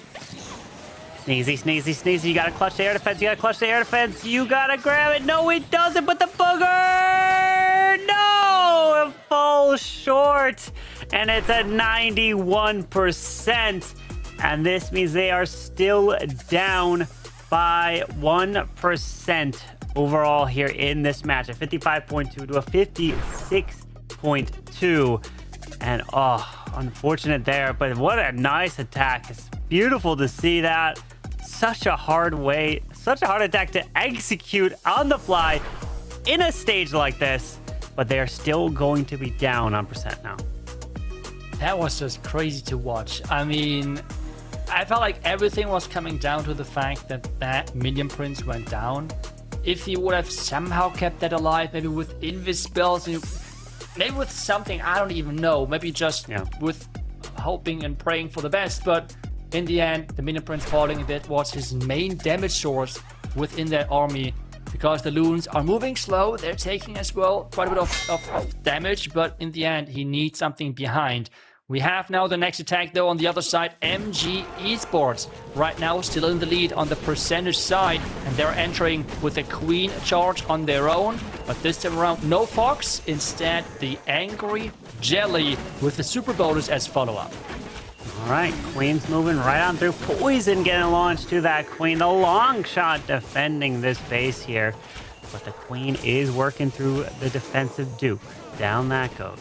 Continues through, gonna grab the Wizard Tower, the Scatter, the Spell Tower, and even grab an Air Expo. Hopefully that long shot doesn't lock onto these healers. Stay away from the healers to keep this Queen protected. For now, this looks really good. He wants to get that Spell Tower. The Logger not firing so far. He's recalling.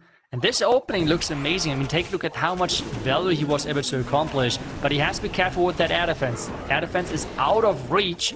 And this means that that can be a big factor. The Lava Launcher is getting distracted with the Ice Golem early on. Another Ice Golem is invested. Now everything comes down to how he manages that initial push. Distracting things quite nicely. Wait, is the Lava Launcher? No, the Lava Launcher is not distracted. That means there's a lot of damage on his troops.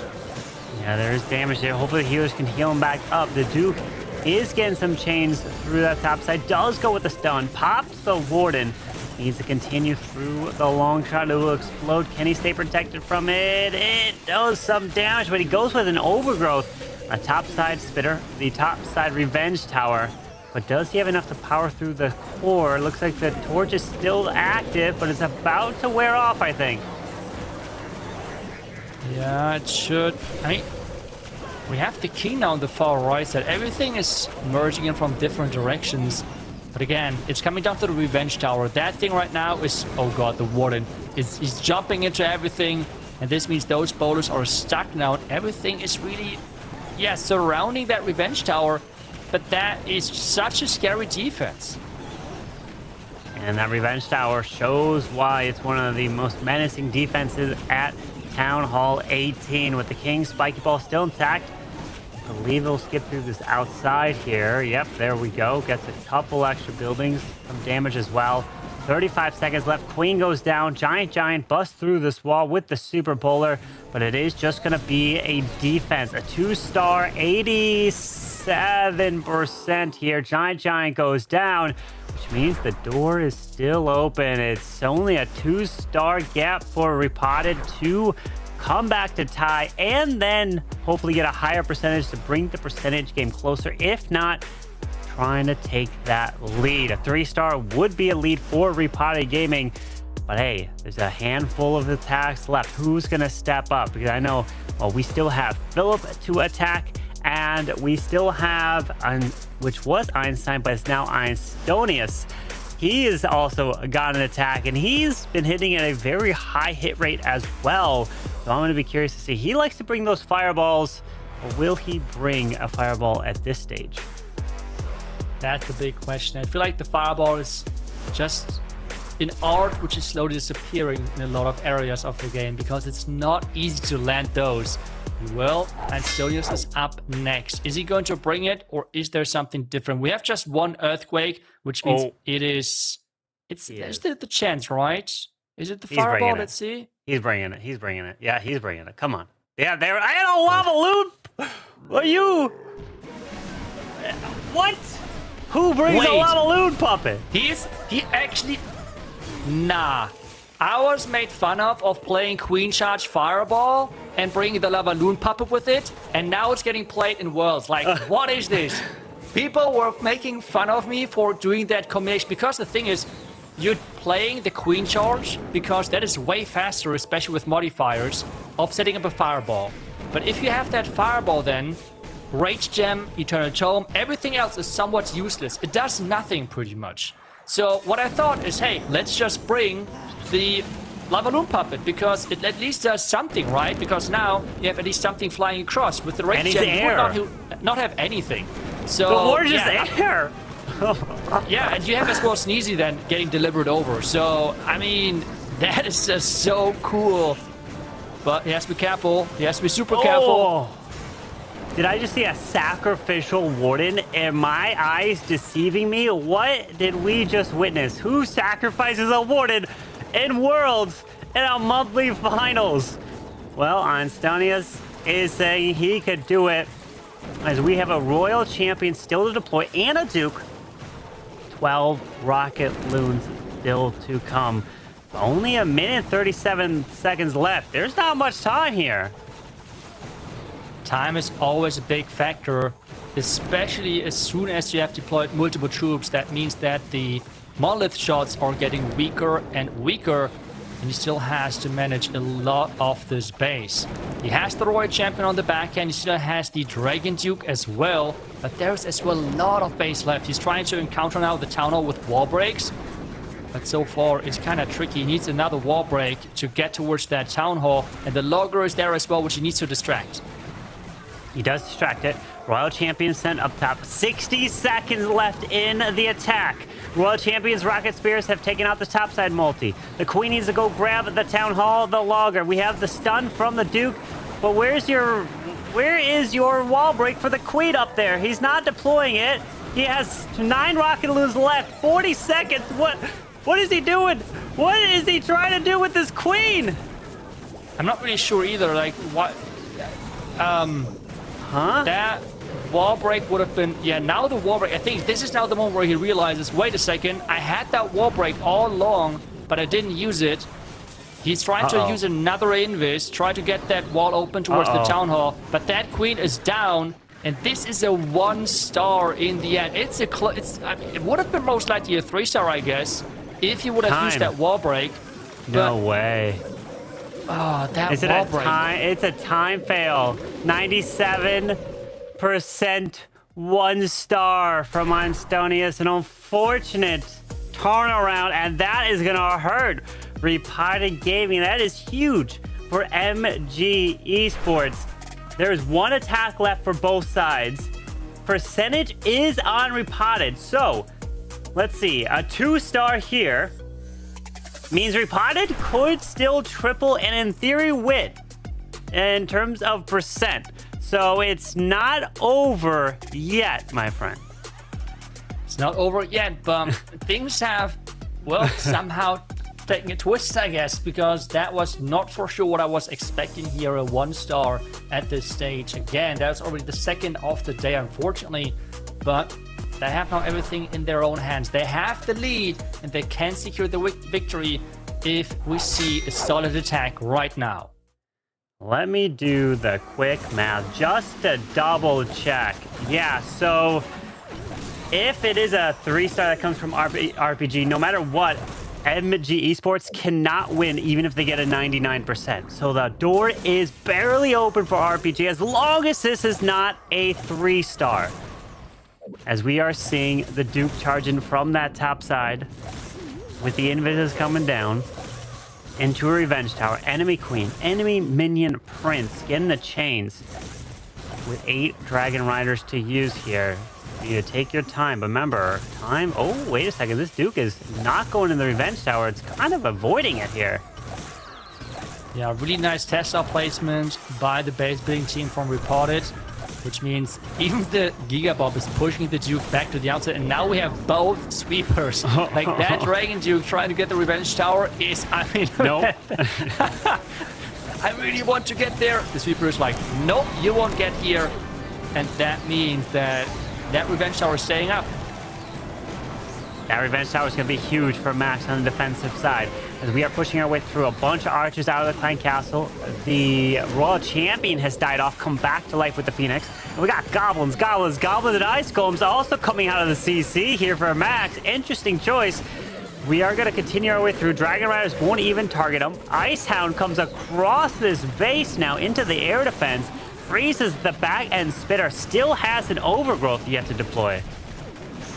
Yeah, quite a few spells left, which he can still use here. The freeze is in. Can he take down the Revenge Tower, which is the crucial big defense on the back end? The Town Hall is up next on the other side. Everything has split, which means he's approaching the base right now from 2 different angles. The overgrowth is hitting 3 key defenses.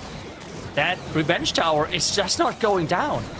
It stays up, which means that this base will be staying up here. That Revenge Tower was supposed to go down from that initial Duke charge, but not at all, which means the door is open for Philip. He must get a triple to win. This is going to put MG Esports at 11. The best Repotted Gaming can do is get 11 stars, and then they would be up on percent as well. So the door is open. They've got a chance, and unfortunately, the 1-star from Monsonius definitely hurts because then they wouldn't have to triple to secure a victory. And you know, being the one player that gets a 1-star to send your team down south, it's a gut punch. You don't want to be in that position, but it's happened many times for many players, as it is a 2-star 87%. So we are going down to the final attack. Can Philip clutch it for RPG? The pressure is on. I mean, they were going into this match as heavy favorite. We have seen, and we have heard from the other side, we are here to have fun. We are trying to concentrate on offense. We're trying to do our best, and we're just enjoying the time. We did not really expect to get here type of approach, and just make the best out of it. And so far, they are looking so strong. We're one of the biggest favorites for this tournament. Yeah, that's all it takes. One slip up, the 1-star can cost the team that is a defending, or not the most recent, but a previous world champion. But here we go. Philip is in with the final hit. It's got to triple to keep them in the upper bracket. It's 12 Inferno Dragons. It's the Life Gem and Healing Tome that Max was bringing. Okay, 12 Inferno Dragons. That is crazy. I'm all up for it. I really want to see how this works. Well, let's find out, because that Dragon Duke charge so far has not caught any traps, which means that Fox is still looking super healthy. He is getting more and more value out here, but with the Poison Tower and the Lava Launcher shot, that Fox going down. But he's getting more and more value out of that left side of the base. He can move into the multi. Sweeper didn't push him back there. Rocket Loon's gonna snipe the air defense down south. Maybe the Duke will explode. Yes, grabs the multi as well, so that's gonna be very helpful. Hound flies down south, triggers the Giga Bomb, and now the Inferno Dragons are flying right on through the space. One Inferno Dragon to the left takes out that spitter. A very nice Inferno Dragon there, clutches the left side spitter. Yeah, getting that Minion Prince ability out early, though, is something which you have to consider. Warden ability now is getting used. Remember, that is not an Eternal Tome, that is just the Healing Tome and the Life Gem. At this point, he's just trying to overwhelm the base with as many troops as possible. The troops from the siege, the sheer amount of Inferno Dragons, and we have as well then more spell support on the back end. Oh, it's looking solid. I'm liking this so far because he can revive the Duke once the Monolith comes back. Oh, a little early because the Monolith is not back just yet. Pull some red air bombs. Hopefully it turns back around for the Monolith once the Overgrowth wears off. Yes, go back for the Monolith. There's the totem to distract it. Come on, Duke, you gotta go straight for it. He does, but the one booger that's there. Oh no, booger. This is But where he needed to... You have He's said got a it. He lot. should have revived when the Overgrowth ran out and not before. And that is a huge issue now. That Monolith staying up. Remember, this entire group of troops on the back end would have been still alive, but he could have had the Duke on the Monolith and as well having the totem. And this now is going to be super close. He's trying to distract the Monolith with minions, with boogers, with everything he has. But I don't think that he's able to do it. That revive has cost him the attack. Yeah, he did it too early. He needed to, unfortunately, do it when the Overgrowth was gone. The sneeze, he gets hit. Remember, this has to be a triple. The Minion Prince is dying. He is gone. The Warden tries, and unfortunately, the timing on the revive from the Duke is what cost this one here for Philip, and they... unfortunately would have won if they didn't get that 1 star, which means congrats to MG Esports as they come in and stun everybody's prediction here, and they are advancing in the upper bracket, sending Repotted Gaming to the lower bracket to have to fight for their lives down there. And that was a... wow, that was, I would say, definitely an upset that a lot of people were not predicting there. Yeah, for sure. I would say the first really big upset of today. Impressive showing. And in the end, you can see it again, the 1 star costing RPG. As well in the last attack, the revive. There were a lot of small things. Yep. And in the end, if those things could have been changed a little bit, we could have seen maybe more 3 stars from both sides. But in the end, it is a 10-11 match, and that means MG Esports taking the victory and moving on in the upper bracket, while Repotted is going down in the lower brackets. You have talked about it earlier, though, because Repotted Gaming being one of the only few teams who have managed to claim golden tickets from the lower bracket. So do not count them out. I was about to say that exact same thing. Repotted have been in this situation before. They got sent to the lower bracket, and they've done it. They have won, what, 1, 2, 3, 4, 5, 6. That's what they... oh, wow. They have to win 6 matches in a row to try to get a golden ticket. But a team like MG Esports, VA, or Zeus, all they have to do is win 1, 2, 3 more. Wow, double the amount of matches that they have to win. And Leap is taking the leap for MG Esports to the top spot as the MVP voting. How is General X in the MVP voting race there? 10%. The man is Mr. MVP, but unfortunately, he's not going to get it. He fell short in his hit. But Leap, congrats, getting it there. Well done. And hey, you know, you guys might not have been expecting a victory here, but you got one. Yeah, and like Leap getting the MVP versus Max and versus General X feels even more impressive because those 2 players were MVP machines last year. But this means match number 3 is over. We had our first crazy big surprise, I would say. But there are plenty more matches to be played later today. So let's jump into a super quick break, and then we're ready with match number 4.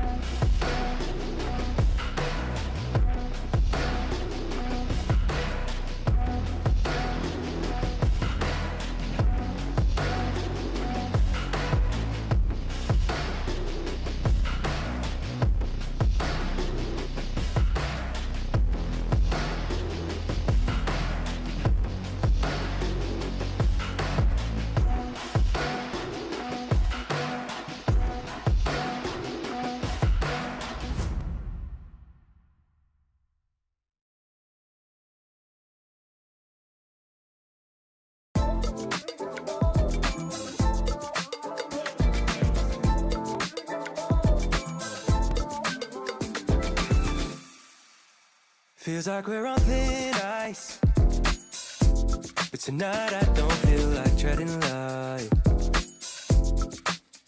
Think it'll be alright, cause it won't break with you on my side.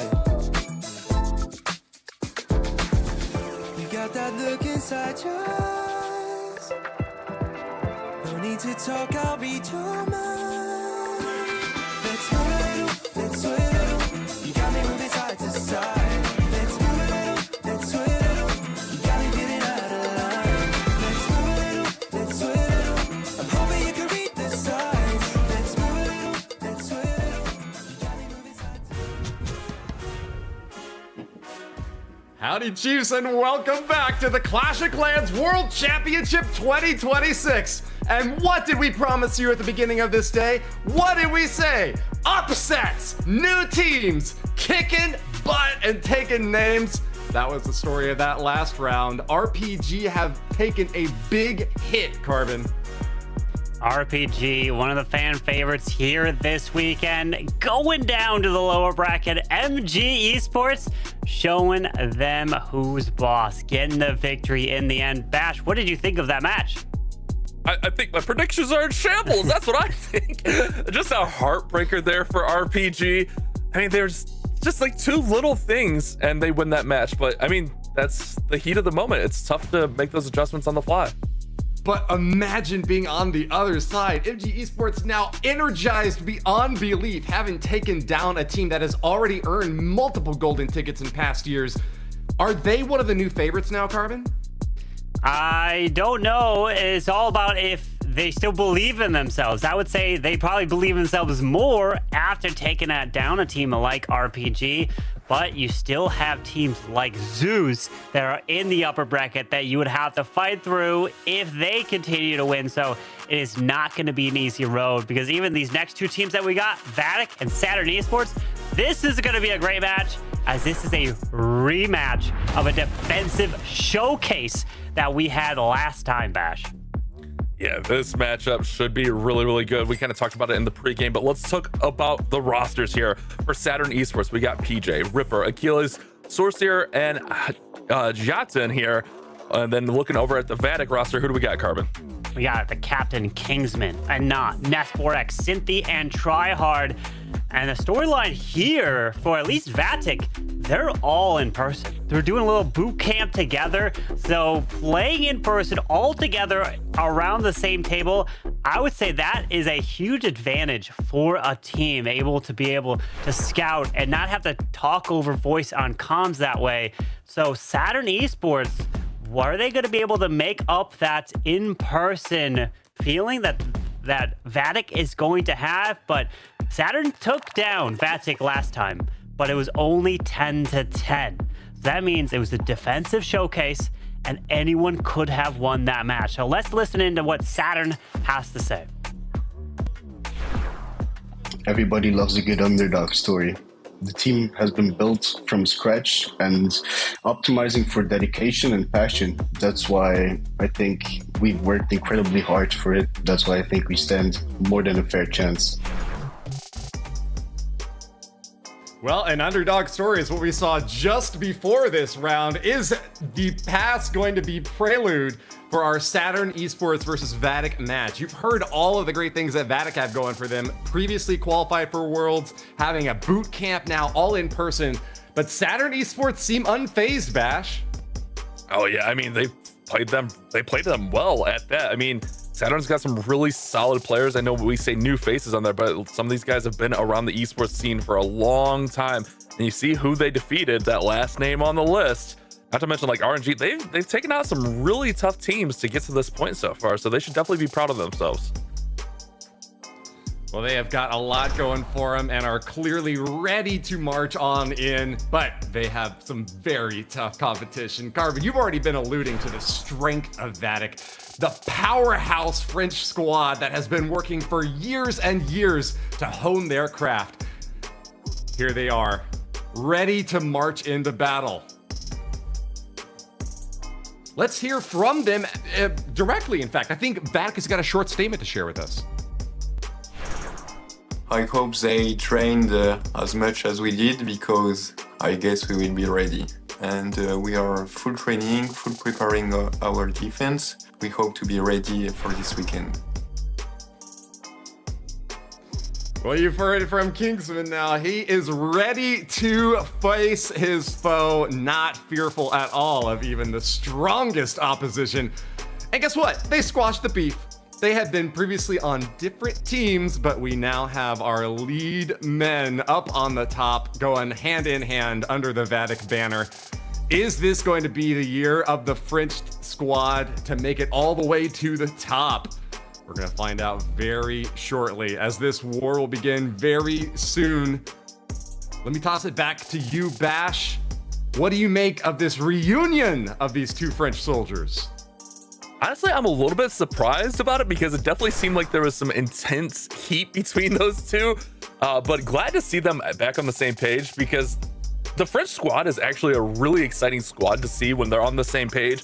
And this Vatic team, I know their leadership really believes in these in-person boot camps, which I think that's really good, like a team building event. But also, like, when you're there and you can shout something out in person, it's just so much different when you're playing. All right, well, that is it for the teams. Let's turn it back to the community now, where your predictions will be shown shortly. Which team do you think is going to take the lead? Oh. Wow, an earth-shaking 80% for Vatic. There is no doubt that the giants on this field are on the French side here, Carbon. Yeah, 80% of the community going with Vatic, but we weren't unanimous across the board with our predictions. Bash, you were the one that went with Saturn in this one. And were you saying because you wanted to go against the grain? Was it because they won in the earlier matchup? What has any of these previous matches changed your decision? What's your mind thinking now? Well, my mind is a little bit fearful for Saturn because I've been on a little bit of a cold streak on predictions. But yeah, that was my reasoning. You know, I always like to be difficult and go against grain. But also, I mean, the history repeating itself. Saturn did hold on 10-10 and get that victory. I think this one's really a toss-up, though. I mean, let's be honest with ourselves. All right, Bash is willing to call it a toss-up, but the casters and community are decisively picking Vatic. Let's see how it all shakes out as the war will begin right now! And Cynthia is the one to kick this one off, as we are going to see a flame flinger to the edge of the space. Let the flame flinger work. It's going to be a fireball. Invis going to rage. The rage spell compartment going down and taking out the defensive clan castle. That is a bonus. Nice job confirming that will be down. Enemy queen also going to be secured. Warden needs to stay alive, and he doesn't finish off that defensive queen. Yeah, but that area is kind of thinned out, so not the end of the world. I think it was Itsu kind of mentioned that you don't see the fireballs as much, but Sante is one of those players that definitely leans on this attack and is really, really good with it. There goes those rocket loons to finish off that air defense, and now we see the king and queen on the top side. But now look at that enemy queen that stayed up. She pulls that king into that compartment and distracts for just a second there. Yeah, king does have the spare fox, so he will go invisible time to time again here. So the king always going in to the sweeper, and then the town hall earthquakes the core. Hopefully the queen get healed up from some druids, goes with a rage, while the warden continues his solo charge to the bottom side. You just see how much those little details matter. Just one more shot on that enemy queen and the king would have stayed to the outside, but instead he got pulled in. That warden is fine down there on the bottom till he gets over to that mono and dragon duke. Queen, now she's gonna have to deal with a lot of pressure, and his dragon duke is in on that far side. It's like kind of a four corners approach right now. Yeah, with the druids turning into a bear, the duke goes with the stun to the far right. Need to then also keep that warden alive. Could invest the rage on the warden with the healers to keep charging through. I mean, the flame flinger's still going. He's got spells. He's got 3 rocket loons, and it's looking good for Cynthia. Yeah, this is looking really strong. Just got to get through that duke and the mono. I mean, two of the hardest hitting defenses on the base for sure.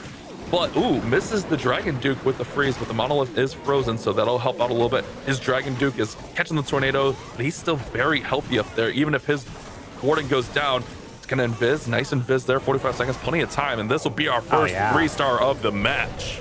All right, look at that. They're patting Cynthia on the back. They're hyping him up as he delivers the first 3-star of this match, and a 3-4 Vatic, and that is definitely taking a deep breath because many times before in situations like this, Vatic's been in person competing to try to go for the golden ticket, and then something goes wrong and it's devastating, especially when you're all there in person. But when you deliver like that, oh, the hype is now pushing through that room and they are excited.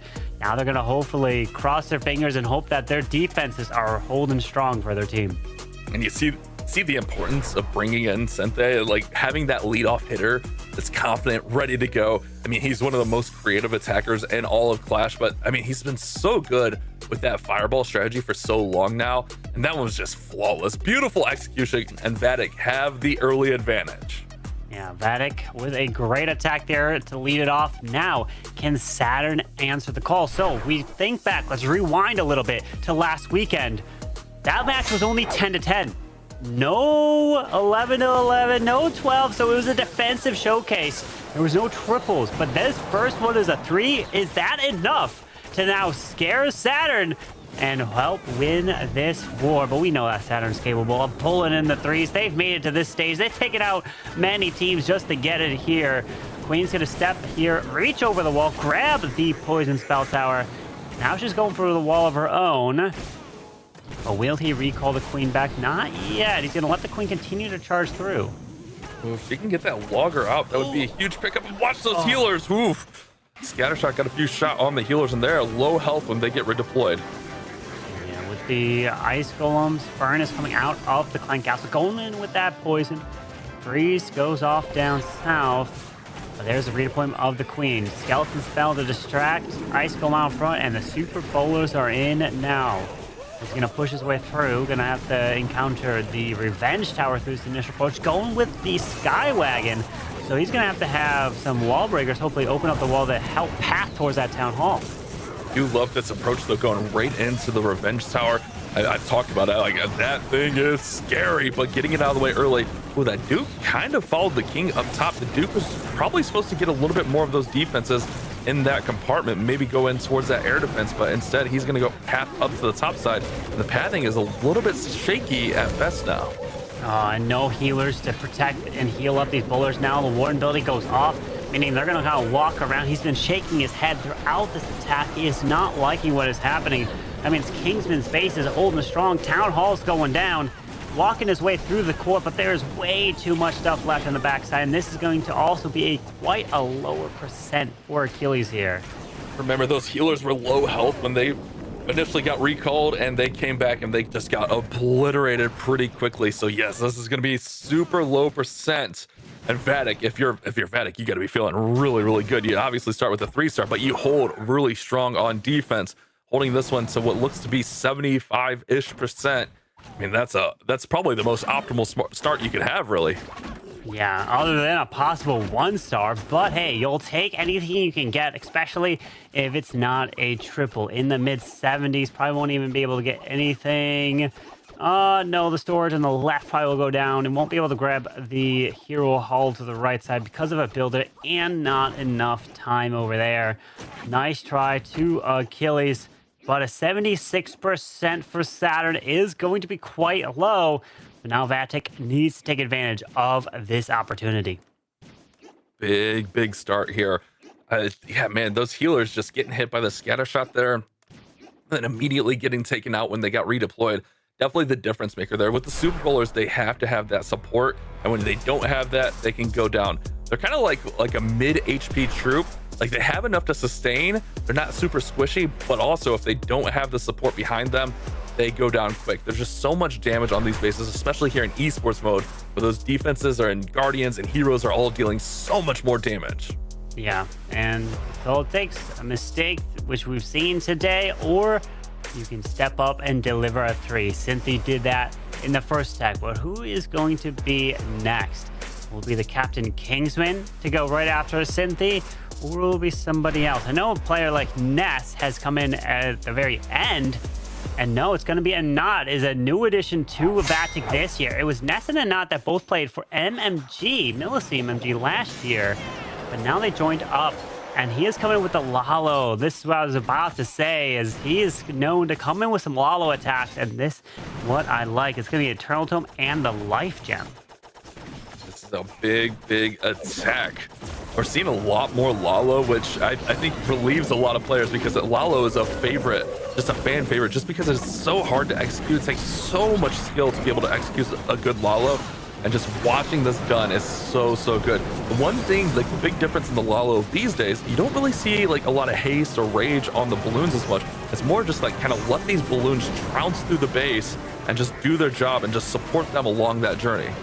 And it's all about the timing of using troops like an Ice Golem or an Ice Hound to use the effect as a freeze so that your balloons can stay protected. He doesn't have to worry about the lava launcher in the core because it won't do anything to his Lalo around. Pops the Warden Eternal Tome. Is it going to be enough?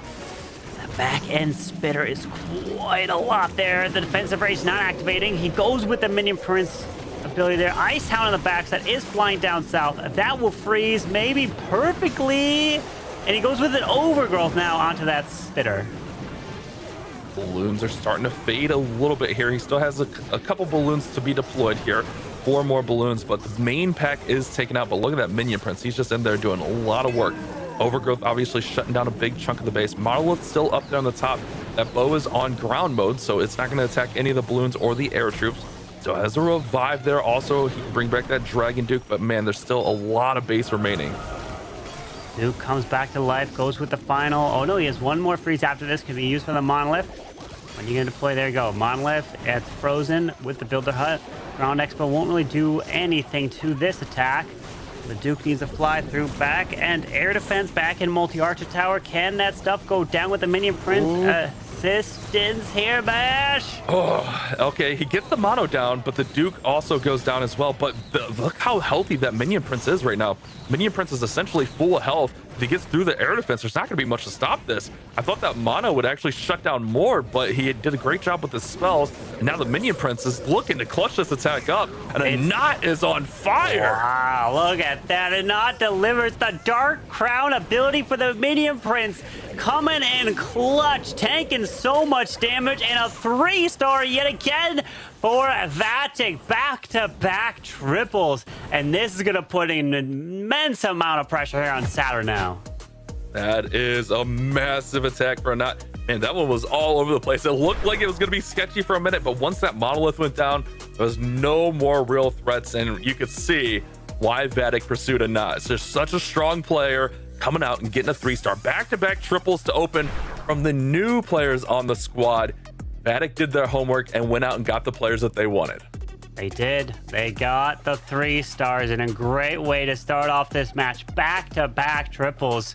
And that even takes more pressure off of your team as Vatic is looking to focus, try to get even more 3 stars in this match. Because the winner of this match will take on MG Esports. It could have been Repotted, but no, Repotted got sent down to the lower bracket. If you're just joining, that is going to be a huge, tough road down there. So you definitely don't want to lose this one as to face a team like that. But we are going to see now Super Bowlers and the Angry Jelly on this Queen. So she's going to charge through with her Monolith Arrow, take out the Monolith, take out the Spitter, take out this compartment down south to set up the pathing for these bowlers. Being off to a great start here. She's just picking up so much value. The healers are in that poison, however, so he's got to be careful of that. They're taking a little bit of damage. But remember, on that last attack, or the first attack, for Achilles, that was the big issue, was the healers getting taken out early. Anytime they get taken out too early on the Super Bowlers, it's a big factor. Poison's down to deal with the furnace. Baby Dragon help clear a bit of a funnel. Ice Golem, Super Bowlers, Warden, and here we go with the Skywagon as well. Coming to the left. We have one wall breaker to open up this compartment with a Super Wizard Tower, and Town Hall compartment is taking this down. A minute has passed. Deploys the Duke up top. So he's going to path these Super Bowlers into the Town Hall and then through the core of this space. Let's see, there goes a perfect wall break. Hopefully the Super Bowlers stay pathed in towards the core and help get this value. Okay, this is the big moment right here. Right after the storage goes down, where are they going? Okay, nice. They go right back into that hole. That's definitely a big pickup. Dragon Duke's actually going to join everyone in the middle, so that's going to help out as well. Uses the stun gun there to go ahead and stun up all those defenses, which will allow the Super Bowlers just to get a little bit more value. And there goes the Warden ability now, protecting as well. Lots of protection through here. He still has the Overgrowth. There goes the Overgrowth on the Revenge Tower. This is actually looking really strong, but still quite a bit of base. Yeah, with a Valk to the far right side goes to the King, not that Wizard Tower. That defensive King is over there. Super Bowlers continue their way. Can they walk through the final set of walls? Maybe. It might just wear off. No, it wears off. So now his Queen's going for that wall. But the Super Bowlers somehow decided to walk through them kind of a little bit after, as we have an Invis to help protect him. Needs to take out this Revenge Tower. But only 45 seconds left, and there's kind of two areas yet they're going to split in this base. They have to go across. Yeah, I think time is going to be the enemy here. That balloon's going to get on top of the Expo, maybe be able to take it out here. One more drop, and the death damage does take that out, but with that Wizard Tower remaining, I think the Wizard's low. Okay, Wizard Tower and the storage up there, though, there's not really much that's going to be able to go up there. And the Bowlers are all gone. Carbon, they're gone. Everything is gone. This is another defense here for Vatic. Cynthia and Kingsman, both bases holding strong. And it was Cynthia and not delivering 3 stars for Vatic. So this is going to be a big lead now going into the last kind of... There's going to be 2 more attacks. Actually, no, 3 more attacks from both sides. So PJ comes in with an 87% there for Saturn. Nice try, but even if it was a 99... it would not have been enough because of the 2 triples that came in from Vatic to start. Yeah, that's a tough spot to be in now with Saturn missing on both of theirs. We're in a really dire must 3-star situation. Not only that, they have to get a defense. They are really far behind in this war. If you're Vatic, like, you got to be feeling really good. Even if you miss, just do your job, get it as close to 90 as possible. You have a big advantage in this war. And Vatic, I mean, they could really put this one away with a 3-star right here. Yep, a 3-star will be huge for Vatic. It almost locks it up. But I hate to say it, I don't know if a 3-star is coming in here for Kingsman, because he's actually has the lowest hit rate of any player here in the monthly final. I know he's one of 3 players that has not yet gotten a 3-star at all in stage 2. But Kingsman, time to turn that one around. You have way less pressure on you now that both your teammates have gotten triples. So can you finally get your first 3-star here of stage 2/stage 3 here of the monthly finals? I believe you could do it, so you could start bringing more triples throughout this weekend. Oh, if I know Kingsman, he's been eating his veggies and getting ready for this matchup. But not only that, just being at the in-person boot camp is definitely a difference maker. I mean, we saw that where we had a little bit of issues we kind of alluded to last season. Oh, okay. Oh, but being in person and being there with your team is definitely a big X factor. And I think Kingsman kind of feeds off that. Throwers are all in. Everything is going into that compartment. He did have to use an invis to kind of get them back on track. But once he got them on track, everything's making their path right through the middle of the space right now. And the Duke can then make its way off to the Revenge Tower. Slowly but surely powers his way through. But he loses Warden. He has to revive him. Oh, no. Uh-oh. That is not good. Carbon. King and Queen are on the top. Duke's over there on the right. There's distraction in the middle. I mean, he's still got Warden in there. Warden's in there. He's got healers. Oh, no. This town needs to go down. It can't be a 1, right? There's no way. Giant's pushing through. He's stuck on the wall, but the throwers have just got stalled up here, especially with that Warden dying. That's the clone queen. Oh no, that's there's a lot of archers in there, and the giant will tank. So Town Hall looks like it'll go down. Yeah, with some barbs. They're raged up with the Warden's raged. Okay, so you 2 stars. I don't know. Kingsman unfortunately has been struggling, and the struggles continue for him. I think right now it's definitely a mind game, knowing that he hasn't gotten any triples in stage 2. He's not tripling here, and something has to change. And if it comes down to one of his attacks in the end, it could cost Vatic. And there's many times players go through certain slumps, and all it takes is 1 3-star to completely change it. and then hype you up, and then you're focused and things change. Maybe he's just not found the right meta that he's most comfortable with. We know that he's loved to come in with Super Yeti type of attacks, but those haven't been as strong.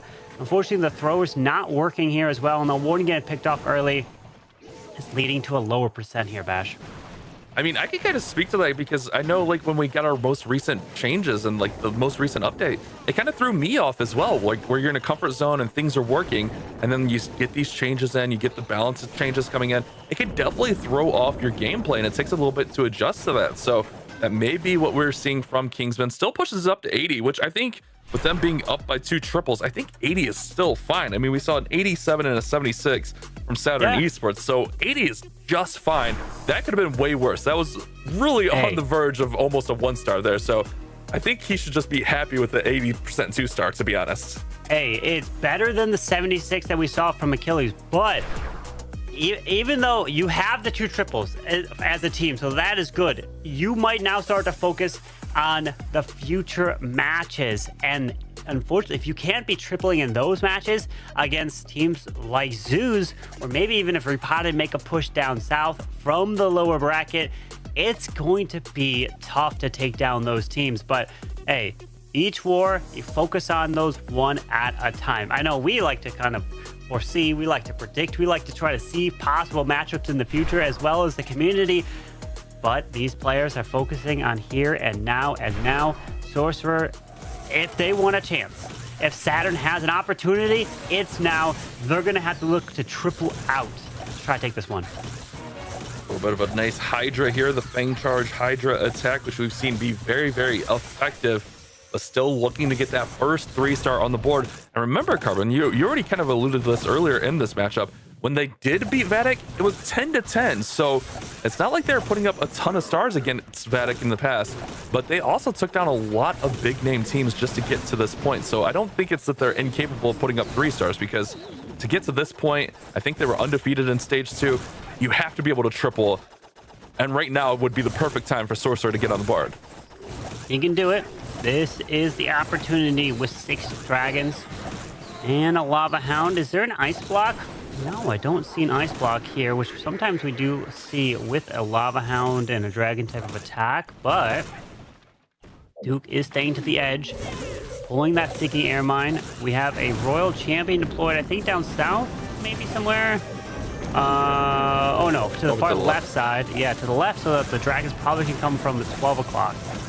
Look at that Duke getting the mono out, getting nice value. He'll actually probably explode right over that clan castle.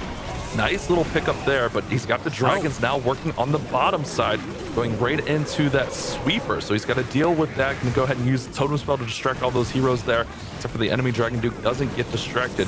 Still got plenty of spell support for the middle of this base, but he's got to push through. Man, that sweeper just keeps pushing him back. Yeah, I was guessing maybe from the top side. I know my suggestion would have been a complete risk. You would be risking a 1-star, but sometimes you might just have to do that. He does take out the town hall, does have an overgrowth. Is he going to overgrowth the core, the revenge tower? Meaning you'll have to turn all the way back around in order to help take that down. He decides not to. What are you going to... Okay, overgrowth the top multi-archer tower, and there is the Duke. Okay, the Duke coming back to life. That's going to be clutch with that overgrowth assistance there. Actually, that's probably a really nice overgrowth. I was kind of curious too, like what is he going to overgrowth at this point? But using that to support the Duke, that'll also allow that Duke to get a little bit of that health back. And then by the time that multi-gear tower wakes up, there's not going to be too much left. 40 seconds time is ticking, but he's got the Inferno Dragons there on the left side. Duke now catches a tornado and he's out of harm's way. 30 seconds and he knows it's all out of his control. It all comes out down to what his troops can do here. Yeah, with 25 seconds, he can't do anything.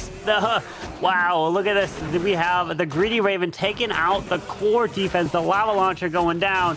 But is it enough? I don't think so. The clan castle stays up. I think it might be a little bit lower health because of the explosion of the Duke. No, it got maybe healed back up. The Greedy Ravens are working through it. And 3, 2, 1, and a defense for a not. An unfortunate Saturn still not able to pull in their first 3-star. And I thought that was looking a lot stronger, but that Duke, once that overgrowth wore off, that Duke got ate alive there, and that goes to speak to how damaging esports mode is. Nice attack for Source here, but unfortunately, It's a little bit lower than they need. They almost needed that to be a 3-star. Now they put themselves in a position where Vatic has to miss twice. I think the percentage with that 96 is a little bit better now, but Vatic has to miss twice, and they have to get 2 3-stars to finish the war, which is so tough. Yeah, it's going to be tough. Just to get one triple in esports mode is hard. Having to go back to back in a pressure situation, it is almost impossible with the pressure that is mounting now. And they might just have to take the risks. If they have to attack from the opposite side of the town hall, if that's going to be able to give them the best chance, maybe you got to do it.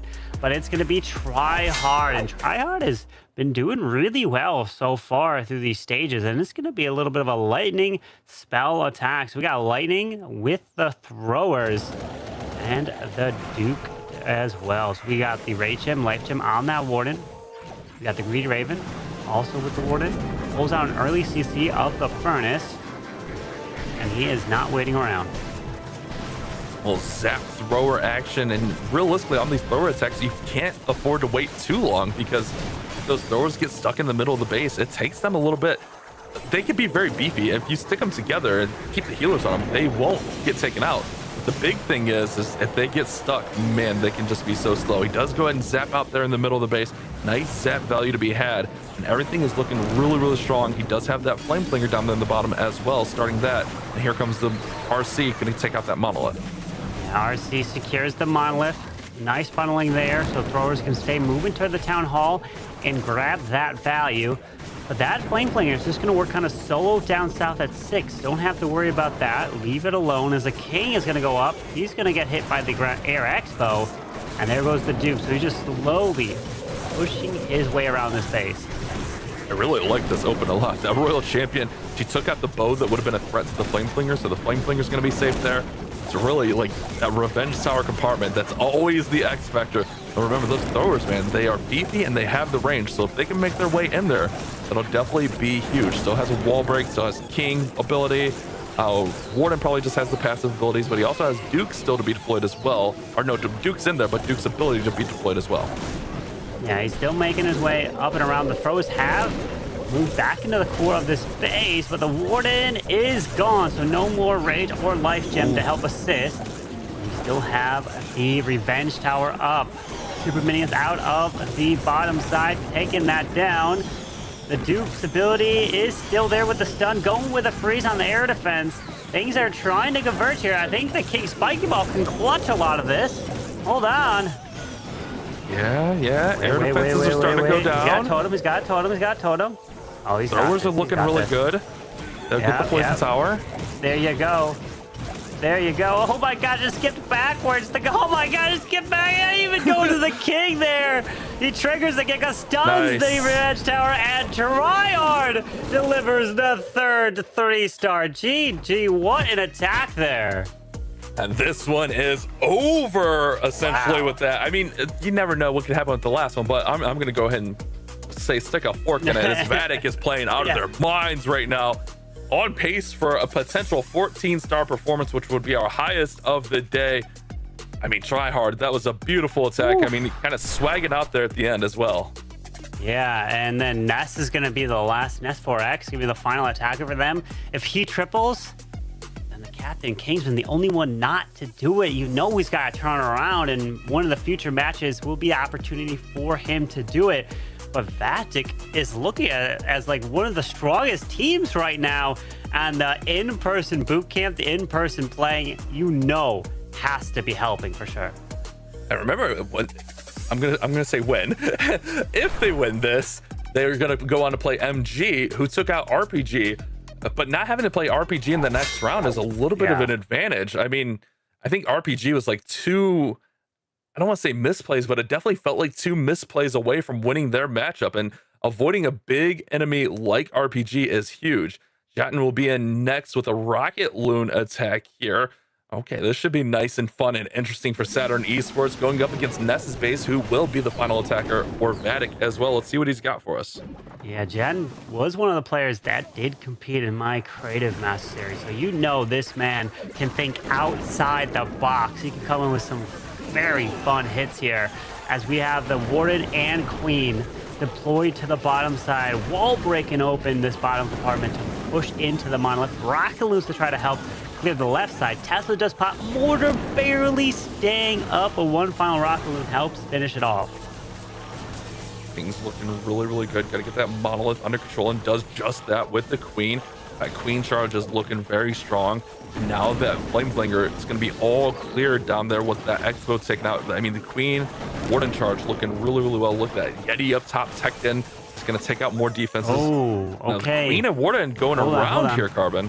He's got to ice block the warden because he's got a fireball, and he's not. Oh, no. Hold on. I think he wants to fireball deeper into the base towards the clan castle. There's the redeployment of queen. Well, what are you going to fireball here? Because you got earthquakes, you got invises. You got to do something with this fireball now, right? Yeah, I would think so. I mean, every time I try to fireball, it goes all kinds of sideways. So let's see what he's got for us. Right onto the battle builder, and then here come the quakes to finish off the clan castle. That was a pretty deep fireball in there, and nice and effective as he got those targets down. The one thing people don't realize is that he did that. Basically, think about this like juggling on the move. He didn't use the ice block to like, all right, let's focus on the ice block, then invis, then fire. No. He's moving. He could have ice blocked, but he decided not to. That is a tough thing to do on the fly. Gets it done, but there's only a minute and 10 seconds remaining. Like we saw in the previous match on Stanius, he fell short with the one. This doesn't look like it's going to one-star, but time is an issue that you have to now think about with only 60 seconds left. 60 seconds and only 60%. A lot of base needs to go down. We see some of those key defenses even protected there by the minion prince, being the Revenge Tower, but now the Royal Champion going to throw that Seeking Shield, now launch those Rocket Spears to take down that Revenge Tower, getting that major threat out of the way. Queen and Warden still working there in the middle. Here comes some Rocket Balloons to take out the multi-gear tower on the top side. With the Totem distracting, they'll get that down. Everything's coming in quick, Carbon. He's making up ground fast. He is, but this is all going to be about maybe invis the ricochet cannon and then say yes, and then Rockaloons over to snipe the Air Expo. Very nice use of the spell there, perfectly placed. Now you can't use this ice block here. 15 seconds. Now continue through this wall. 12 seconds. Come on, Queen. The Warden assistance is huge, and we are getting a 3-star here. Very nice job and a great use of the invis there with those Rockaloons. Apparently Carbon on comms with Gotten there, helping the call. Beautiful call there, Carbon with the invis. Beautiful play there. I mean, that is such a hard attack to execute, and just to keep it moving like that with that fireball, I don't know how he does. I don't know how these players do these things. It's so insane, especially in esports mode. The thing is, the attack was going wrong. The Warden and Queen were supposed to charge a little bit deeper. He was supposed to ice block. He was supposed to set up the fireball. But no, Queen walked out. He recalled. He resent the Queen and Warden to the left. He had to adapt on the fly. That did not go according to plan. I would say that was definitely a change on the fly there. So a great way to 3-star in the pressure. But here we go. Ness, can you add a 4th triple for Vatic to try to put up the highest score today? Which would be 14 if you're able to do it.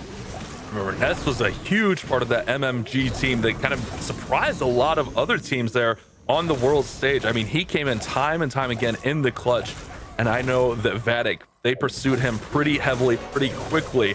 I know they wanted to get that French connection going, but adding a player like Ness4X, who's just so clutch and so strong to your team, that's a huge addition, and we already see the additions paying off here early on. Let's see if Ness can push this up to 14 stars. Yeah, grabbing this value. We have the Revenge Tower not going down. Unfortunately, he didn't go invisible there. Finally grabbing it. Can he grab the defensive Duke? Yes, and then he's gonna trigger the Giga Bomb and damage a little bit more over here. Earthquake to help assist the Raw Champion. Duke finally dies. But here we go with the RC getting the value and the Inferno Dragon starting off from the right side. I love how they use the Royal Champion now, man. It is just so cool, so unique, using that Earthquake spell and then helping her just take out some of those key defenses and almost set the funnel there. It's such a strong entry. And we got all those Dragon Riders coming in. You see the few Inferno Dragons in there that'll help burn up some of those heroes and the Guardians and all that. A lot of Headhunters out of the Clan Castle, but the Warden ability is there to protect everything right now. That's a lot of damage, especially with the defensive rage activating. You have to really think about protecting these troops as you power your way through. Nice overgrowth on the backside, but unfortunately he did miss that spitter. Is that going to be a problem now as the spitter is going to be hitting his troops on approach to the backside? Bigger problem is this Logger will not go down. He finally gets an Inferno Dragon on him, and Logger finally goes down. That one Inferno Dragon was the only thing targeting. Look at, there's nothing near that Town Hall now. That enemy Queen is in there. The Raven is grabbing it. Okay, yeah, good call. But nope, Queen takes Raven out. Nope, it's down. Okay, he's gonna revive the Duke though. He can revive the Duke. Or not the Duke, the Minion Prince. I would revive the Minion Prince because hold on. Wait a second. The defensive Queen's there, the Sweeper's there. Wait a second. And the Town Hall's being healed. He's got to make a decision. The Town Hall's being healed. It is. Wait, this is a 1. Oh no. Uh-oh. This puts Carbon, them the door's to open. 12. Wait. Hold on. Carbon, the door. Is it? What's the percentage? I haven't been tracking the percent hold on, 35. Oh no, he knows that he can't get the Town Hall, so he's just going for percent with the Duke revive. Oh 19. no, he's getting pulled to Skellies there. It was 19% advantage for Vatic coming into this attack. So a 3-star, I think, would win it for Saturn. No. Don't tell me that. Don't tell me that after all this. I just did quick math, Carbon. Yes, they can win on a 3. Are you kidding me? Vatic is at a 90.2. Saturn's at a 71.8. If they triple, they finish with a 91.8. Ripper can win it at the most unbelievable comeback ever. Could knock Vatic to the lower bracket just like this. There is no way that Ripper has a shot for Saturn. What? There is still a shot to win in the final attack? Carbon. Oh no. I was just singing the praises of Ness. I'm so sorry, Ness. I jinxed you so hard. Ness is such a good player. Who would think that Ness is going to 1-star in that position? That is crazy. You don't think so? I mean, it's not over. Saturn still have to triple here, but if they triple, they pull the biggest comeback maybe in Clash qualifier history. It's going to be Super Bowlers for Ripper. Get your thoughts together, Ripper. The biggest attack maybe of your career right now. This is it. No one thought this war was even a chance, but it is here. You gotta stick with it. Always believe. And we got a Queen charging down south, pushing through the scatter, pushing through the air defense and the Dragon Duke. You gotta deliver the 3 for your team, and you can take down Vatic a second time. As he takes out the mortar, continues in the multi-arch tower. Quite a bit of damage. You gotta keep her protected. She's fine. She was still raging a little bit there. Gonna go in for the ricochet cannon now. Take that out. All right, Queen charge looks really, really strong here. Everything looks to be fine. She's under control. Baby Dragon's up top. He's gonna go ahead and pick off that storage and then go ahead and recall that Queen. Looks like he got all the value he was hoping for. And starts off with the RC systems with the Earthquake down south. He's setting up a nice funnel. We always have to start thinking about time. Bowlers are down as well. They're going to kind of funnel themselves with the bowler bounce. Monolith kills. No, RC is getting distracted by the Skellies here. That could be a problem. A little bit of a problem for sure, Carbon. She's got to get that. She's got to get it. She's got to get it. She's got to get it. The bowlers are walking. The bowlers are walking. Oh, no. Oh, no. The Skellies saving the day. The Skellies legit just saved the day right there so far for Tryhard. Still not over, still plenty of attack to go, but that's not the way that Ripper was hoping that would start off. Duke is in on the top side. Those bowlers are, oh man, they're in a little bit of trouble now. He's trying to push his way through the core, pops that Warden and walks through the walls. Bowler's getting some bounces. He doesn't have an overgrowth for the backside. He goes with the totem over there instead. Invis, freeze, Queen's got her ability with the giant. Continue to walk through. You gotta go with the freeze. Yes, there it is onto the revenge tower. The Duke is still alive though. No revive for him. Is the Invis on that minute bowler? Left. No, okay. No. Remember, it's gotta be a 3 or nothing. Oh man, this is intense. 55 seconds, plenty of time. Gotta get to that revenge tower though. He's got one Invis. Wall break. But we have a king. That king is going to soak up so much here. He's got a wall break into the revenge tower. Warden is dying to the multi-arch tower. There is the wall break. He goes invisible. Wall break will open this up. He needs to get to the revenge tower, but hold on. The chase for the Duke and clutch. Oh gosh. Oh no, it's going to be short, Carbon.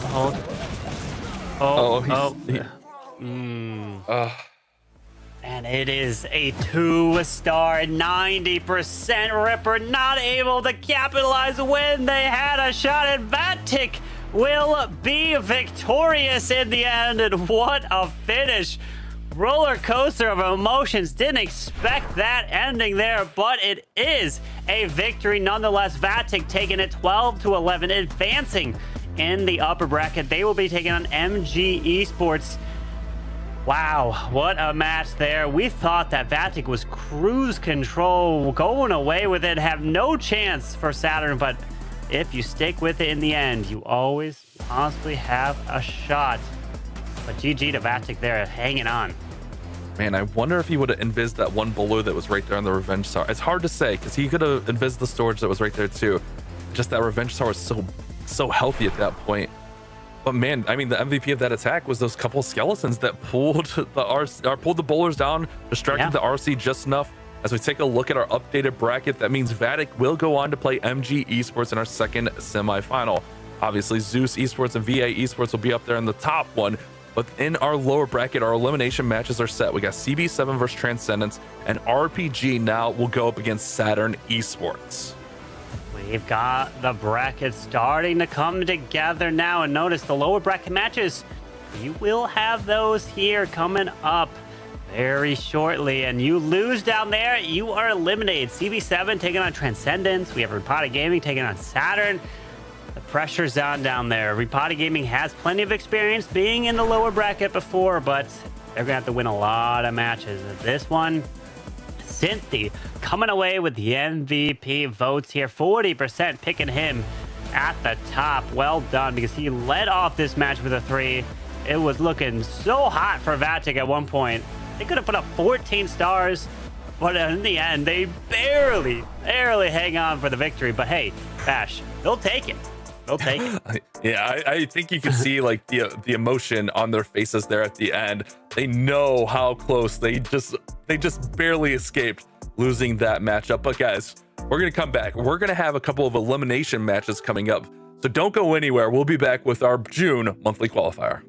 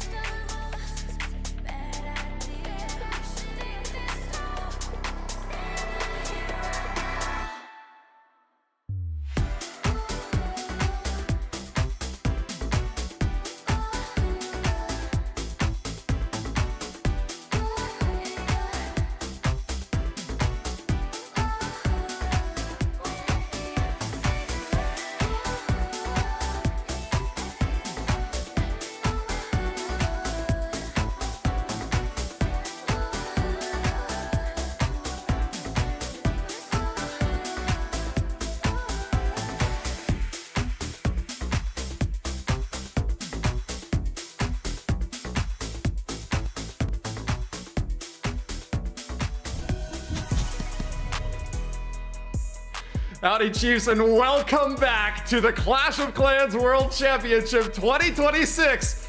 A little bit of a heart-pounding finish to that last match. It seemed like we almost had an upset at the very end there, but our friends over at Vatic managed to hold on despite a very shaky performance, and they will be moving forward in the upper bracket. Bash, you got to cast the whole of it. What are your concluding thoughts as we get ready for our next one? I think Vatic were looking really strong there. Obviously, not the ending that you would hope for, but they do escape with the victory, and that's the most important thing. A win is a win, so congrats to them. Itsu, what were you thinking at the end of that last one? I mean, it just felt like, okay, that match is over. They just have to get a safe 2-star, and then esports mode happens. I mean, this modifier is just so challenging that things like that can happen. We had now 4 matches and 3 1-stars. It's quite common, to say the least. We know now that it's not over until it's over. Keep your eyes peeled for every little attack, because one building can make the difference between a win and a loss. Well, the next match is going to be kicking off soon. We are in the lower bracket now, where a loss means elimination. Terrifying position for both of these teams, CB7 and Transcendence, going up to bat again, Bash. Here we go again. Like you said, Woody, CB7 of Warman, Anakin, Mugi, It's Henry, and Lanasa. I mean, these guys, they came out, they looked really strong, but just fell a little bit short against VA Esports. You know, this one could go either way. I guess VA Esports looked really strong and CB7 kind of struggled. I guess I kind of had that backwards. Take us over to Transcendence. You got this, Itsu. I can't talk. I mean, Transcendence on the other side, they looked really strong. They had just the unfortunate luck to face Zeus, which is never a fun thing because they're just so strong. But with the lineup of Naromi, Chihawa, Kazuma, Vado, and Hiroya, they're going to try to make a lower bracket miracle run, which we have seen a few times in the past. It is quite rare, but I feel like this lineup for sure is able to pull it off. We've got another short statement from one of our friends over at Transcendence, so let's listen in as they get ready. 今年は去年と違って予選回数が少なくて一回一回が重要だなと感じていたので、初回でマンスリーファイナルに進めたことはとても嬉しく思ってます。初回からしっかりゴールデンチケットを狙って1位を目指して頑張っていこうと思ってます。 Optimism abounds on this side of the arena. They qualified for the first monthly finals. They said, this is our chance to get a golden ticket. Even if we're in the lower bracket, we're going to go all gas, no brakes. How do you feel about that, Bash? I mean, you gotta love the positivity. You don't want to come into a qualifier like, I guess we'll play Clash of Clans and hope for the best. I love the positivity and the good energy that they're putting out. And Itsu, you know what it's like being in the lower bracket. You don't always get the wins, but if there's a chance to fight back, you're gonna take it, right? I mean, you have to, right? You have to do it step by step, try to somehow fight back. And this is what some teams have been able to do in the past, right? It's as well a mental challenge where you have to concentrate, and especially where the teamwork then is really kicking in, because it's not a one-man show. It is all about staying connected, building each other up. And that is now in this position really crucial.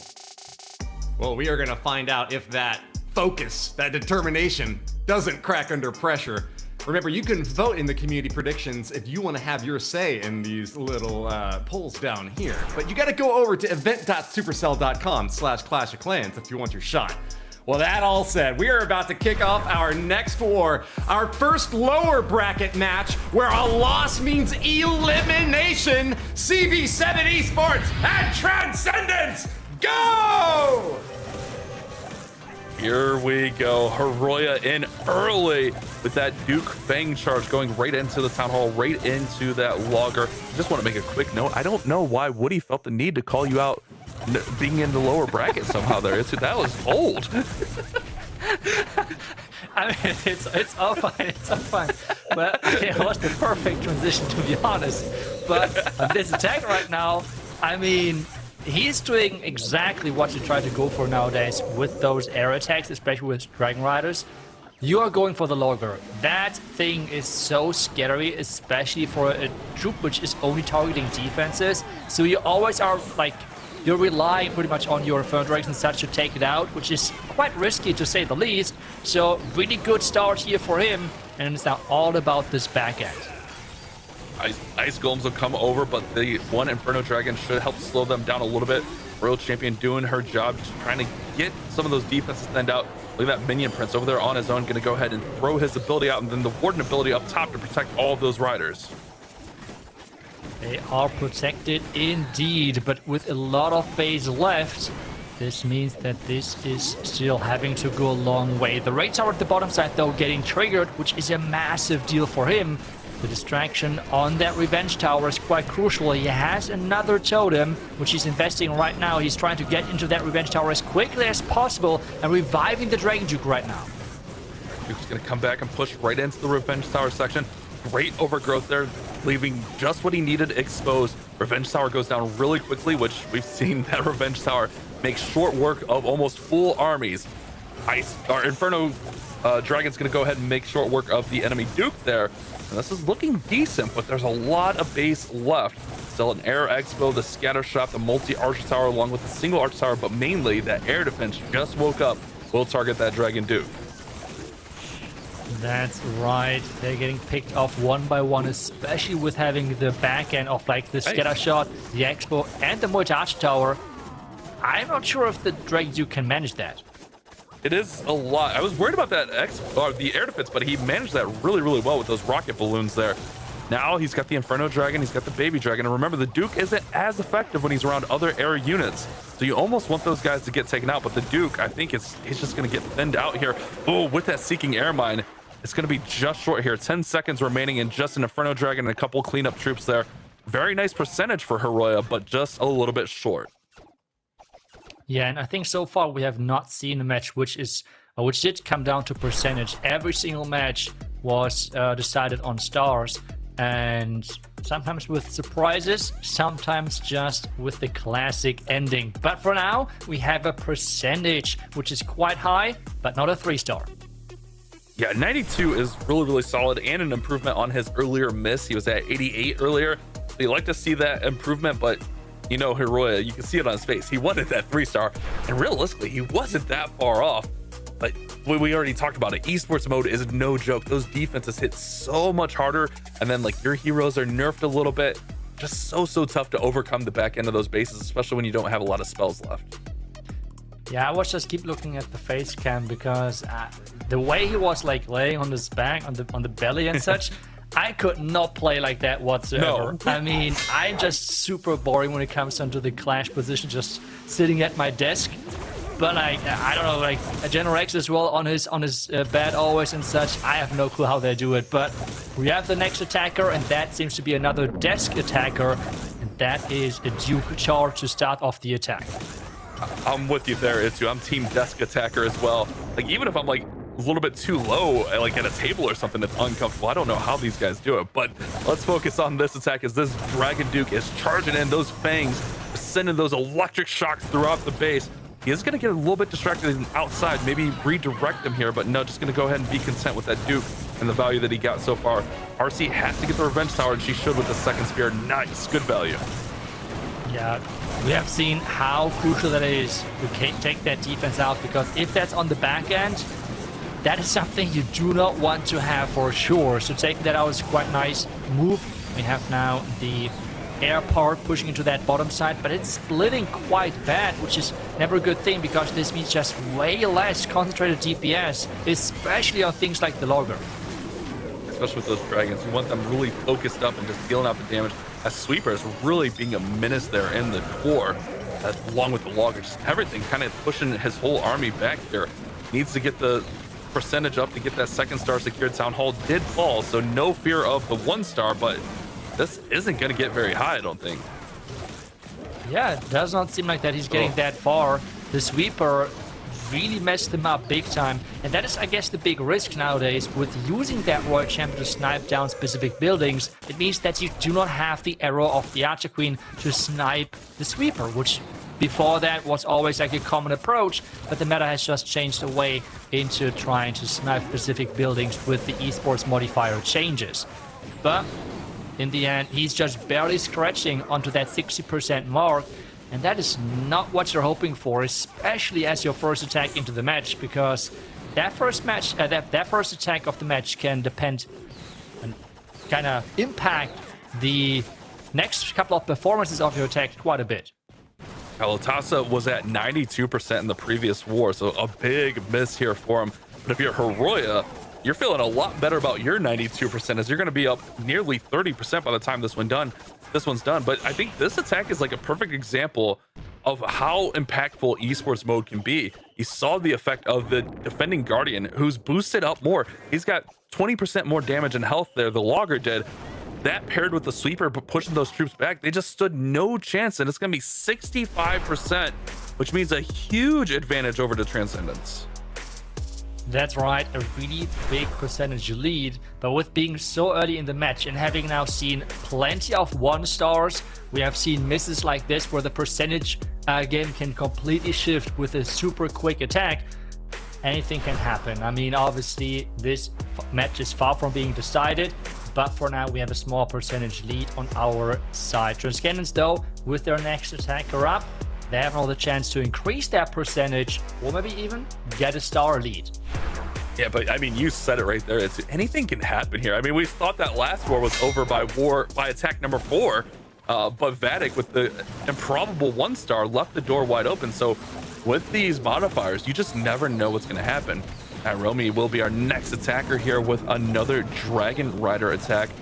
Seems like the Dragon Riders, I mean, I did a top 5 list and I put the Dragon Riders at number 1 just because they're so versatile, and the Hydra on their own, they're just such a strong troop in this meta. And you see, paired with this Fang charge, the combination is just so good.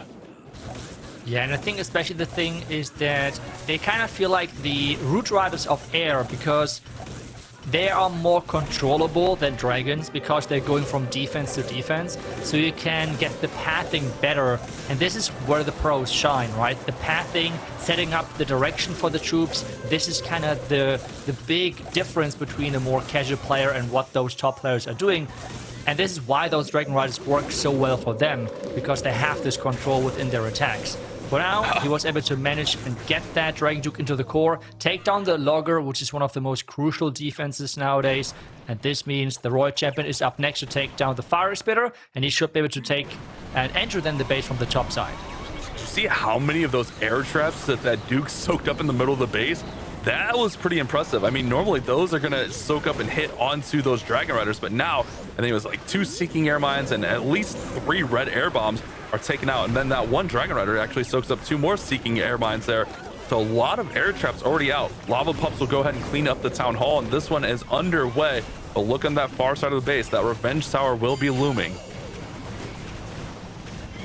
That's right, we have the Pups at the Town Hall, so the first star and the second star is secure. And what he's going for is obviously the 3rd star. There we go with the nice overgrowth, making sure that that sweeper is having no impact whatsoever. The revive is placed. The Duke, though, still close to those Inferno Dragons, and this means the passive is not activated just yet. He's trying to get that Revenge Tower out, which would be quite some value. And now finally the passive is back, so the Duke can easily take down that heavy hitting defense. This looks like the first 3-star, right? Looking pretty good, especially with that Minion Princess ability coming in, slowing down that air defense. There's the scatter shot. The Duke is going crazy. 35 seconds, plenty of time here. Oh yeah, this is definitely going to be the first 3-star for Transcendence, and they are going to build on that lead. They were already up 27%, and now with a 3-star, this is going to be a tough war for CB7, who have to start scoring. That is a tough call for sure, because being behind like that is never an easy position to be in, especially, I mean, those teams know the performances of the other teams, and knowing that Transcendence was able to get 12 stars versus Zeus is telling already a lot. So they have to be careful staying close here now, and if they cannot achieve now at least a high percentage attack, things might fall apart really quick, or they're just relying on a really big oopsie like with the 1-star like we have seen earlier. But the question is now, do teams now consider that and maybe go an even safer route with one of their last attacks if they have a lead? I guess time will tell. I really didn't feel like, in that last one, it didn't really feel like a big risk for Nessa. I think it was just esports mode kind of stuffed him. It's hard to say. It's Henry will be our next attacker going up against Kazuma's base. He's going to go with that more classic Hydra with the Fang charge here. I love these Fang charges going right into the Revenge Tower. You're starting to see like more and more priority of that Revenge Tower. You have to have a distinct plan for it. On that last attack, we brought back the Dragon Duke with the revive right into the Revenge Tower. This attack going in and setting up the pathing to get to that Revenge Tower early. He's trying to get in there, and he still has to go for his first 3-star. So far, he's one of the few players, unfortunately, with a 0% hit rate in this qualifier. He needs to make sure that he's, especially now in this position, showing up for his team, tripling when it matters the most. Earthquake spell is invested. So maybe with the death explosion of the heart. Nope, he was not in range, which means a lot of things are staying up. And now we have skeletons and as well the witch and as well the fire bites coming out. That Royal Champ is not going to get a ton of value. Yeah, not the value she's looking for at all. She's going to get soaked up here, and she's actually going to get taken down by these clan castle troops. Phoenix will bring her back to life, but even still, she has to fight through those skeletons. Phoenix will help out a little bit, but she is just under duress there. Here come all the dragons right in, and it's a pretty safe approach to this town hall, but man, that back end of the base just looks so intimidating back there. Yeah, and yes, as well go into that left fire spitter, so there's just a lot of power left, as well as the second poison tower. Remember, within the esports modifier, you have this plus 25% damage for defenses, and this obviously scales with that poison tower as well. The poison tower means that you can build more spread out, while the rage tower obviously is scaling as well, but this just allows you to get the, you're less vulnerable to fireballs, for example, because you can spread things out more with the poison towers. And this is why we see so many of them here in this esports modifier. Was triggered nicely though, and the overgrowth now is covering many defenses, but troops are going down quickly. Troops are down left and right on this attack. The Warden was there by himself, and he's taken out. Dragon Duke's now going to go down, and it's really just the Sneezies there in the middle. And this one's going to be another short attack, and CB7 are struggling this far.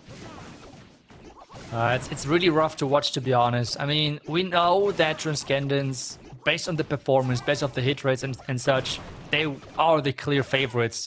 But even with having clear favorites in most of the matches we have seen so far, it was still a close match in most of those cases. But this one seems to be quite one-sided, with a high percentage and a 3-star on the Transcendence side. And CB7, I mean, they had now 2 really low percentage 2-star attacks, and they seem to not even getting close to that 3rd star. 265% attacks. And that, I mean, that in itself almost puts you down by another star. I mean, they're going to be down, what, 35, like 62% after that? Wow. So 62% plus the 3-star. I mean, even if there was a 1-star, they're getting to that situation where if they miss big like that again, it's just going to be impossible for them to come back. Yeah, it is not an easy position to be in.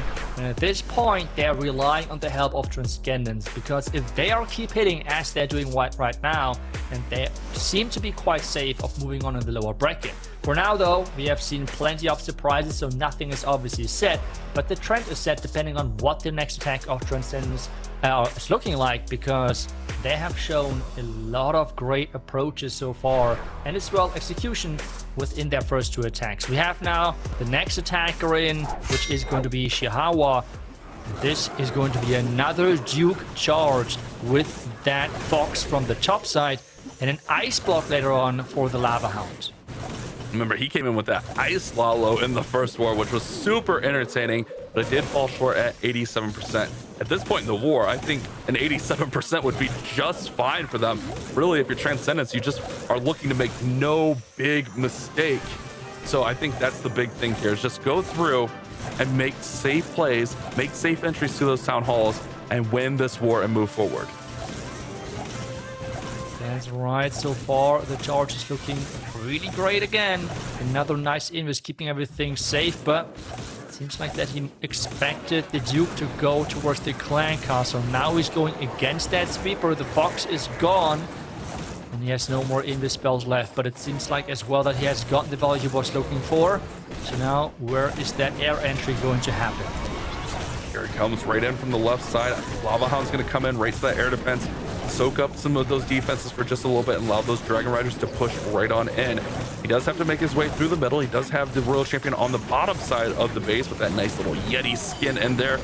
And there goes the Warden ability to go ahead and protect those Dragon Riders. Perfect timing on that, as some of those riders were under some heavy fire. Great overgrowth on the back. Now the push is just right through the town hall. Ooh, but that seems to be scary. A Rage Tower with 2 Fire Spitters and that Revenge Tower. Let's see if he has enough spells to get through that. That is like quite crucial. An amazing minion principality though, keeping everything under control for now. Revenge Tower though still raged up, and even though it's slowed down, it's dealing so much damage, but it's finally going down from the explosion damage of those Dragon Riders. Is it still enough for the back end as the Monolith is waking up again? Here, a couple of Inferno Dragons down there at the bottom. The minion prince gotta get the mono. He's so close. He's so close. Oh, barely misses the monolith. One shot away, but he still has quite a bit of little troops. The Inferno Dragon's gonna come over. Can he finish it? No. What? Nothing can get that monolith down, Itsu. I mean, one rocket loon maybe? I mean, it's a long side, right? Like a long distance, but maybe has to try. Yeah, maybe from like 4 or 5 o'clock down there. I mean, it would be worth it because if he can keep the Duke up somehow, like this one is definitely done. Oh, but that air defense there. Oh, now the Seeking Airmine. Oh, Duke goes down. Scattershot's gonna go down. I mean, he's gonna have. Ooh. Oh, he got it. Okay, okay. Baby Dragon's there. He's got the one Rocket Loon, which can take. Okay, okay, okay. Rocket Loon onto the multi, obviously. Come on, Chihuahua. Oh, the Airmine. Oh, the Seeking Airmine gonna take out the baby in the cleanup. 3 seconds. It's gonna be at 99. No. Oh. That's so unfortunate. I mean, oh no. He was and still is unfortunate at this moment. Still one of the 3 players with a 0% hit rate. And he was so close. The one building, the black mine towards the Baby Dragon in the end. But this means it's another high percentage. Yes, that could have been an amazing 3-star. But getting those high percentage attacks still means that they're keeping such a big lead that it's so hard to come back from, because now CB7 Esports, everything besides the 3-star is, well, not just enough, because percentage at this point is out of reach, that's for sure. Yeah, at this point, a 99 is essentially like another 3-star in this war with the way it's gone. 265%. Man, I wanted that so bad for Chihuahua. That was so close, and like, oh, that camp was barely hanging on there. Mugi will be our next attacker, who came in and was super close on Mugi's last attack with a 95% with the Hydra as well. Here come the Fang charge in from the bottom side of the base. CB7 need a 3-star in the worst way right now. Yeah, we see the Duke charging in. There's the Tornado Trap. Are there any other traps versus the Fox? Nothing has been triggered just yet. There are some small bombs. There's a... Okay. There is a bigger minefield of traps, and the Fox being super low, so he has to be careful. Oh, yeah, yep, Fox, like, just one shot there from the Fox from the Expo might take it. Nope, Fox is fine. There's the Giant Bomb, though. That'll take the Fox down. And now the Duke will just try to take out that enemy Duke, pulls out the Clan Castle, can poison the Furnace, so that'll be all taken care of there. But I don't think he's going to be able to get over to that Revenge Tower, unfortunately. No, he does not. And actually, well, the next bad news, I guess, is... Oh, I love this so much, what he's doing right now. He's actually using an archer to pull those fire mites to the left side, so the fire mites are not taking any rocket spear shots whatsoever. Super smart move. We have seen that a couple of times in the first couple of attacks, where rocket spear shots were completely wasted because the attacker placed the Royal Champ into the fire mites. So really great job here. Let's see if we can power through with that really nice move. Great funnel setup there over on the left side. The Ice Golems do slow down that Royal Champion. Maybe can use an archer to pull those Ice Golems out of there so that they don't soak up the dragons and everything that's working through now. Overgrowth on the backside of the base. Icehound does pop. He's going to have to distract this loggers. It's going to start throwing logs. Perfect timing there on the totem spell. A nice start here from Mugi, but still some intimidating defenses on the back.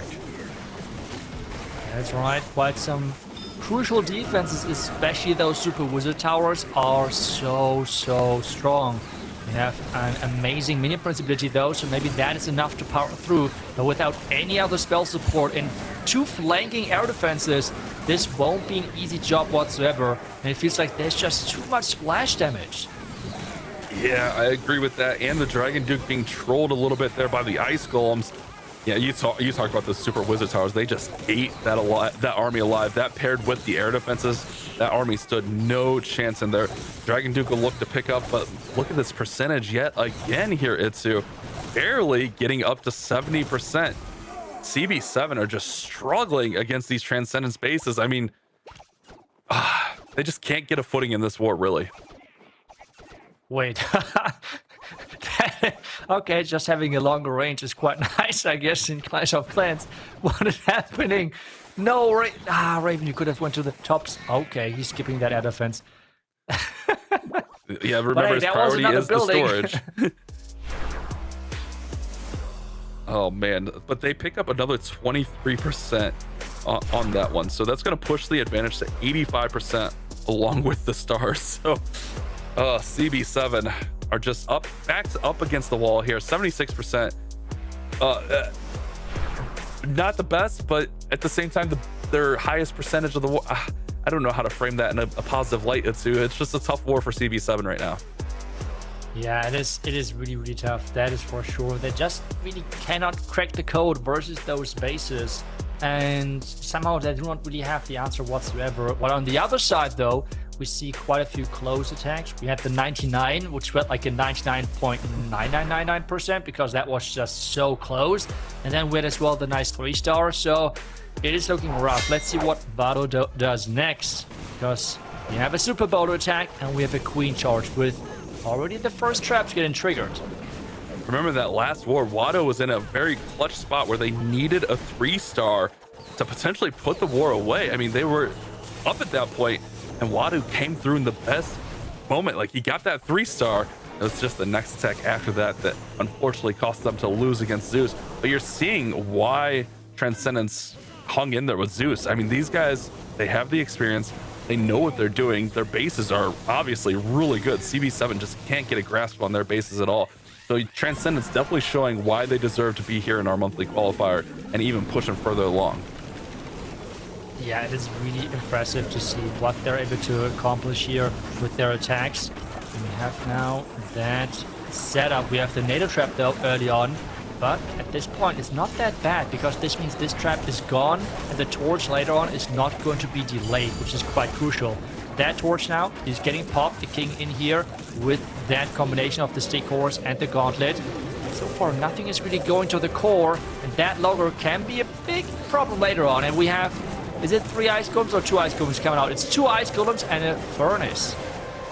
Definitely need to get that under control, but more importantly need to get the town hall under control, which it looks like with logger going down shouldn't be an issue now. King does finally go down on the outside of the base. The Super Bowlers are working, Dragon Duke working on the enemy Dragon Duke down there. Everything's working, but now that Revenge Tower is looming large there on the back, and he's got to push through there. No more spell support aside from the revive, which he can use on his Dragon Duke, who's actually still pretty healthy down there on the bottom. Yeah, and he has that action figure. The queen is going down pretty much with her ability. The action figure in the core is not doing too much. And again, the Revenge Tower, it seems like everything is about that defense. If it's staying up on the back end, we had not too many attacks 3-starring through that. I feel like most of the attacks we have seen all about having an early answer for that defense, because it is just so hard hitting on that back end. And this as well is an attack which is not resulting in the highest percentages. So Vado can be quite happy that his teammates so far were able to achieve a quite big percentage lead. Yeah, you either have to like go right into that Revenge Tower or kind of position the Duke so that when you revive him, you can get that Revenge Tower down in a hurry, which we've seen a couple times. But you also like really have to have a couple of spells available.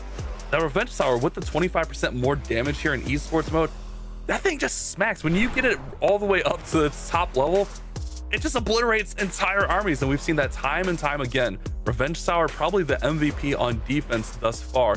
Revenge Tower and Logger, I mean, there's just a lethal combination here in esports mode. Yeah, it is not easy for sure. There are a lot of things you have to consider, even with like things which nowadays feel like normal defense, like the ricochet cannon or something, can feel so hard sometimes to manage them and somehow take them out. But let's get into the next attack, because Warman is ready and he wants to claim the first 3-star for his team. We have that Duke charge. No, wait, we have that Queen charge with the Super Bowler follow-up. We just have the same equipment on the Dragon Duke as we usually see during that Duke charge.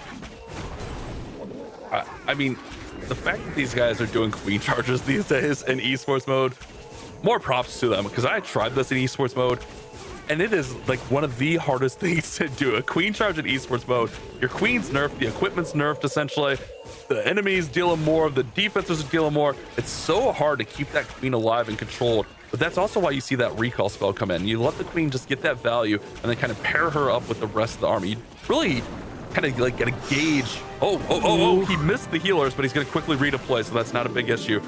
That could have almost been devastating if he was planning on putting the Queen somewhere else. That would have been quite scary if those healers would have somehow went down there.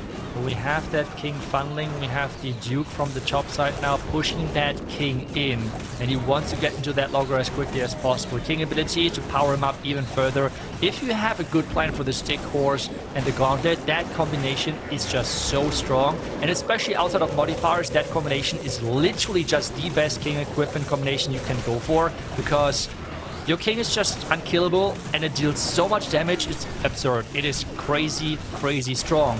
For this back end though, it's all about the Super Bowlers, and there's no Revenge Tower left. That's the big thing. That's definitely the big thing. Get that Revenge Tower down. I mean, we do still have the mono under overgrowth there, along with the Ricochet Cannon and a Super Wizard Tower, which those can all hit hard, but he's also positioned himself really nicely to deal with those as soon as they come up, and he still has the Dragon Duke up there working, along with a couple of invisibilities, along with his ability, which will give him a little bit of health back as well, and that monolith should be taken care of. There's the monolith down. Now this is looking really, really nice for Warman. 50 seconds left. Should be plenty of time as long as he can manage his Duke through the back end of this base. Should be fine.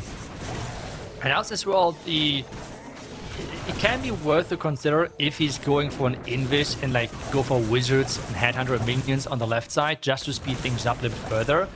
But let's see what he's going to go for. Maybe he has to even invis that Dragon Duke. Okay, it seems like that is the better play. Like with esports, you just underestimate how much damage even an Expo can do. Like it's quite crazy. But with that ability, he should be fine. Oh yeah, he's got it under control, but you're right. In esports mode, you would think like an Expo, oh, no big deal. But you saw that Dragon Duke, who's one of the beefier units in the game, just getting drained of his health bar. And I hate to say, you know, too little too late, because that was a beautiful attack from Warman. But man, it does feel like it's a little bit too late, barring something catastrophic. I mean, we saw it in the last war. I think Transcendence just plays it safe, goes for a safe 2-star, but you never know what that last base is looking like. The last base could just be tough to get to the town hall in general. Yeah, but at the same time now, with the current score, we have a tie. Yes, we have the percentage lead, which is pretty much another star lead. But if we now do not see a 3-star from Transcendence, this match is wide open, to be honest. So I felt like it felt really one-sided because of all of the attacks being so high on percentage. And you can see it on your right side how much Transcendence is ahead on the percentage level. But still, if they now then 3-star, everything else doesn't matter. The percentage is completely not relevant anymore. So let's see what will happen here. You're 100% right there. Oh. You know where I made the mistake? I made the mistake of Chihuahua's 99. I counted that as a 3-star. In my head, that was a 3-star because it was so close. A little bit of a miss here on Kazuma's fireball. And that's, I think ideally he was trying to get that clan castle taken out.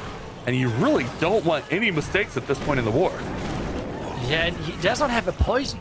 And with Super Bowlers or something, this might be not a big deal. But with having now a hero dive into the lock launcher, into the clan castle, this will be even a challenge to get the 2nd-star, because trust me, I have tried it and it can feel really painful. And even a witch. And there's even a witch in there. Oh, this is going to be so painful. And look at that logger now, the minion prince, that Dragon Duke's in there and waiting. Oh no, that's what I said. You never know what this last base looks like. And the town hall is dead stock in the middle of this base. And that logger, just everything protecting it. It's going to be tough, Itsu. It's going to be so tough. He has only a regular wall break. He cannot even reach that. He needs to get that wall break into the rage gem, otherwise he won't even open. This is going to be super tricky to get the second star right now. This is all about save the 2-star. The wall break is happening, the rage is there. Can the wall break connect? He can, so the second star is an option of, again, he has the spell, so he should get that second star, but it's not going to be a high percentage one whatsoever. Wow, I mean, that was so scary. I think we all felt a moment of pause come over. I mean, even still right now, the second star is not secured. The Duke's in there just causing some problems with the skeletons. It looks like the Queen should lock on. There she goes. She finally locks on to the Town Hall, but man, this one was so questionable right up until that last moment. Now he's going to try to just clean up as much percent, but percentage doesn't matter. If CB7 can somehow 3-star, they will do the improbable and win this war.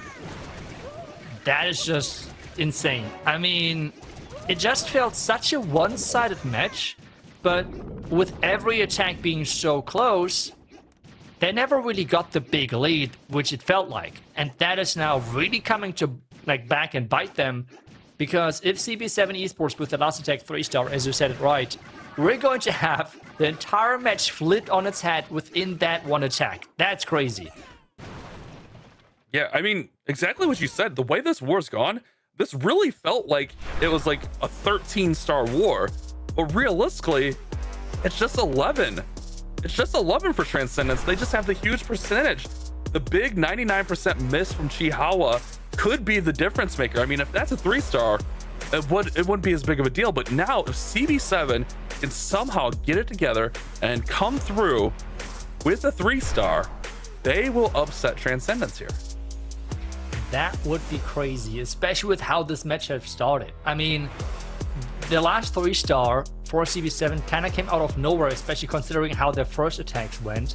And if they're going to finish with the last 2 attacks of this match with 3 stars, that would be crazy. Anakin has to somehow do it. He is in with air again. We see the Duke charge, I believe, because there's no Queen. Yep, that's right. Duke is in from that bottom side. We have the Roy Champion to improve the pathing later on. So let's see if he's going to go for that, I guess maybe for the Revenge Tower near the Clan Castle. Let's find out. He's going to have to do some redirecting. I hate to bring up the past here, Itsu, but I have to say it. Anakin did 1-star in that last war, so Anakin definitely needs to raise the expectation. Oh, great redirect there. Bringing that Duke into the middle of the base, right onto the Revenge Tower. Oh, that's perfect positioning right there. Should be able to chain right on through there, and with the death damage, it'll be fine. The Duke will do exactly what he needs to. I love this start. This is a beautiful start. This is a really good start indeed. He's getting all of those defenses out. Wait a second. Wait a second. The Revenge Tower is not out, and the Sweeper is pushing him away. No shot. I mean, he has the Roy Champion, and he should be still able to snipe it, right? Oh, he's coming back. He's coming back. He's coming back, but not back enough, because that Revenge Tower is still there. He's trying to get there. The Tesla, though, would tank the shield. Oh, no. Oh, she's over on the right side. RC's in on the right side. He's going to full send right on through. Okay. Wait, he's going to send the dragons from the left side. He's going to send the RC over here to try to take out the mono. He's got to get this Revenge Tower under control. Oh, I don't know. I don't know how I feel about this one. Especially with the Sweeper, he has to somehow overgrowth that Sweeper. Maybe with the complete right side with the Monolith as well. But he has to do it somewhat soon. We have seen what Sweepers can do to those air attacks. And now he's striking it in a way that his army is still mostly getting hit, I assume. Wonderful minion points ability, though. Maybe this can carry. He's working. I mean, he got to that Revenge Tower quick. There goes the Overgrowth. Beautiful Overgrowth. Not only getting the mono, the scatter shot, but also getting that air sweeper, which was being a big nuisance. Now he goes ahead and uses the totem to distract the Logger. He's got to deal with the Minion Prince here. Obviously a big hassle, but he's got everything in there. Brings back his Dragon Duke. He does have a freeze over there for that bottom side. Let's see if the Overgrowth wears off in time, or if the Duke... Oh yeah, the Duke pathing's going to be awkward. The Duke's going to be vulnerable here. Ooh, the Duke going to the top right side and being close to some minions. We have now a freeze. The Minion Prince with the Dark Crown is trying its best. The Monolith is quite low. Wait a second, this has good chances, right? Wait. This should be good. 25 seconds. He might be the one. He might be the chosen one. Rise, Anakin! Rise, Lord Vader! And bring CB7 to victory! They have done the improbable! Anakin showing why he's the chosen one in that 5th spot, and CB7 have upsetted Transcendence. That's insane. Wow. I mean, first the Duke charge was out of this world. He was a little bit too greedy with some of the skips in the core where the Revenge Tower was staying up, where we we were a little bit nervous, let's put it that way. But in the end, clutching it up, getting that 3-star. Wow, just wow, finishing with those 3 stars completely turned the match around, because take a look at the percentage, Bash. Take a look, like 81.2 and winning against 89%. We had the 99, the 92% on the other side. Wow. I mean, the way that war went, I know in my head, I wrote off CB7. I was like, there's no way. I had that, I'm stunned. I'm absolutely shocked. The 99% for Chuhawa ultimately is costing them their tournament life here, because they had everything else under control. That baby dragon catching that Seeking Airmine. But props to Warman, props to Anakin. It shows that if you stay alive and you never give up, you keep your hope alive, you keep your dreams alive, you can come back from dire straits and win war. Oh, baby. That's insane. Transcendence, our first team eliminated here, Itsu. I would have never guessed that. And especially for him, like the comeback story, he has 1 star in the first match, into then 3-starring the most crucial attack, and somehow surviving the lower bracket another round. Super impressive, but that is just the first team, which is dropping out, as you just said. We have another lower bracket round, with as well maybe some teams in there which you would have not expected. Repotted Gaming versus Saturn Esports. That is going to be another crazy one, because both of those teams were, I guess, somehow as well favorites to making it quite far in the qualifier. So maybe a big surprise to see them in the lower bracket, and that MVP voting is no surprise. Oh yeah, that's the most deserved MVP of all time for sure. Beautiful performance there for Anakin and Warman. Really, I mean, just keeping their composure and just getting through and getting those last 2 3-stars to even give their team a chance. That's crazy. I cannot believe how that war just unfolded. That's maybe the biggest shock we've seen in a long time. But this is really what I love about the current esports, right? Like, we both felt like this match was over after like the 3rd attack roundabout, but you can always come back, especially because 1 star is being somewhat common. You have crazy misses percentage-wise. You have crazy comebacks with like 2 3-stars back-to-back turning around the match. And the best news is we have more matches to come. So we're going to jump into a super quick break, and then we're right back with our next lower bracket match. So don't go anywhere.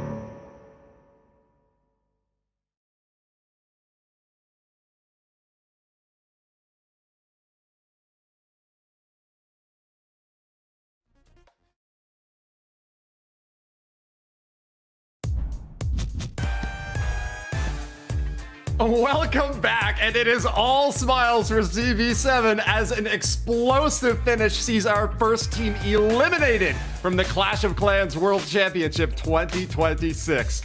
A wild finish, and that is exactly what we've come to expect from these matches. You cannot hold out hope until the end buzzer has rung, Itsu. That's right, and as I was again seeing the highlights, I just realized he was doing all of this with the final clutch attack, was sitting casually on his bed. Like, that has some aura. I mean, that was quite cool to see. Carvin, how did you enjoy this last match? This roller coaster, to be honest. It really was a roller coaster. I almost felt like the Vatic match where it was over, but then at the end it wasn't, but it was the other way around where they actually clutched it. And I guess you really have to feel bad for Chihuahua. He did not get a single triple in stage 2 and didn't get a triple here this weekend, and he got that 99, and unfortunately, they are out. Well, that's how the cookie crumbles, but we have got more action left for you today. Match number 6 is coming up next, and it's another scary lower bracket match. We are once again on the chopping block with a superb lineup. It's Repotted Gaming and Saturn Esports for match number 2 on the bottom. Do you think that the nerves are starting to get to these players? Is that why we see such a shaky performance here in the lower bracket?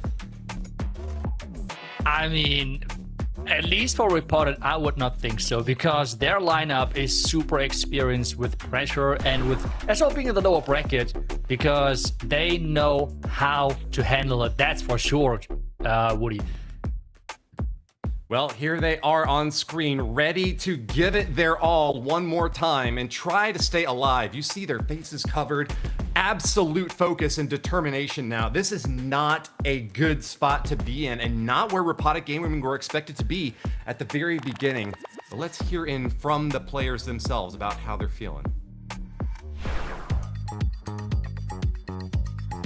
With the addition of Max and Darkstar, I think we are very comfortable that we are like on the highest level. We should be on paper the strongest team. Repotted in general performed and how Darkstar and Max performed, and that's good news, I guess, for us. With adding Darkstar and Max to the team, we're obviously communicating now in English, especially obviously Max coming out of the USA and Darkstar out of Italy. Like when we say words in our native languages, somebody picks it up, and that's just fun. So just when looking at Dax, Darkstar and Max, we are not really changing our approach, but with the help of Ghost in the background, we obviously can focus onto the offensive preparation, and that helps a lot and should make us even stronger. Focus complete on preparation, and now it's all about performance.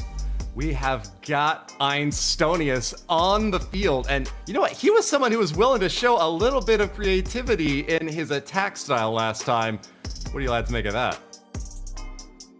I mean, I just hope that he's going to bring that again, because it's just fun to watch. I think it's super strong for him.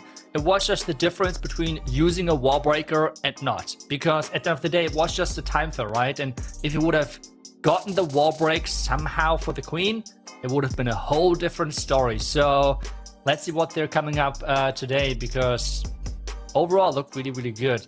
We have then our predictions in as well.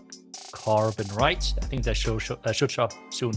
Yeah, I believe our predictions will be coming up, and we have had some interesting selections over today, but it looks like we have our fully unanimous RPG. No one's going against the grain unless some things change in the last few moments.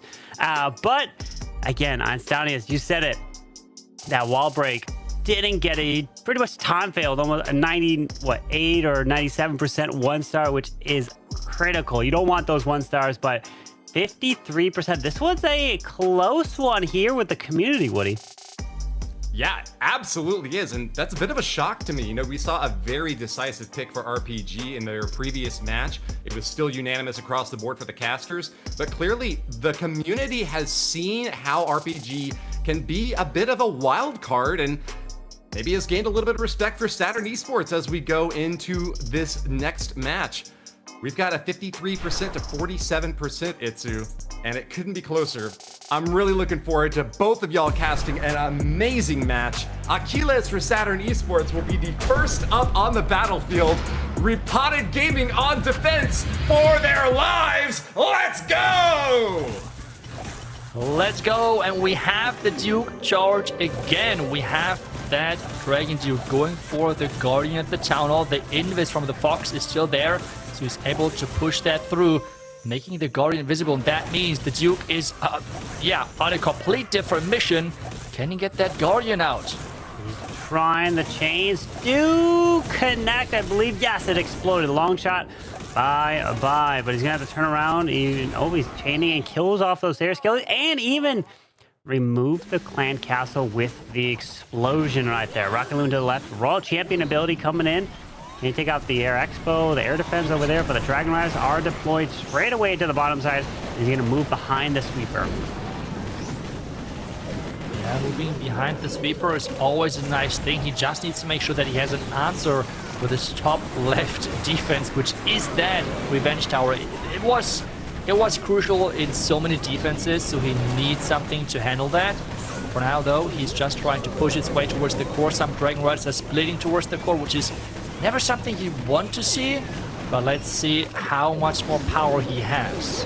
Does have the Warden ability intact. We're going to have an overgrowth for the backside. Maybe does he use it for the Revenge? Okay, pops the Warden now, moves his way into the core, but still has the revive. There's the overgrowth of the Super Wizard Tower back there. But the defensive Queen, quite annoying with the addition of the Revenge Tower, but does pop the Minion Print ability and revives that Duke to solo to the right now. I'm not sure if that is not a bit too early, because that Duke now completely on its own. He has to face that air defense, the Poison Tower, the same as this. Like, there are so many defenses, and yes, the Dragon Duke is strong. I'm not sure if it's strong enough for all of those defenses. He's trying to reinforce it with more rocket dudes and such, and somehow he's staying alive quite long. But is it enough power on the back end, because the troops are going down the same as the Dragon Duke? Yeah, did he bring the Duke a lot too early? Meaning he didn't have any cross-tanking. If he had the other troops approach at the same time as reviving the Duke, maybe those troops could have provided the distraction for the Duke. And the Duke could have distracted for them. They could have synergized very well together, but unfortunately, that wasn't the case. Duke goes down, and we got ourselves the defense. It's going to be an 86% two-star here for Achilles.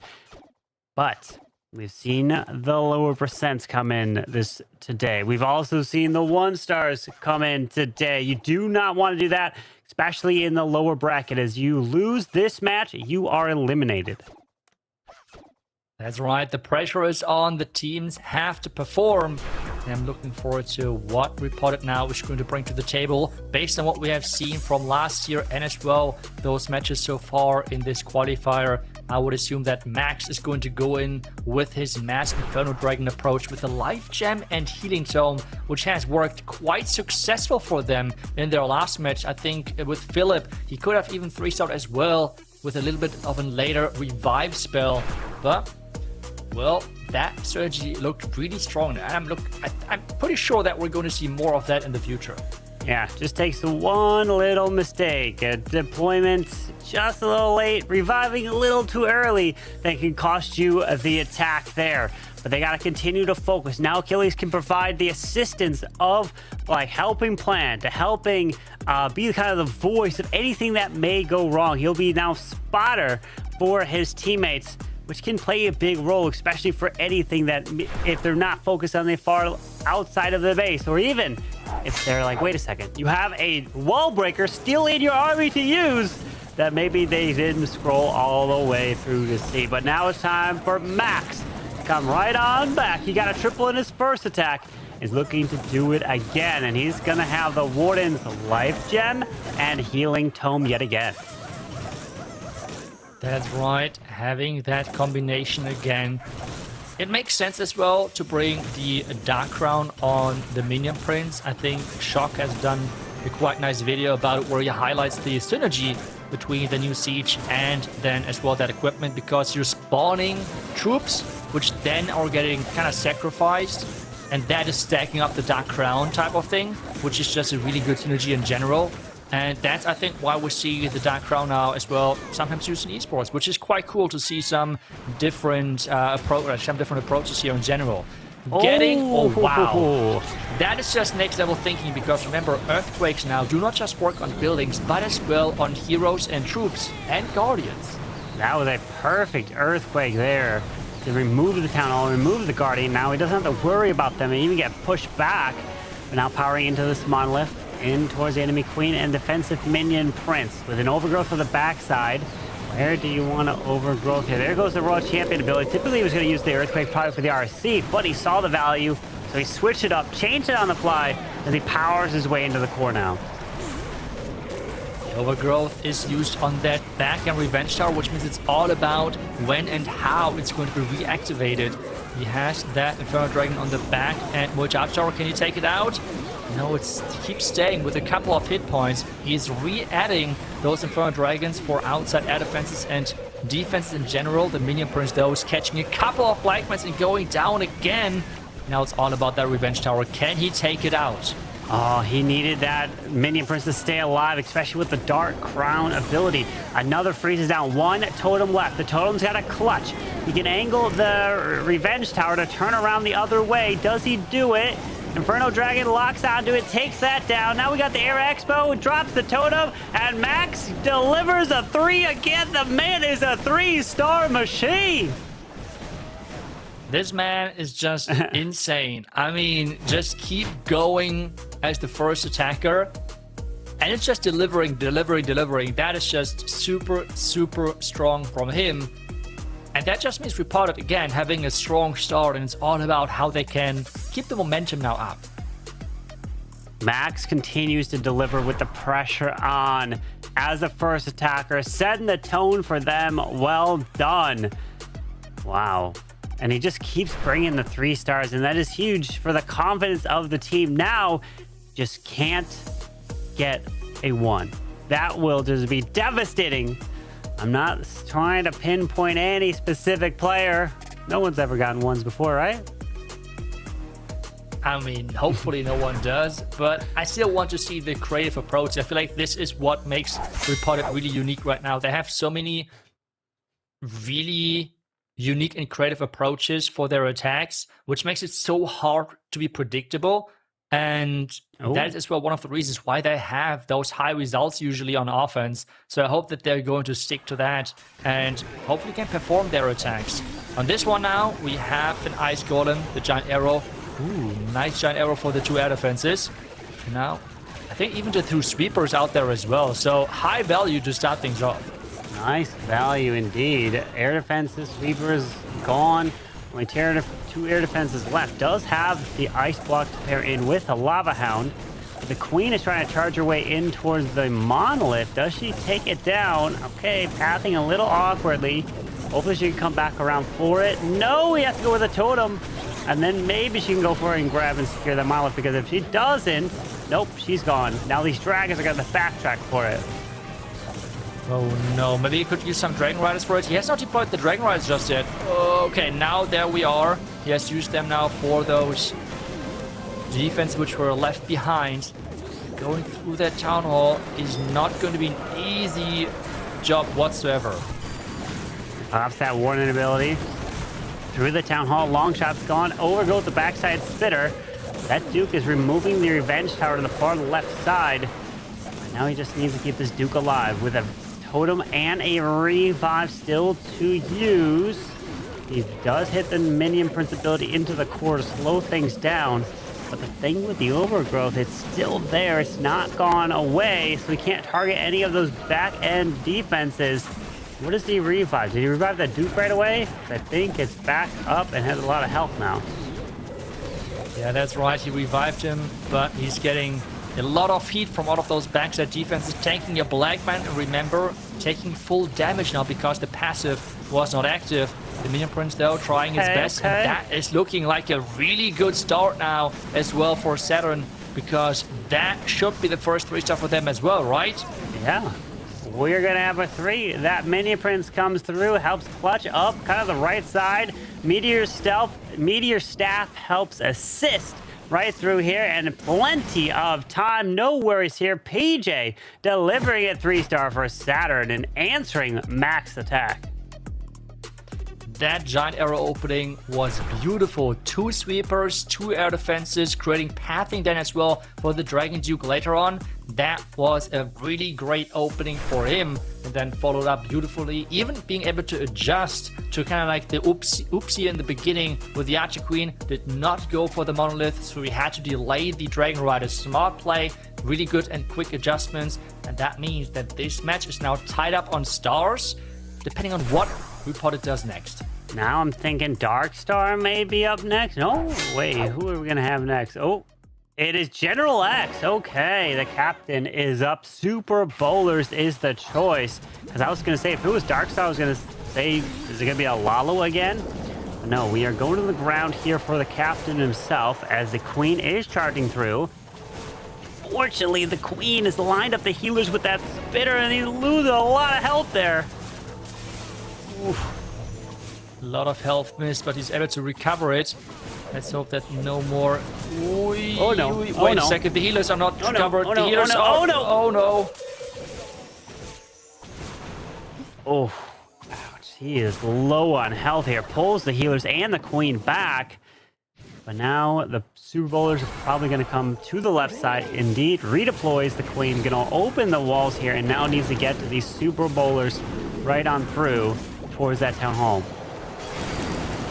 He has to freeze the lava launcher, so he's not using that vulnerability early, because especially that poison damage, the lava damage on the floor can be a big annoying thing. The Giant Trap keeping everything in place. We have some rocket loons actually in there. I'm not sure how much damage they can deal. The lava launcher should get bounced slowly but surely, and he has then that vulnerability while the King and Duke are funneling. Yeah, the King stays to the top side. He's moving up and around. 1 rage left. Flameflinger staying solo to the far right side. We still have the double multis in the core with both sweepers pointing in the direction of these healers. I'm assuming there's going to be red air bombs, and these healers will be picked off super quick. No way you can make it a little bit farther in this base. Pops. Oh, wait. The Warden ability can actually protect the healers. There is one sticking here. Mind the healer stays alive. Okay. But I can only imagine there's going to be more traps for him. Yep, there we go. Some red mines, more black mines are hitting those healers now. It's all about the back and revenge tower. The giant is tanking for now. We have that Dragon Duke with still the ability left, and that back end Flameflinger was the deciding factor. He is celebrating because that Flameflinger, that was just a ton of value. That Flameflinger just moved right on through. Nothing took it down. And General X answers the call. He was not happy with his performance in the first attack earlier today, and he gets it done. That's now back-to-back triples for Repotted in the lower bracket. A beautiful hit here from the captain himself. General X, well done. Wow. I mean, I kind of feel bad for Saturn that they are now facing an angry Repotted, because Repotted in the lower bracket is just a complete different beast. They're already scary in the upper bracket, but lower bracket is just different. So they're 2 out of 2 now with their attacks, and they have still so many scary attackers. Saturn needs to keep delivering, otherwise this match could turn quickly into a really one-sided one. This, though, was pretty much the same scenario that Saturn was facing versus Vatic earlier. We kind of wrote them off. We thought it was done. We thought the nail was in the coffin, but it wasn't the case. It came down to the final attack, and you don't ever want to give up. And we're going to see now Sorcerer come in for Saturn. Try to get it done with the dragons and a handful of dragon riders. But it needs to get the value from this Duke to start. Needs to get that value, trying to go for the Town Hall. Again, we see the long shot. That this is something which Repotted really seems to like. That's their meta read. I feel like they're one of the few teams who see the long shot as something super strong right now, while a lot of the other teams try to prioritize the logger. So it's just cool to see that we have now multiple options, right? Because remember, Actually, we have 3 Guardians, Yeah. even though, yeah, you don't really see the Smasher too often. But it's not really nice to see both of those options being viable. Nah, you don't see the Smasher. One thing about the Smasher I would love is if the Smasher was taken out, then imagine all the defense was raised up. Then people might start thinking about a different case for the Smasher. You know, that's an idea. You know, I'm just throwing it out there for if the devs are listening here, maybe. But we're going to see with the Royal Champion ability right off the bat at the bottom side, while he continues to fly through the top as that Warden ability has protected these dragons into the core. Maybe an overgrowth for the backside. There it is. Backside Super Wizard Tower. Backside Revenge Tower. Wait a second. Hold on. What I'm actually looking at, this is Iron Stonius' base. He's got Super Wizard Towers. I thought for the longest time this man was against upgrading to Super Wizard Towers. He never did it. But I guess he finally took the plunge and finally unlocked the Super Wizard Towers. Yeah, no, I mean, Super Wizard Towers are really strong. I mean, they can just deal so much damage, especially to those air attacks, for example. There are now the freezes, or in general spells happening. We have the back and rocket loons, but again, it is this Revenge Tower. Look at that. It's slowed down from the Minion Prince, but it's just dealing still so much damage. It is just crazy. He's now trying his best to pick up more percentages with the... Oh no, with the Drake Duke, but look at that. Some minions right next to it. Yeah, that Revenge Tower not going down. No chance for it to go down now. And we have the Duke also getting taken out. Nothing else to deploy. And we've got a 2-star here for Saturn. Gonna put them at 86%. If we'll probably grab the army camp there with that little archer. But nice try to Sorcerer. This means that they will be sitting at 7 stars right now. And Repotted actually should be at 6. It does say 5 on the scoreboard, but they should be at 6 because we had Max and Journal both with the triples. So it should be 40% for Repotted, not a 37. But Gilly's at an 86% too. We had PJ with the triple, and then Sorcerer here with also another 86% 2-star. Yeah, this match so far is looking quite strong for Repotted. And the more creative attackers are still up to attack. I mean, I'm personally just looking forward to the attack from Darkstar. He's like Fox, Invis Charge, Queen type of approach, which he did in the last attack, was just mind-blowing into the Lalo. That was just out of this world. And then he failed super, super closely, but still that is something which I would love to watch again. And let's see what otherwise he's going to come up with, because we have seen fireball attacks, we have seen a lot of crazy stuff from them. So anything of that, and I'm super happy. And when you have attackers that can bring anything, as a defensive team, it is so hard to predict. You just don't know what they're going to do. They'll bring whatever they think will work.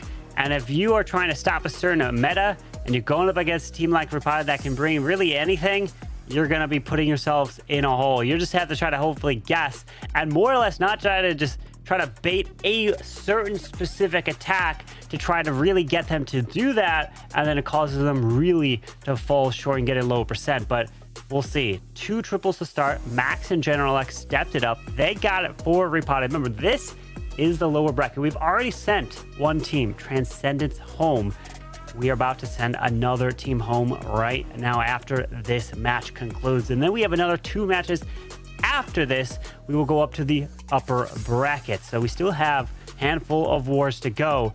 But now Repotted need to also answer. Can they get 3 triples in a row? 2 was a hot start. That's the big question. Can they keep going? I mean, at this point, I just hope that they get the revenge. Pretty much versus themselves, because this kind of felt like that, yeah, it were unfortunate mistakes from them in the first match, which kind of cost them. And now we see, well, what do we actually see? We see Rocket Loons, we see... Okay. Is it? Wait, are they all playing now the Queen Charge Fireball? Oh, okay. Doesn't take out the Super Wizard Tower, but he does remove the Clan Castle. And now, why not just continue to fly to the left with that Warden? It's a sacrificial Warden here. That's right, but at the same time, because you have the lava loons as well there, you're still getting value from that. So it's not just the fireball, but as well the couple of defenses after. He has gotten the expo, he's gotten the air defense, which are all crucial defenses if you're considering that it's like overall a mass rocket loon attack, right? So quite nice start for him. He has the recall to get that queen out of this area again. He has to be just super careful because of that lava launcher. Recalling right now as he's getting the last bitter hut. Now the question is, where is he going to recall? He's going to the far left side, it seems like. Redeploys that queen after the town hall secured, so at least he's got the first star. He'll get the 2-star, no worries.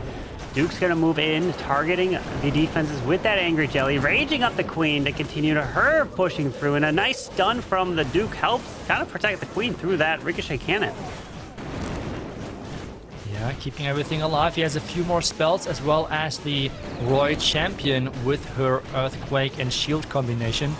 Ooh, Queen ability getting popped, but the... Oh no, yes. Ooh, the Queen staying alive. Okay, it's okay, it's okay. We have the Queen now moving forward. He did not keep that Giant alive. Can the Queen take it out? Can the Queen take it out? Come on, come on, come on. You gotta freeze, you gotta freeze, you gotta freeze. What are you gonna do with the Queen? He doesn't even need to. The Queen stays up.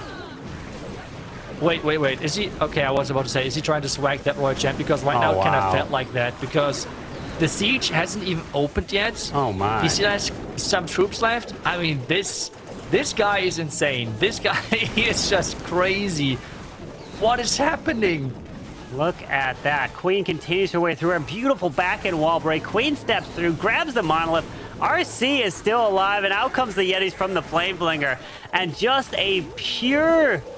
Look at this, just so surgical how he had everything planned out. It wasn't just set up a funnel and send everything in. No, is every single troop had a specific purpose, and Darkstar getting yet another triple for Repotted, and you said it, Repotted in a lower bracket is just a different team here, Itsu. It is so hard to beat them, and at this point it's as well, if you're facing them, it's not about, oh, maybe we can bait them. It's more about, okay, let's just concentrate on our own offense. This is what we have to go for.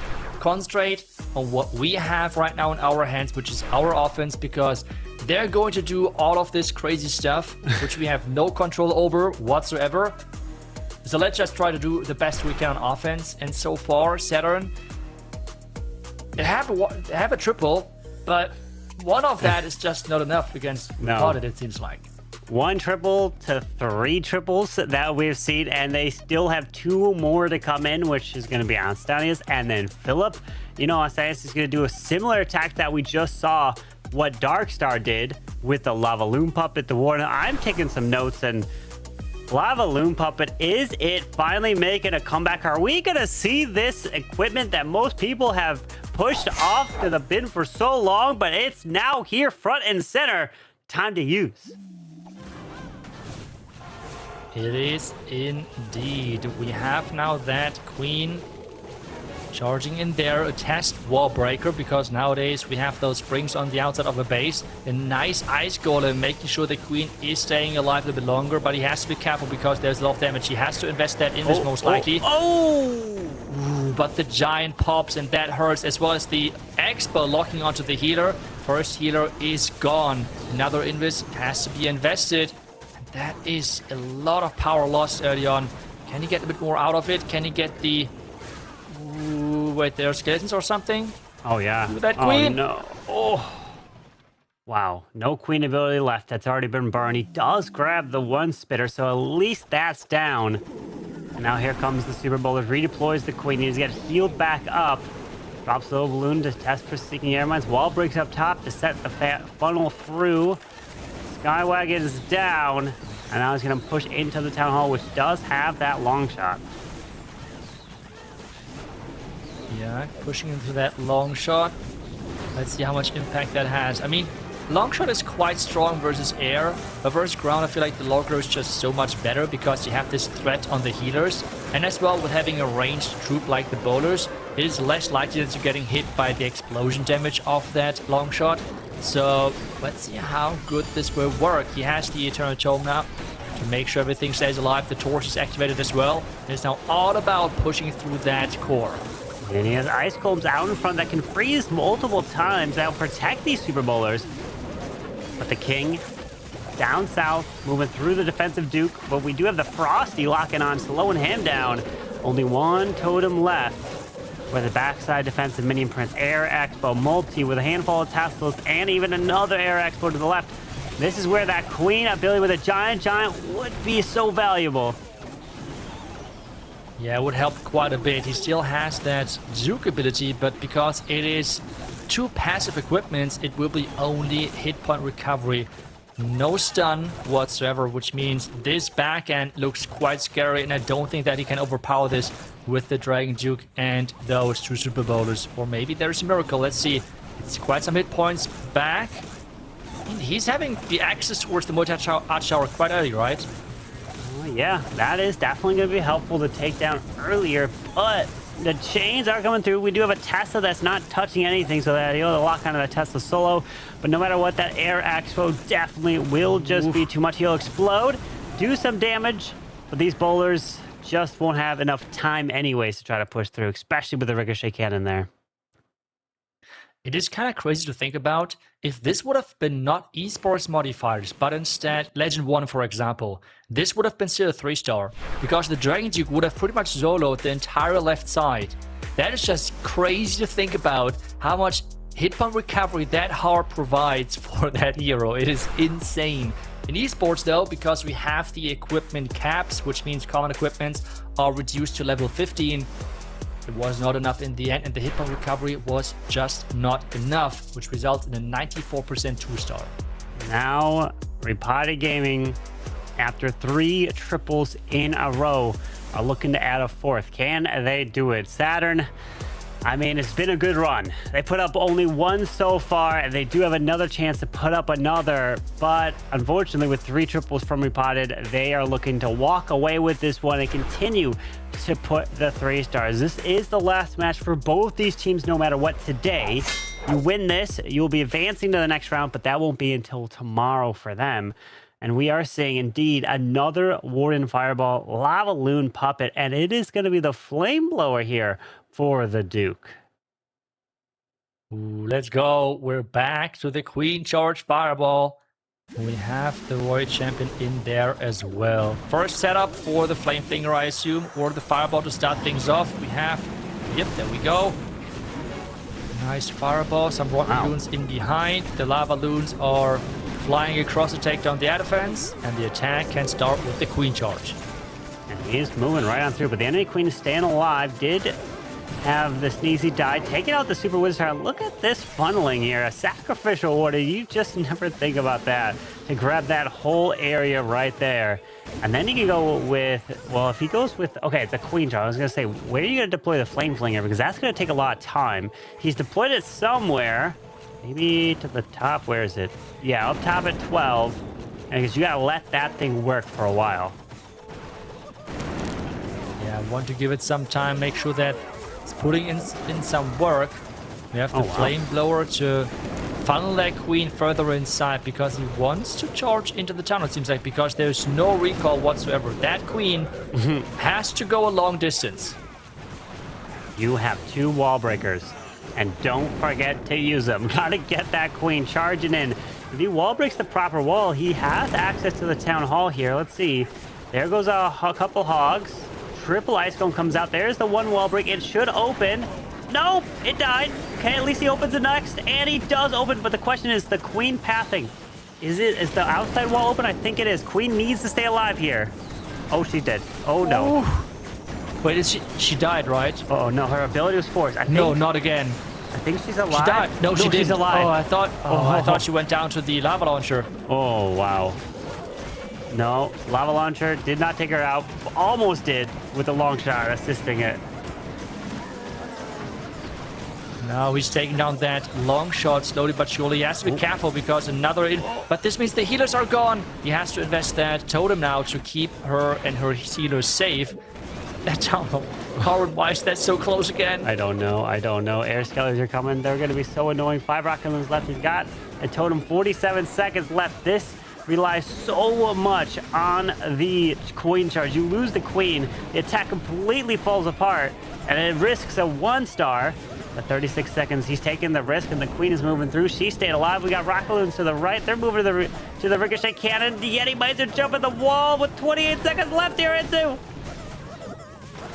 Oh, I think he's celebrating. As long as the scatter shot is going down. Wait, it's 20 seconds. Wait, the Queen can reach it. The Queen can reach it right there. The Phoenix is now on the elixirs. Wait, no more skeletons. No way. Oh, Air Skelly's Queen. You gotta go for the storage. You gotta go for the storage. 10 seconds. No, the storage remains. Queen, don't go for that. Go for the storage. No. She's going for it. What? She gets the storage, and it's a 3-star 4 in a row. Wow. What? I mean, but this, like, whenever I do that attack, like, it kind of feels like that you're losing years of your life because it's so stressful. Like, it's literally a life decision of playing that strategy because the stress is taking away your lifetime. It is crazy how you have to handle so many different pieces. And in the end, he made it work. So that was just a beautiful attack. Feels like there's so much risk that comes to it. If you lose that Queen, you lose the attack, and it's most likely going to result in a 1-star. And it happened before for him. He stuck with it.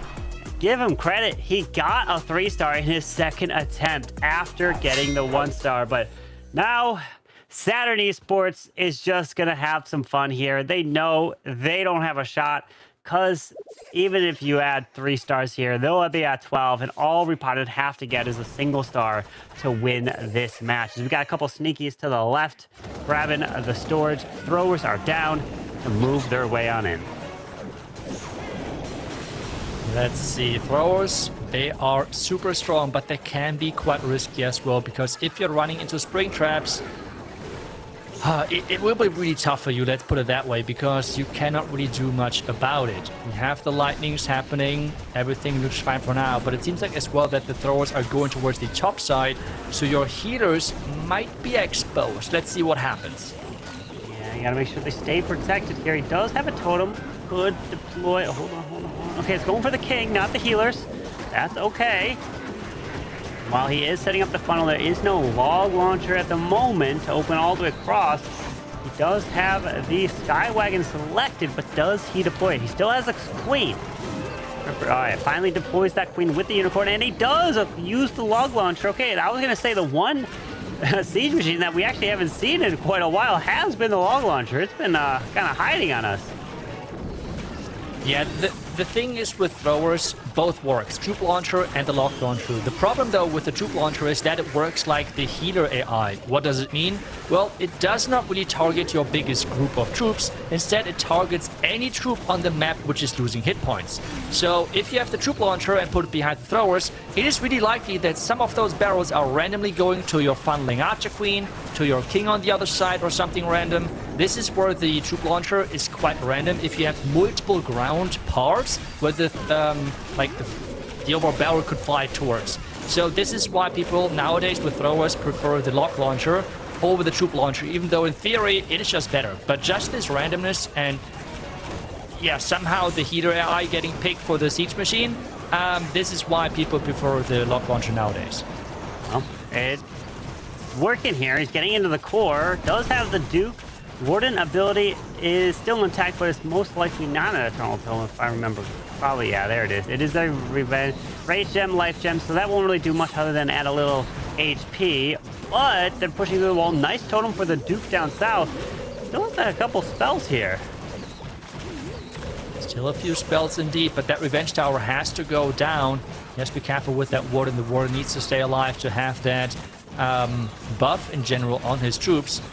Maybe an Invis or something. Warden dropping low, but he's... Oh, come on. Warden, ability, something. But there are no more spells left, but throwers might be enough. If that Dragon Duke gets the job done, the stun, let's go.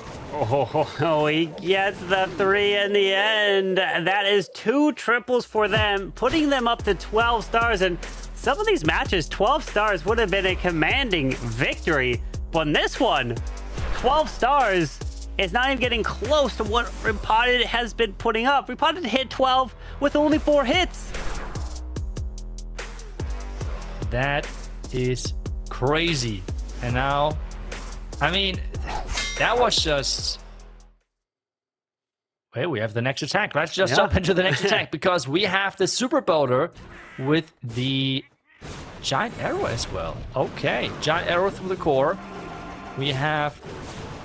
watch for the second layer air defense to make sure that the queen charge is working like this and the healers are not under any threat. Really smart choice.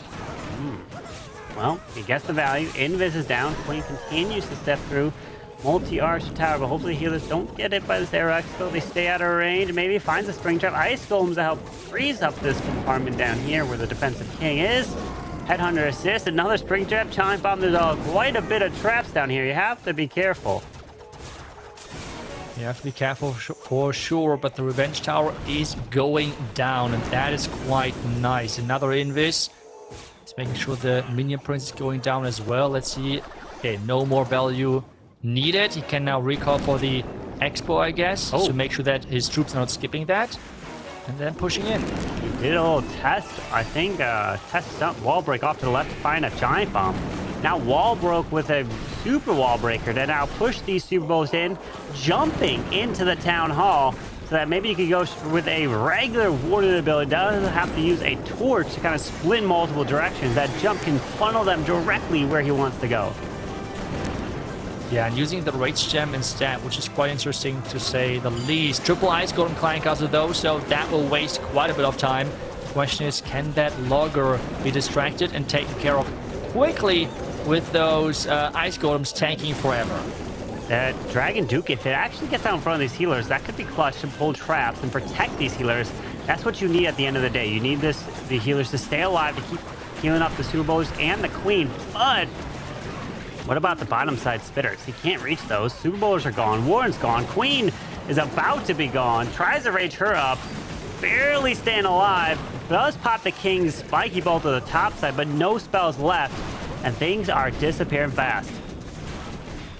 Yeah, it kind of felt strange what the plan exactly was for the fire spitters. Maybe the jump was misplaced so the Super Bowlers could actually reach that, but then they would have split again as well, so I'm not 100% sure. He's trying to still get the most out of it, but maybe it was just as well the safest approach here, and they do not want to take any risk, even though you said it once that would have been enough. So either way, in the end, a really strong showing from Repotted. 14 stars with a 91% Repotted lower bracket. That is scary.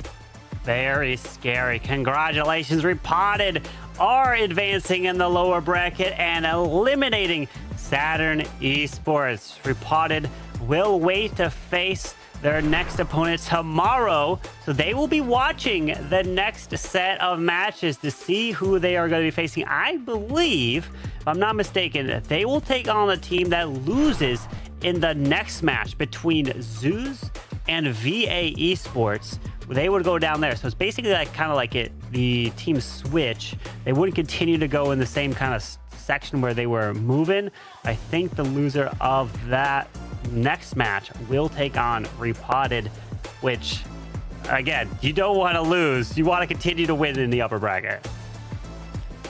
Yeah, getting to the finals from the upper bracket is just so crucial because you have that second life then in the finals, and that can help you a lot versus those other top teams. But the bracket now slowly is moving forward those rounds, because in the bottom side we see now we have lost 2 teams so far, while CB7 Esports and Repotted Gaming surviving into the next rounds. And in the upper bracket, those are then our next matches. And those will be crazy ones. I cannot wait for that. Look at the scores. 12 has been a winning number for many of these matches. Only one other time have we seen it 13 coming in from Zeus. So 12 stars usually is enough, but in this case, it is not when your opponents put up 14 stars. And now who's going to be the MVP from 4 triples? It is the Mr. MVP himself, General X, taking it. And this was a close one, 29%. Then we had Max, we had Darkstar also coming in with the votes too, and all of them coming away with 3 stars for RPG.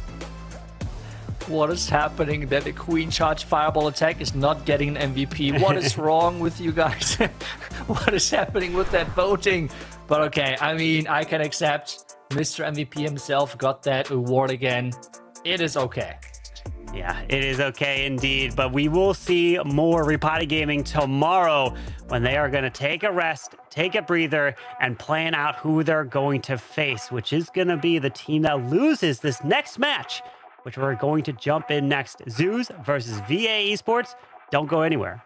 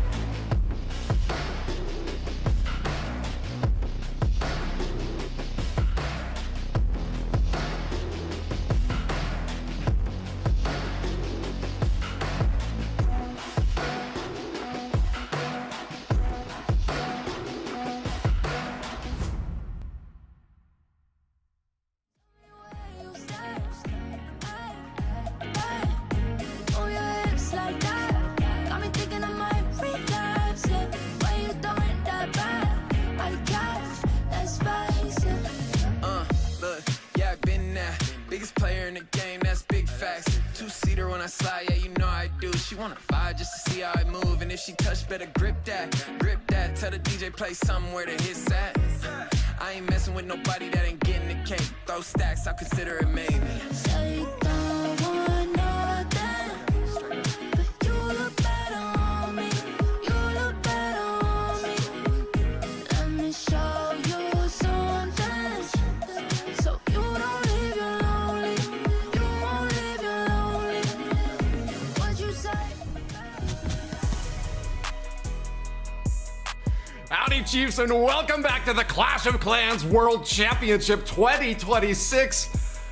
I think I can finally breathe a sigh of relief because we're done in the lower bracket for now. 2 teams are eliminated, but now we have got some incredible action up top.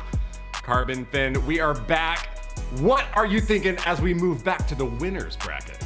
I'm just thinking about win, and you're 1 match away from a golden ticket opportunity. All they have to win is 3 more in this scenario. You win this one, you win the next, and then it's the grand finals. You win that, you are moving on to the world finals, wherever that may be at the end of the year. Well, we're gonna get a chance to find out. Bash, you got anything to say about where the world finals are gonna be next year? I do not. I don't know, so I can't spoil anything, Woody. So I got nothing for you, bud. Sorry. We'll have to see you there. I know we have got 8 teams that are going to be showing up, and it could be one of the teams that we've got right here before us. Zeus Esports, long considered a favorite in this month, but going to be going up against VA Esports next. A bit of a challenger and had an incredible performance in their first round. Do you think that this one's going to be close, or are you expecting to see kind of a shutout? What do you think, Carbon? I think this one's going to be a close one indeed. You just have to assume there's guaranteed 1 star coming in, not a 1 star, but at least 1 triple coming in from Zeus side, which is Stars, who's been in an unbelievable run as we've got Gaku, Stars, Ryuda, we have Kazuma and Yada just ready to go for their team. Just been an incredible run so far. They went undefeated in the upper bracket. VA Esports, they got sent to the lower bracket in the last week's qualifiers. This is all upper bracket right now. So obviously, you got to focus here, focus now, and get it done, Woody. Well, that is what they're going to aim to do. We've got a look into the player cams, and you can see the determination on their faces. Other side of the battlefield has got VA Esports equally locked in, Bash. I mean, they played really well. They look focused, ready to go here. I think they know that they could beat any team here, but also it's a little bit intimidating going up against a team like Zeus, or at least it would be for someone like me. I guess these guys probably have been here, done it all before, and know how to keep their composure. They do seem very well put together, but is that going to be enough against an opponent the likes of which they are facing? This is definitely going to be a hard-fought match in this upper bracket war, but Zeus Esports, I gotta say, I think the predictions are gonna tilt their way. Now, if you haven't predicted yet, remember, you at home can go home and predict at event.supercell.com/Clash of Clans. You predict there, and you can earn some rewards in-game as well as being able to show your support. And yep, there you go, 76% for Zeus Esports. Is that the most decisive that we've seen all day, Bash? I think there was an 80 earlier, wasn't there? You're right. Was that? I don't remember. But yeah, it's to be expected. There's a lot of fan favorite teams in this tournament here today, so it's to be expected. All right, we're going to be showing off the next fight soon. Only 40 seconds left.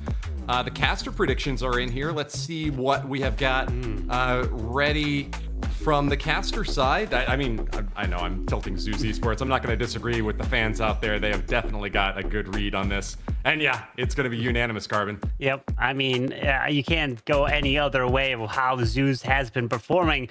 But a team like VA Esports, they can come in as the underdog and upset a team like Zeus. We've seen it happen before.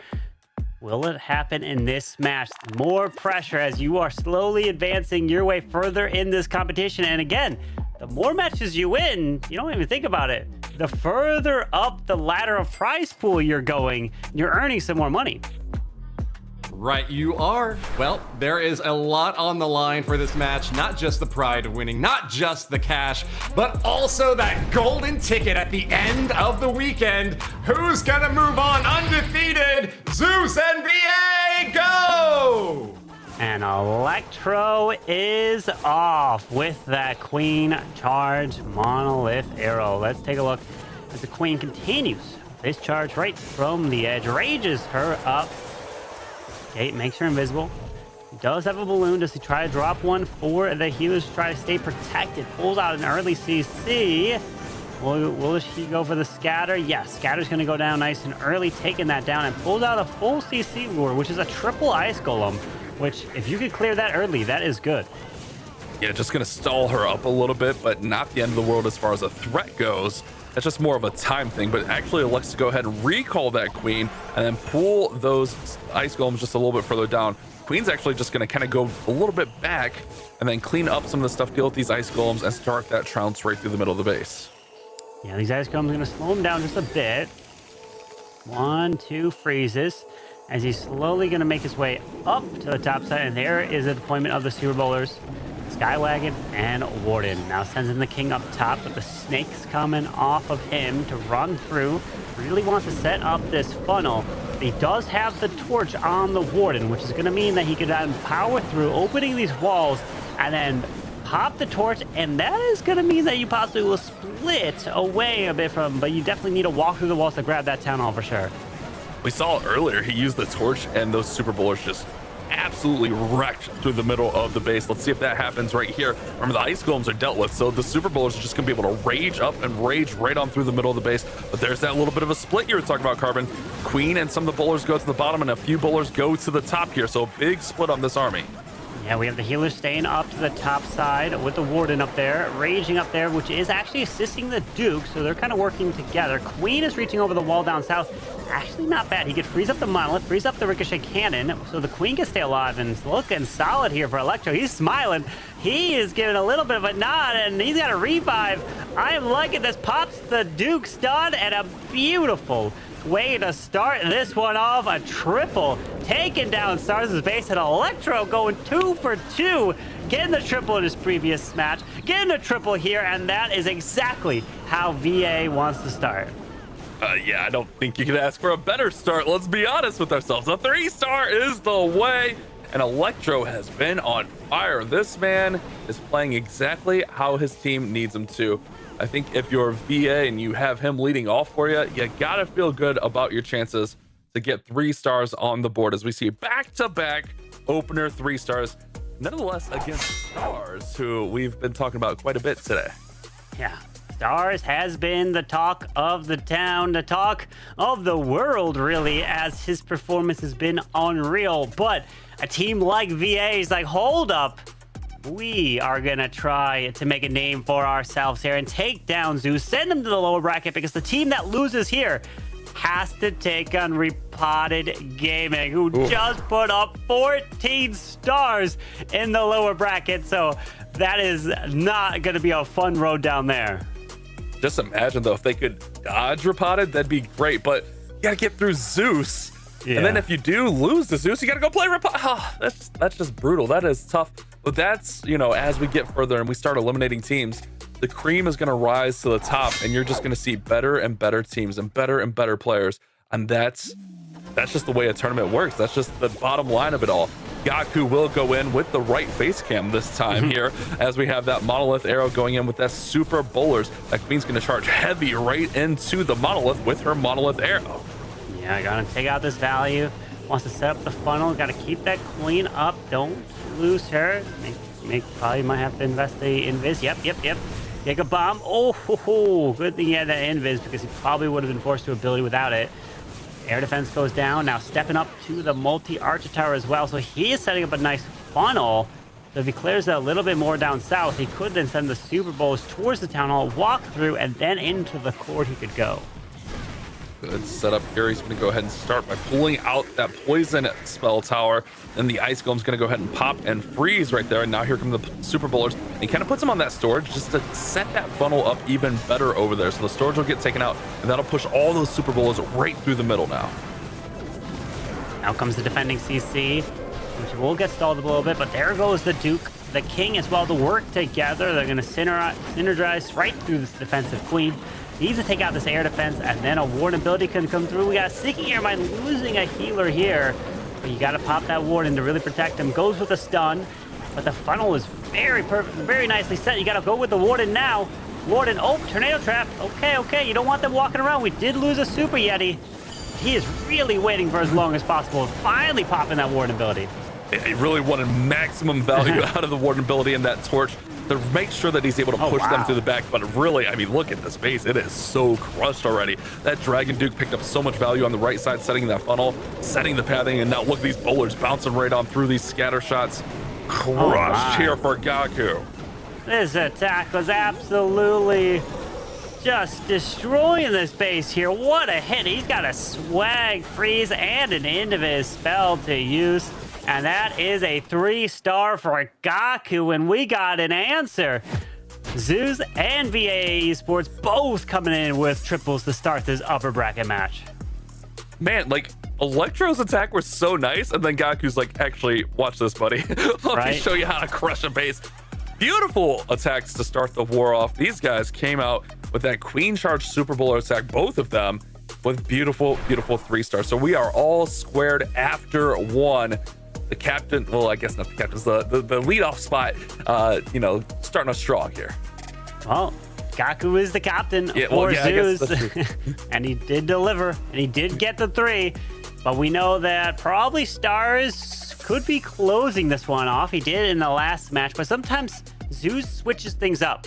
Some other teams always have a locked order that they always stay in, so they never have to question it, or like, hey, who's gonna attack next? Okay, I'll go. No, I'll go. If you always have a locked order, then you just, all right, boom. This is the order we go. This is the order that you send the admins of. You don't have to worry and question it. Sometimes that might be very useful, but we'll have to see. That's not always the case with Zeus. As we see now, Javi gonna charge the Duke into the town hall, and then also gonna lead in with the Super Bowlers. Javi came in with the same attack strategy last time and ended up with an 86%. So looking to improve that. With Zeus, you really cannot give them much leeway at all. Like, you really have to stay hot on their trails. If you're gonna miss, it's gotta be as high a percentage as possible, which 86, I think, in this meta is pretty solid. Catching the tornado trap, spinning that Duke around. Duke still continuing to work here and try to pick up as much value as possible. He was shaking his head. He didn't like it. He wanted that town hall down. He wanted the longer down. Too bad he doesn't have an earthquake to help assist. And the builder is there, Bash, repairing that town hall. Yeah, that's the problem. I think that's what he kind of realized there. Was if he left it up, it's going to get healed up. He's actually going to go ahead and go right through the town hall, it appears.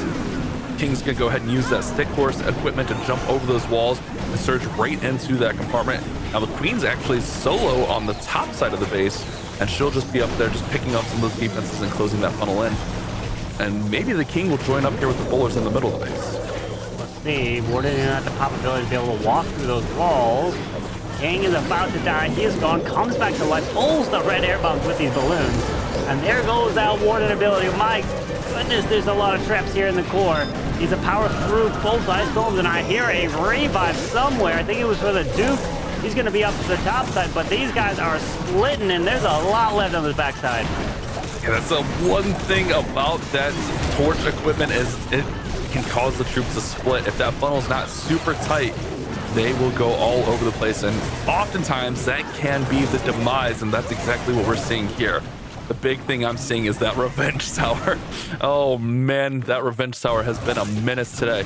Still some decent amount of troops and 2 freezes and a totem, so does have some stuff to deal with it. He's gonna have to time this all just right, along with that Headhunter. Yeah, with a nice freeze to the bottom side, but unfortunately only one Super Bowler. The Warren's about to die. Down he goes.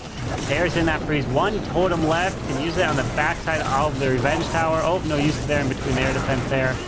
The Duke's going to try to get every extra building, because you know those buildings are important for these matches. It can come down to a single building winning or losing a war. See how fast that Revenge Tower shredded the Duke? That was kind of insane. Does have that 1 Super Bowler remaining and might be able to pick up this air defense, which would actually match the 86% of the last war, but really hoping to get a little bit more. Oh no, the Bowler's going to go around, so it's going to be 85. So the door is now open for Zeus to step through. Yeah, 85% 2-star there for Javi. Nice try for VA Esports, but it's not too bad of a percentage. We've seen way lower. But of course, going up against a team like Zeus, you need to take advantage of all the opportunities. And starting off with a 3-star was great, but it's all about those additional attacks. Can you continue to get 3 stars? We saw from Repotted, they were able to get, what, 4 in a row to get triples, and then it was the last attack that didn't, which they already had it locked up at that point. Now Zoos are looking to get a second triple in a row. Pressure is down here in the upper bracket. I mean, like you mentioned, Carbon, more wins, more prize money, kind of an easier tournament. I mean, you don't have to burn as many bases, you don't have to play as much. So there is that X factor of staying in the upper bracket as long as possible. Yada will be our next attacker, who came in with the Super Bowlers last war and really kind of fell short of the mark. So let's see if he can improve and get these Super Bowlers on track. As this Queen does charge her way through the Spitter. Oh, nice. Can even grab the Revenge Tower from here too, so that will go down. Queen will then turn towards the Ricochet Cannon. Does he have to go down and invest? He does invest that. Nice call. Can even grab the Air Expo. So far, so good here for Yada. Creating a... Oh, okay, nice. Creating a nice funnel and a clean value to now move his way through and even grab some just regular buildings. Why not? For as fast of a funnel as possible. Right, exactly. Getting the better funnel, there's nothing wrong with that at all. Now the Queen's going to go ahead and just start in here on that far right side with those Super Bowlers. Obviously, the healers will be in there to transfer over to the bowlers, keep them all healed up. And you can essentially just path right on through the Town Hall now. Yep, he has a path right into the Town Hall with a totem down. King, Duke working together. Troop Launcher trying to open up more walls, dropping those giants to try to provide the distraction. Pull some traps here with the rocket loons that are spawning, and archers going flying. But these Super Bowlers continue. Still has the warning ability. Waiting. There it goes. Hopefully these healers pull the traps now and don't get hit later, as the warning ability hopefully can keep them alive. Warden the torch with that Eternal Tome protects all those troops right on in there, along with allowing them to walk. And that's why you pick up those extra few buildings with the Queen. Just getting that deeper funnel keeps those Super Bowlers nice and tightly packed, where they don't spread out like we kind of saw in Javi's attack. And then you're able to keep those healers just a little bit more in the right direction. No spells here, but he can get through this monolith with the Queen using her ability. That's nice. Dragon Duke's still alive with ability. King still has Spiky Ball. This is actually looking pretty good for Yada. Oh yeah, even with a stun from the Duke, he's got this one. He's got a little bit of the tiniest smile on his face. He's liking it and gonna put a second triple on the board here for Zeus. And every 3-star that you deliver here in a stage like this is always a nice thing. And this is the very first monthly finals, meaning if you could secure that very first golden ticket, so much pressure is off of your shoulders.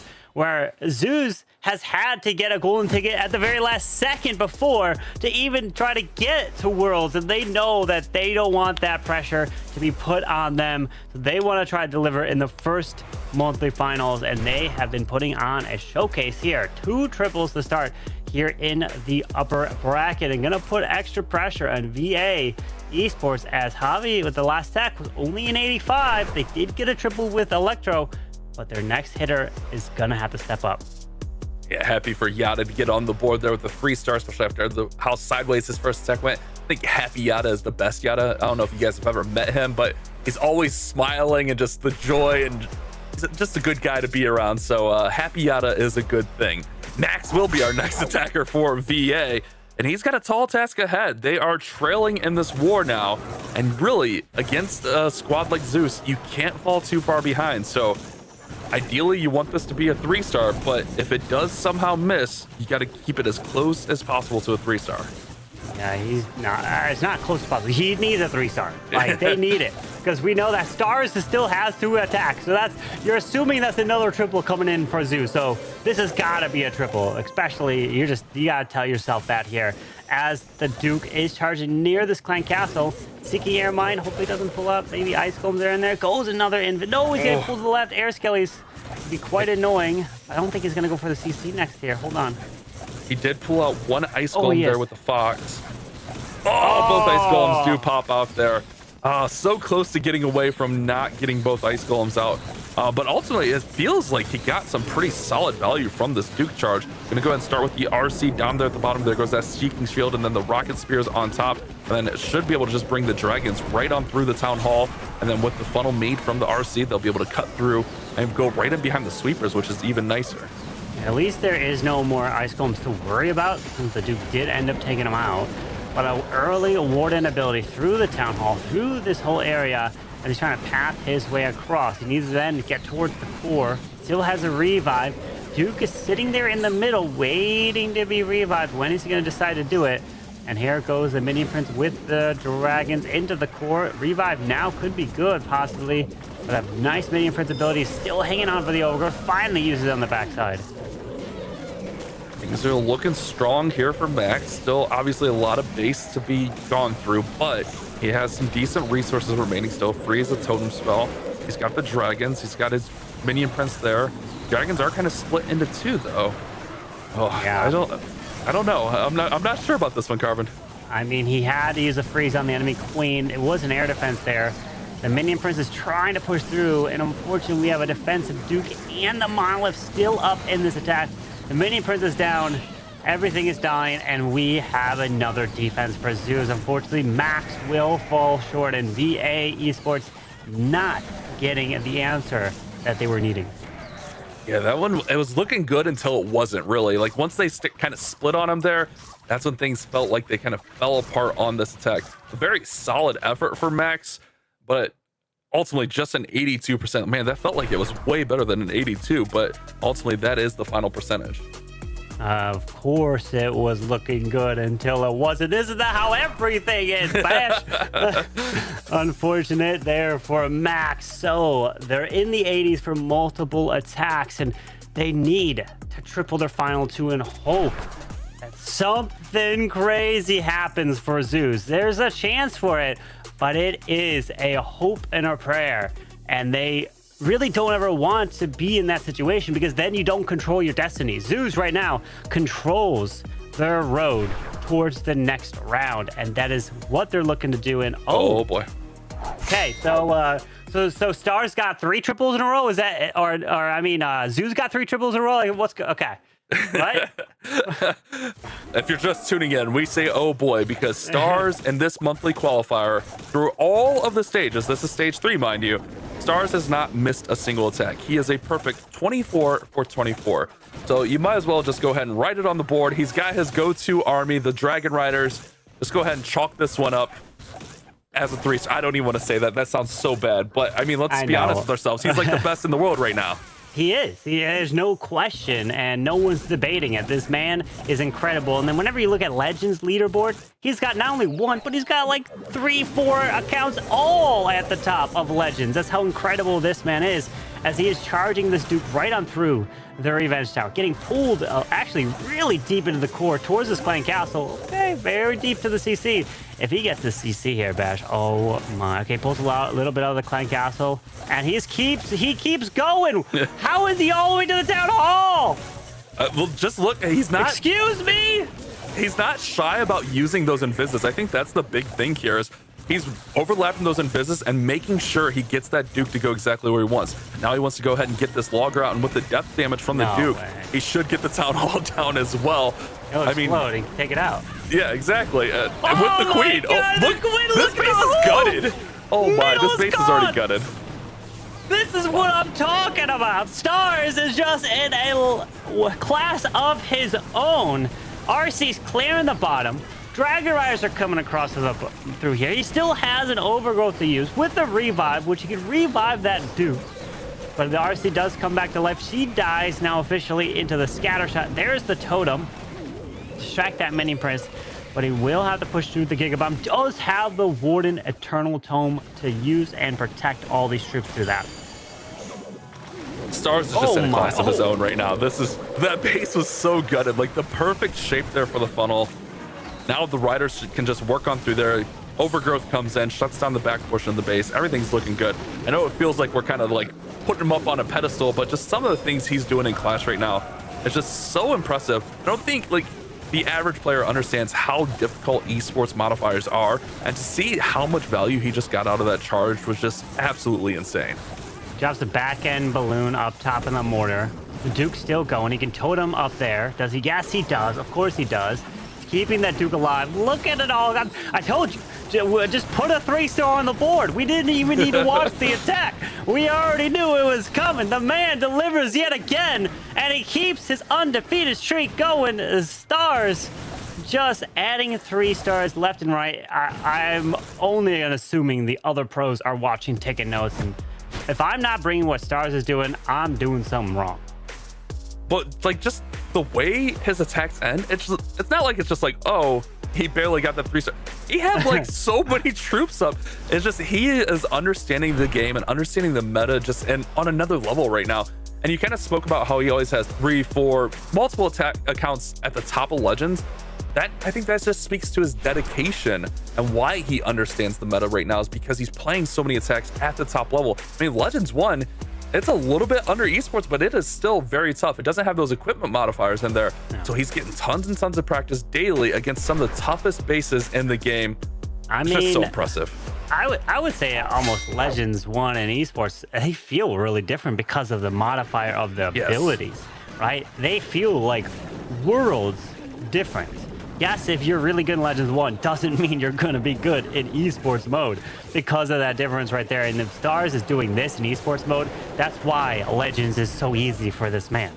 As this Queen is charging right on through into that Monolith, VA needs this triple. There is no question now at this point. We talked about it. If you don't continue to keep pace with what Zeus is doing, unfortunately, you'll get sent to the lower bracket, and they would have to place Repotted down there. If there's any kind of saving grace, I guess, is Stars already went, so you don't have him on the 5 spot. Yeah. You kind of know what you're getting into. If you can get a couple triples strung together here and maybe get a couple defenses, they're going to need some big triples. But, I mean, we've seen it today, even, Carbon. It's not like we've even seen it in past tournaments. We've seen it today where those insane comebacks have happened. So, even at this point, you can't count VA out. Can't count anyone out. That is indeed true. But we are going to push through with the Super Bowlers to the right. Ice Golem freezing quite a bit, but unfortunately, it looks like some of them are going shopping to the outside. They need to come on back. Go to that scatter. Does he have an extra wall breaker over there? No, he lost 2. Pops the Warden. 2 Super Bowlers are going off to the right. They're going to follow the King, I guess. And he's to power his way into the Town Hall and then into towards the lava launcher. But he's unfortunately probably going to get distracted quite a bit by the CC. One of those Super Bowlers did come back. He was hooked into that Warden ability. Remember, that Warden ability, it's not just who was in it at the start. It's kind of a passive thing. Whoever walks into that ability can use it. So that one Super Bowler was able to rejoin, but now the Revenge Tower is just beaming damage with those Ice Golems freezing up the army. Nice invisibility here to protect. Now Super Bowler is going to be stuck on this wall, but they'll make short work of it. Still has Duke with ability firing through on the top side of the base, but this is a crucial spot. That Rage Tower is getting ready to go off. Ooh, it's going to be tough to get through. Yeah, it's going to be really tough to try to push through this backside. I mean, there's a Revenge Tower, there's multis, there's a queen, there's a king.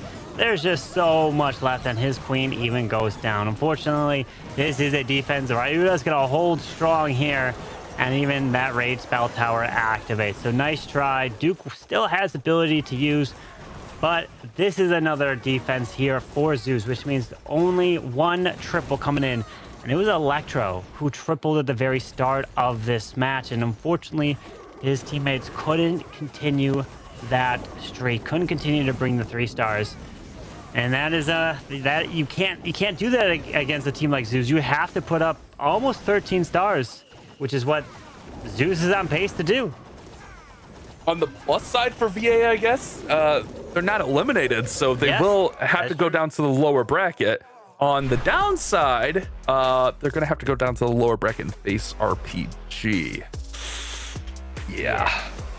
That's gonna be tough. But one thing to note is they will have a handful of hours to plan and think about it. You know, it's not gonna go right away, and that does play a role, right? They can go back, rewatch the VOD, kind of take some notes, see what's going on, and definitely playing against those fireball lava loon attacks that we saw from Repotted, because if those attacks unfortunately fail, those could be 1 stars, which means that it can really change on a dime. We are seeing the final set of attacks here for Zeus to come in. Kazuma is up next, and Kazuma is bringing the Dragon Riders. Okay, we're going to start with the Duke also to the right side. Going to do a bit of the invis charge with this Duke, and he's going to look to grab this outside valley. Can he go get that Revenge Tower off to the edge? That will be the big question. Can he push the Dragon Duke in here? We'll have to deal with the enemies, but that should be okay. Nice, making those skeletons invisible, so he doesn't have to worry about those. Going to take a couple headhunters out here. The Spirit Fox is actually already down, so if there is any ice golems inside that clan castle, they won't pop out with the Duke. Oh man, this Duke just keeps getting distracted by everything. And now chaining over and getting to the Revenge Tower, but now he's going to go back to the bottom. He's not going to get that Revenge Tower. No, the Revenge Tower is going to stay up. Duke's going to explode. Does take out the scatter, but the Air Expo remains. Is this enough? I don't know. RC is going to burn her ability. Where are we going to send the Dragon Riders? From the top side, maybe? Because the RC can try to continue to get this value. Oh, look at this. Totem. Headhunter. Combination is going to remove the Dragon Duke on the defensive side. That was actually clutch. A very nice use of a Totem, Headhunter, Inferno Dragon combination. Wow, that was actually very smart. He was actually playing it kind of close there with the RC. She almost didn't get the value she was looking for. She took a lot of damage as he was just letting her pick off those single defenses on the outside. Now she'll go ahead and go to Phoenix and finish off those rocket spears. She's got a little bit of a distance to go to the town hall, but with the protection of the Warden's Eternal Tome, should help these Dragon Riders path right on through along with those other troops. And he uses the freeze perfectly after the Warden ability has worn off. We get the most use out of it. Does unfortunately lure out the ice golems from the clan castle. Needs to get them to continue to stay away from the core. One of them does turn back around, unfortunately. Where is that one going? I don't even know. Maybe to the totem I see, but he continues towards the core. Mini Prince can go for that town hall. Does take out the logger. Rocket Loons can snipe the air defense down south. Does exactly that. Looking pretty solid. Even has a revive to use on the Duke to the right, and he can move his way across. And pops the Minion Prince ability. Well, I'm liking this. Gotta get that Duke. Oh, no, he decides to bring back the RC instead of the Duke. I like that. I mean, just bring her back. Let her pick out that Fire Spitter right there. Got the Minion Prince right there, taking out the Monolith. Everything's looking really, really strong for Kazuma. And man, Zeus are just playing on another level. I think they saw some of the wars from the other teams, and they're like, okay, time to step it up a bit. Hello, Zeus coming in with 4 triples. They're up pace. Well, I don't want to say it, but don't say it. Don't say it. I'm not saying. Don't you worry. Like with our jinxing powers combined, like just don't say it. Repotted Gaming did the exact same thing. 4 stars to start off their match. So there is a possibility that Zeus and RPG could face I just like in the finals. There is. It's like how cool, calm, collective Kazuma is there. He's just like, oh, I guess I 3-starred in the world's qualifier. That's cool. Yeah, no worries. We're 4 for no 4. big deal. Esports mode, no sweat. When other teams are struggling to get 11, 12 stars, they're putting up at least 14 right now. They're looking to get the final attack, which the final hitter is going to be Ryuta for Zeus, and he could try to bring the 5th triple there. So unfortunately, VA Esports, they know that they can't win this, but it's only the upper bracket match. They will have a second life in the lower bracket. Right, exactly. They are not out of it by any means. Just a small setback in their journey. Oh, I can't. I was gonna try it. The Presmec here.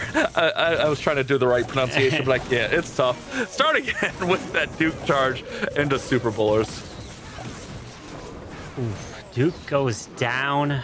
Fortunately, doesn't continue to use that final invis. One little baby dragon off to the right. King up top behind an ice golem. Wall breaking up there. Bowlers are off to the right. Apprentice Warden is down as well. As we have the Queen now moving up top. They're going to push into the top compartment. Duke's going down. Is that an Electro Titan I see? Indeed it is. So that's going to move in, hopefully to help assist with any skellies and possible CC, because he doesn't have a poison of his own. I really like the Electro Titan in there.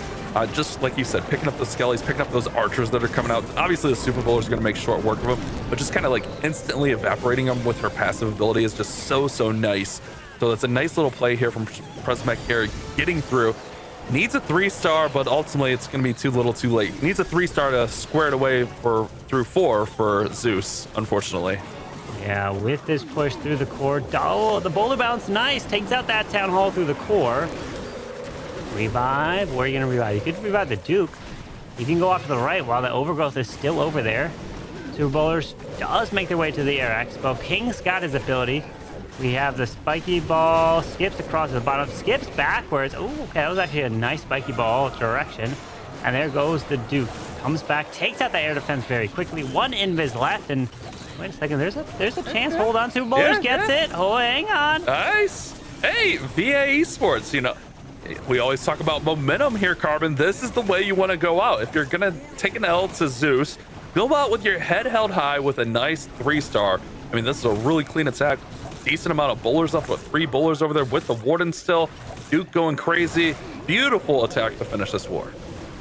Very nice job. This can help give you a little bit of momentum. Try to go into tomorrow in the lower bracket where you're going to take on a team that many have said after their match might have all the momentum after putting up such a high score of 14. But again, if you're in the lower bracket, there's that extra added pressure. You know, one slip up and you are heading home and you don't have a chance. And a lot of times these players are like, this might be the only opportunity they have all year to get the golden ticket. Because if they don't get back here, they won't be able to try to get that golden ticket, because the only way you get it is by winning one of these monthly finals or winning and being in the top 3 of the last chance qualifier. So you don't have a chance at any points leaderboards or anything like that. You need to get it through qualification. Yeah, I mean, just think about it. Think about the teams that didn't make it this far. I mean, we have some of our top teams, our defending world champions, didn't even make it to this stage. So to even get to this point is a tall task in its own. Well, let's see if Zeus can do what we're all thinking of and close this war out with throwers from Ryuta. What are we thinking of, Bash? What are we thinking of? I'll say it, Carbon. I'll do it so you don't have to. Can Ryuta clutch the perfect war? There you go, Carbon. The jinx is done. There you go. Okay. All right. Well, he said it.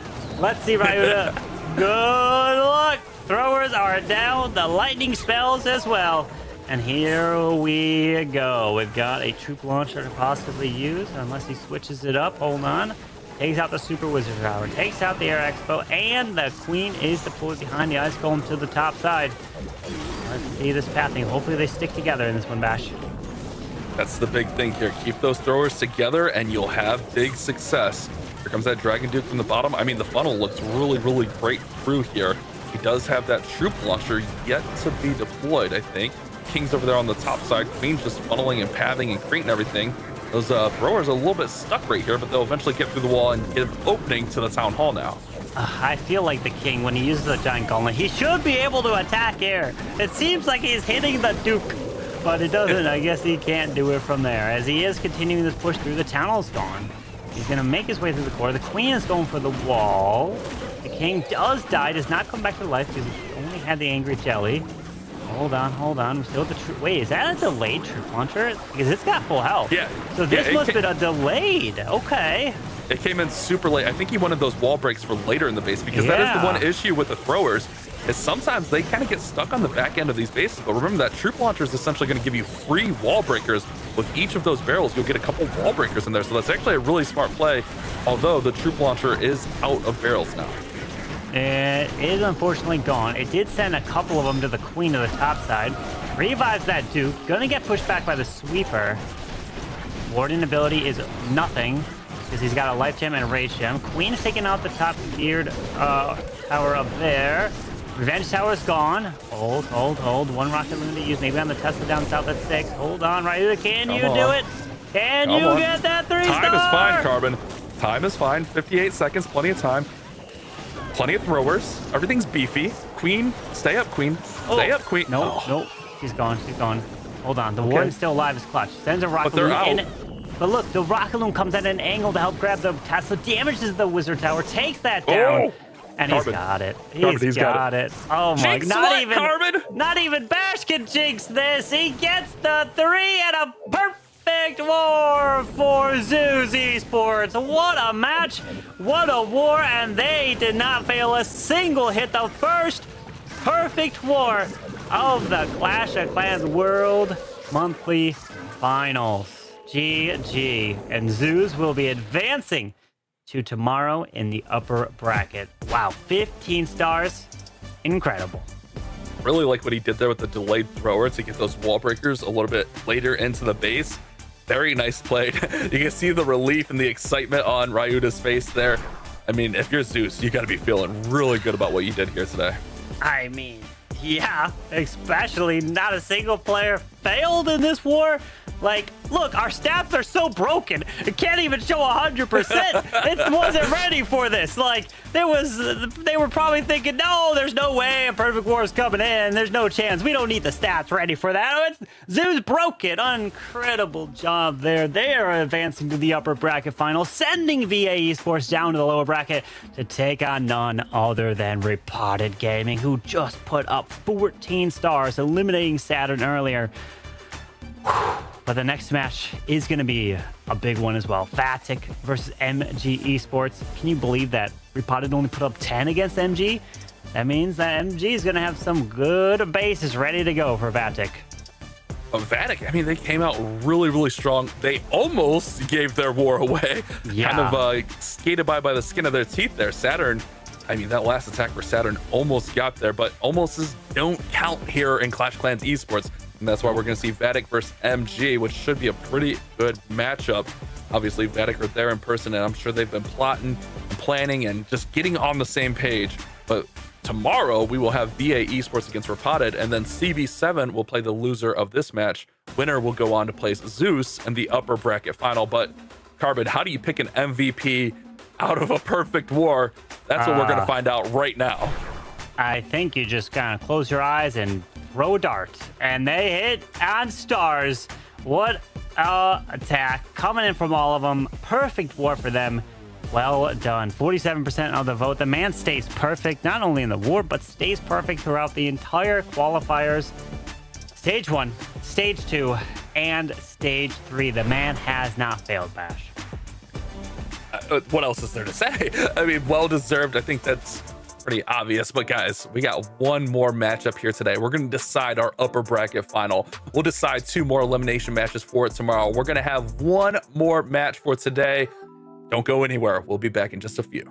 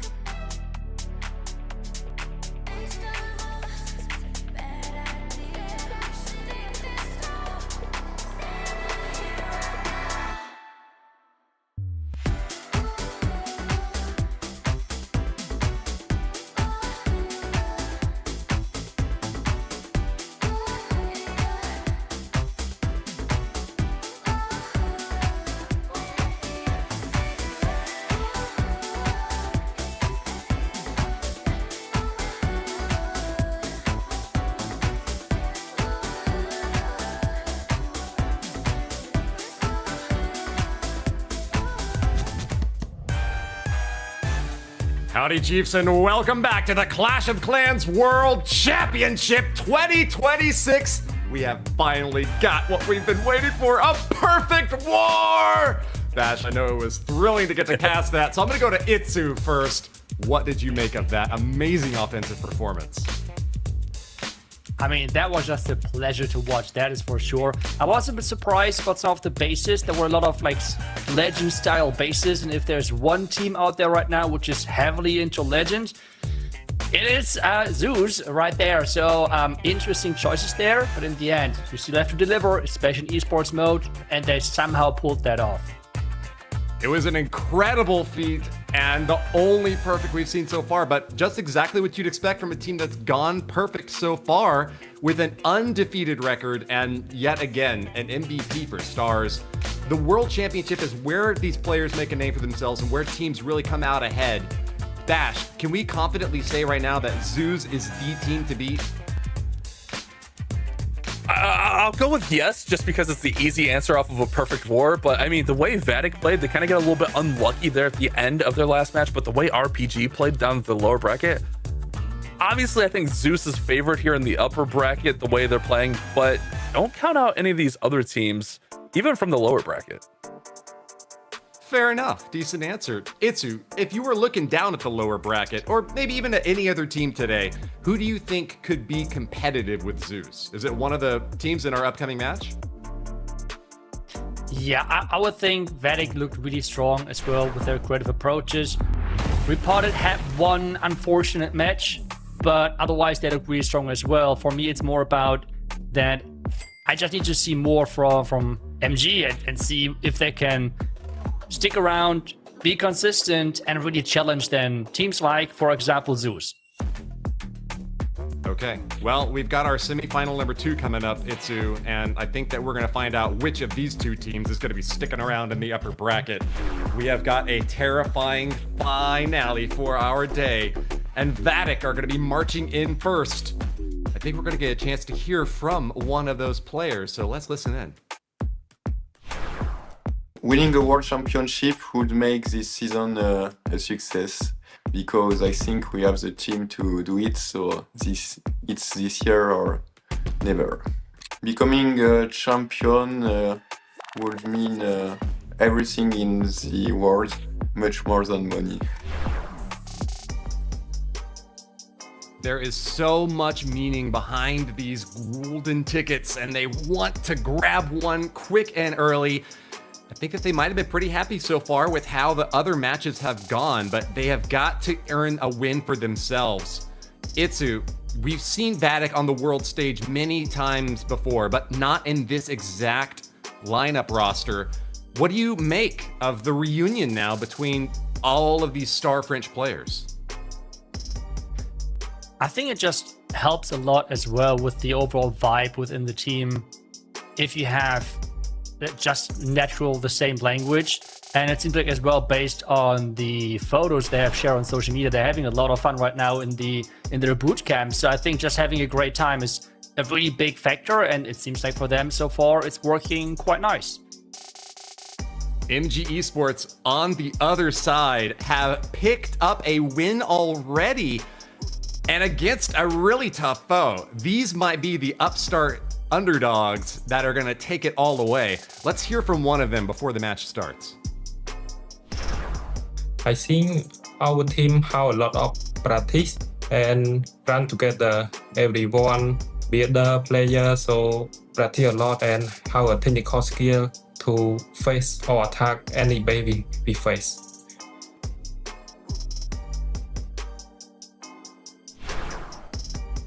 There you've heard it from him, and we once again get a chance to peer into the minds of one of these fantastic players. But I think that level-headedness is really what served them well, Itsu. I think when I think of pro players who have got a really level head, you actually come to mind as well. You just are always cool. What does that do for you? You know, even if you're in the lower bracket, what does that do for you when you're fighting really hard in a match like this in the upper bracket? What have I done to you? I don't have any upper bracket XP. I'm kidding. I have to play this with this now.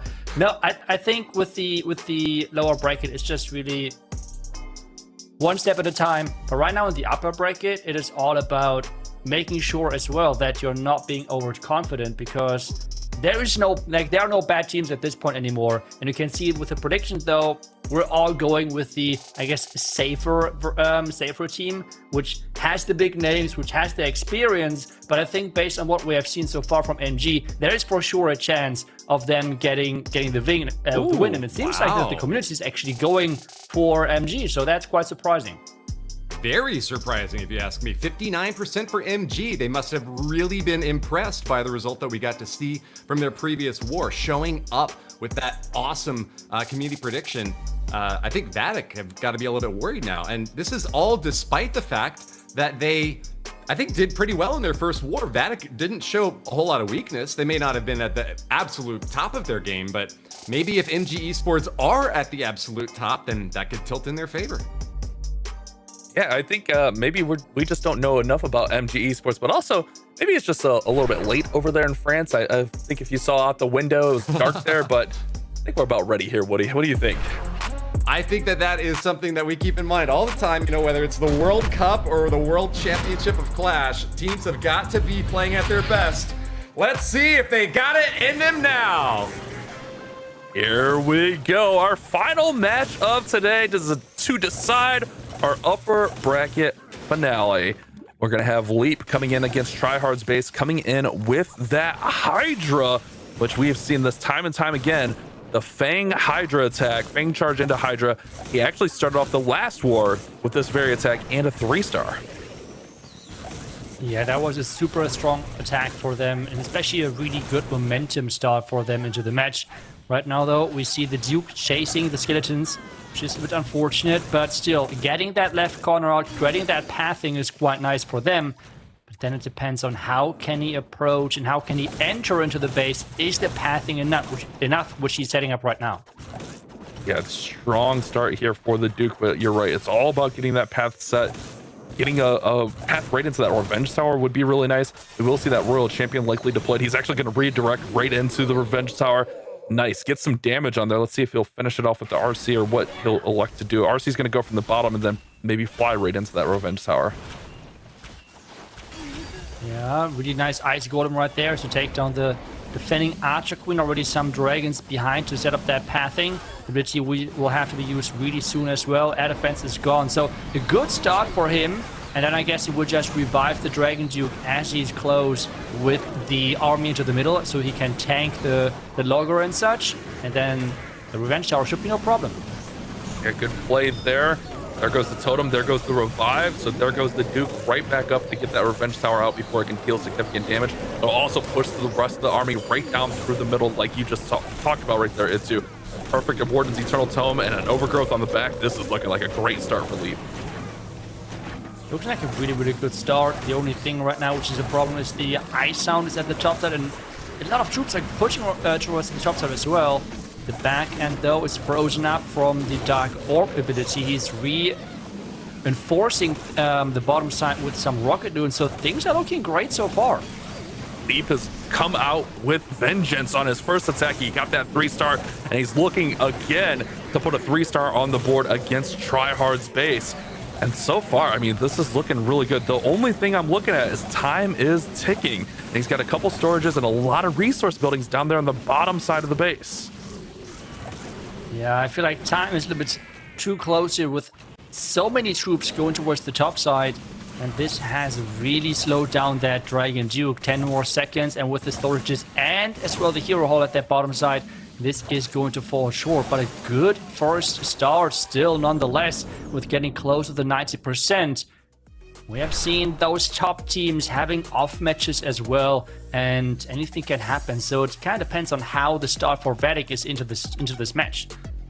You know, what's really unfortunate is that feels like an 89% time fail. We've seen it time and time again where you'll get those high percentage time fails, but an 89% time fail, that's even more heart-wrenching. But a beautiful start there for Leap. He was right on par for the 3-star, just a little bit late there.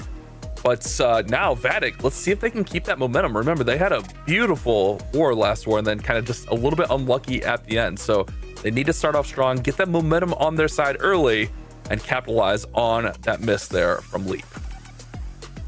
Yeah, they made it interesting for us. Let's put it that way. That sounds way nicer. So they made it interesting for content.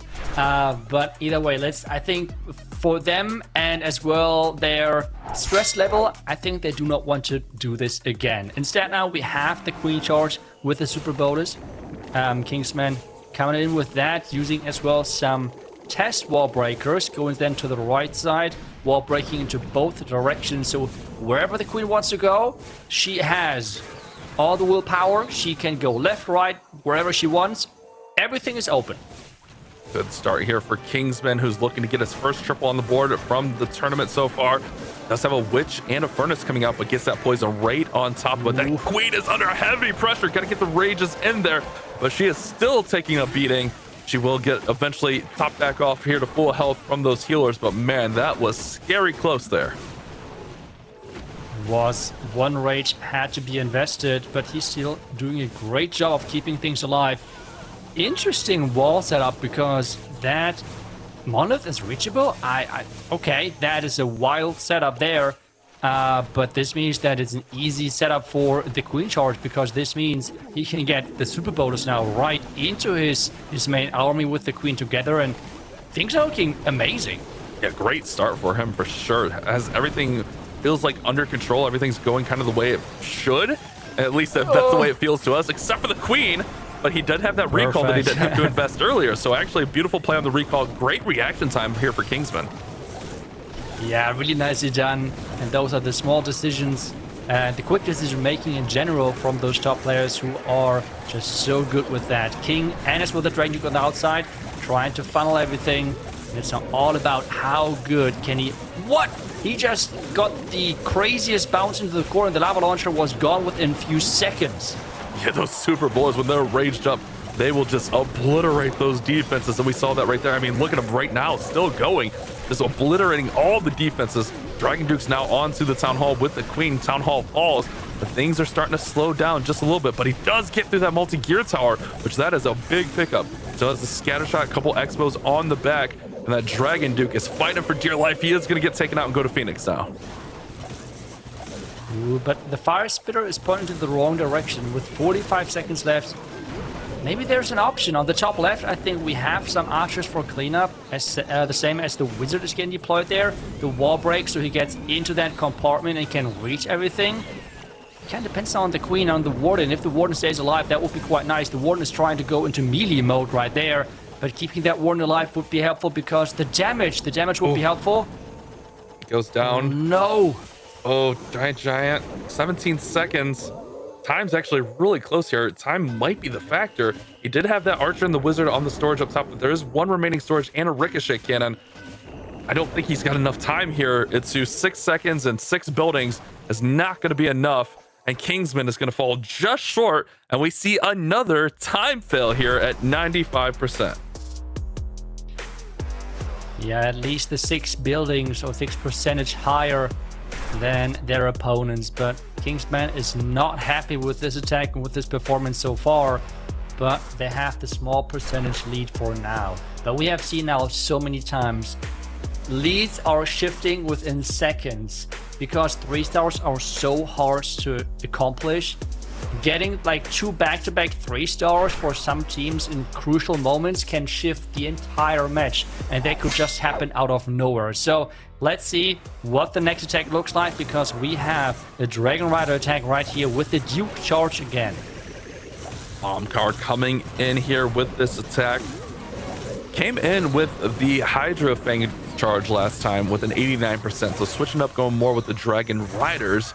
But let's just see how much value can he get out of this Duke charge. I mean, we've seen some crazy Duke charges here today, and the more value you can get, the better, obviously. But really, getting that Revenge Tower at least set up to be taken out seems to be a big key thing right now. Ooh, the Duke going to the outside again. It would have been great to have him on that Revenge Tower instead. Can he get anywhere close? That's the question. He has 2 more invisibility spells, trying to do his best right now with getting closer into that core. Right now, getting some chains off, but not too many. Unfortunately, the rocket loons on the left side trying to take down some buildings, which are not really going down. Now we have the Royal Champion coming in. Royal Champion will be able to finish off that Revenge Tower really quickly. A couple more Teslas popping up there, over there, distracting those rocket balloons. Royal Champion will go ahead and take down the Archer Tower as well. Duke is actually still charging in there, but he's getting pushed back now by the thrower. And here come those Dragon Riders. The big thing here, though, that top funnel, not really as established with the RC being used to take out that Revenge Tower.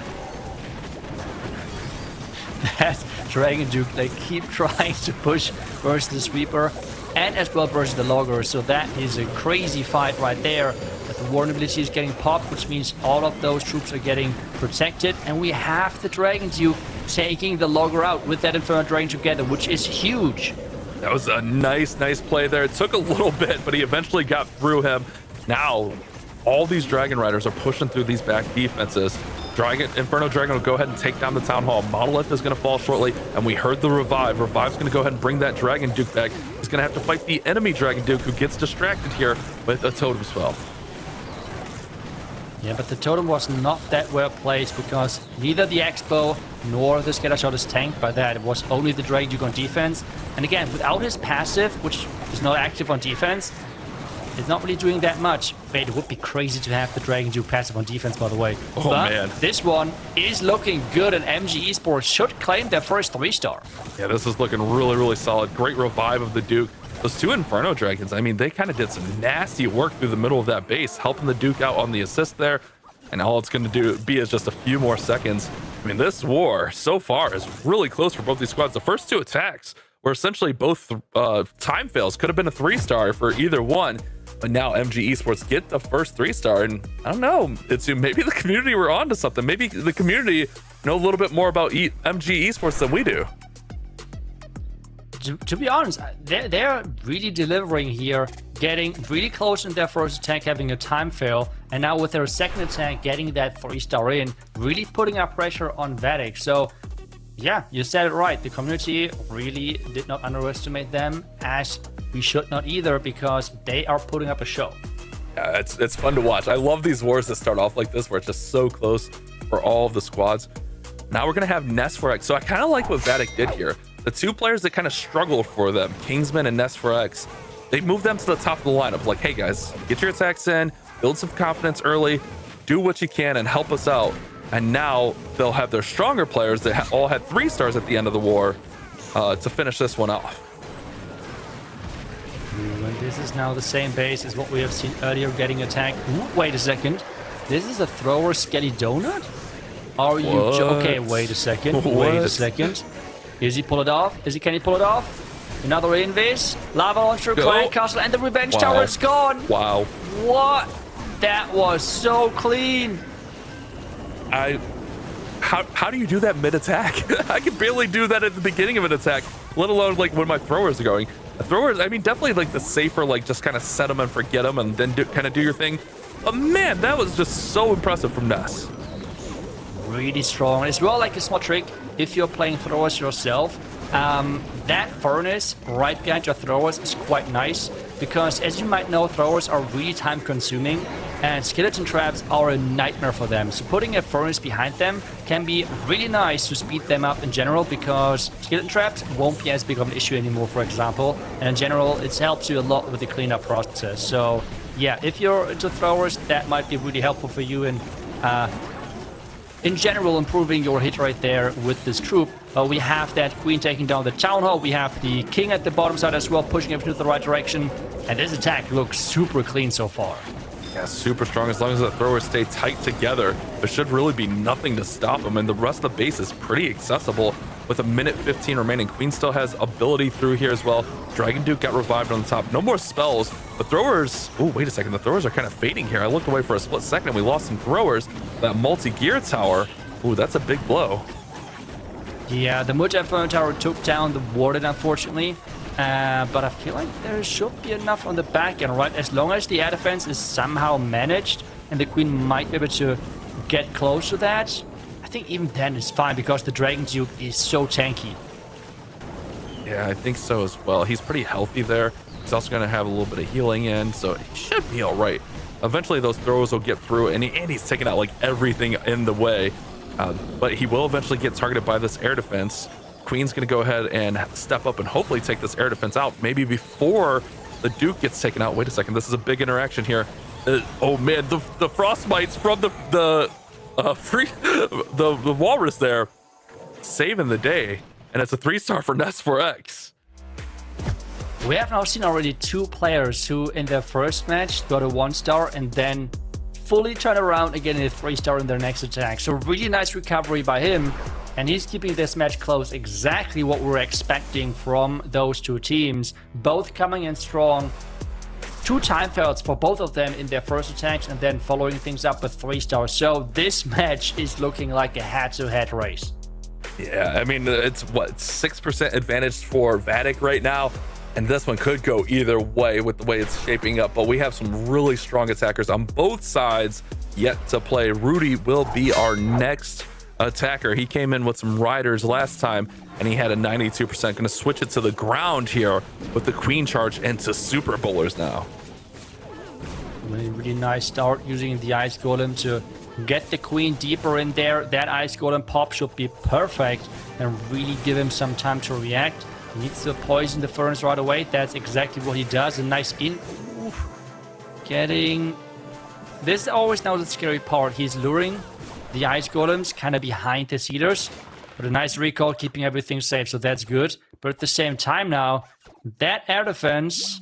Let's see how that works. Depending on how his troops are pathing, might be annoying for the healers. Gotta get that Headhunter taken out. He does. Queen actually still has the effects of the Angry Jelly, so that's why she kind of just made a beeline right past that Headhunter, because the Angry Jelly was still active for her. Now we'll see the Duke over there on that left-hand side, and everything should be able to converge through the middle of the base, especially with this wall breaker opening the walls now. That's a beautiful wall break. He's got access to the middle of the base.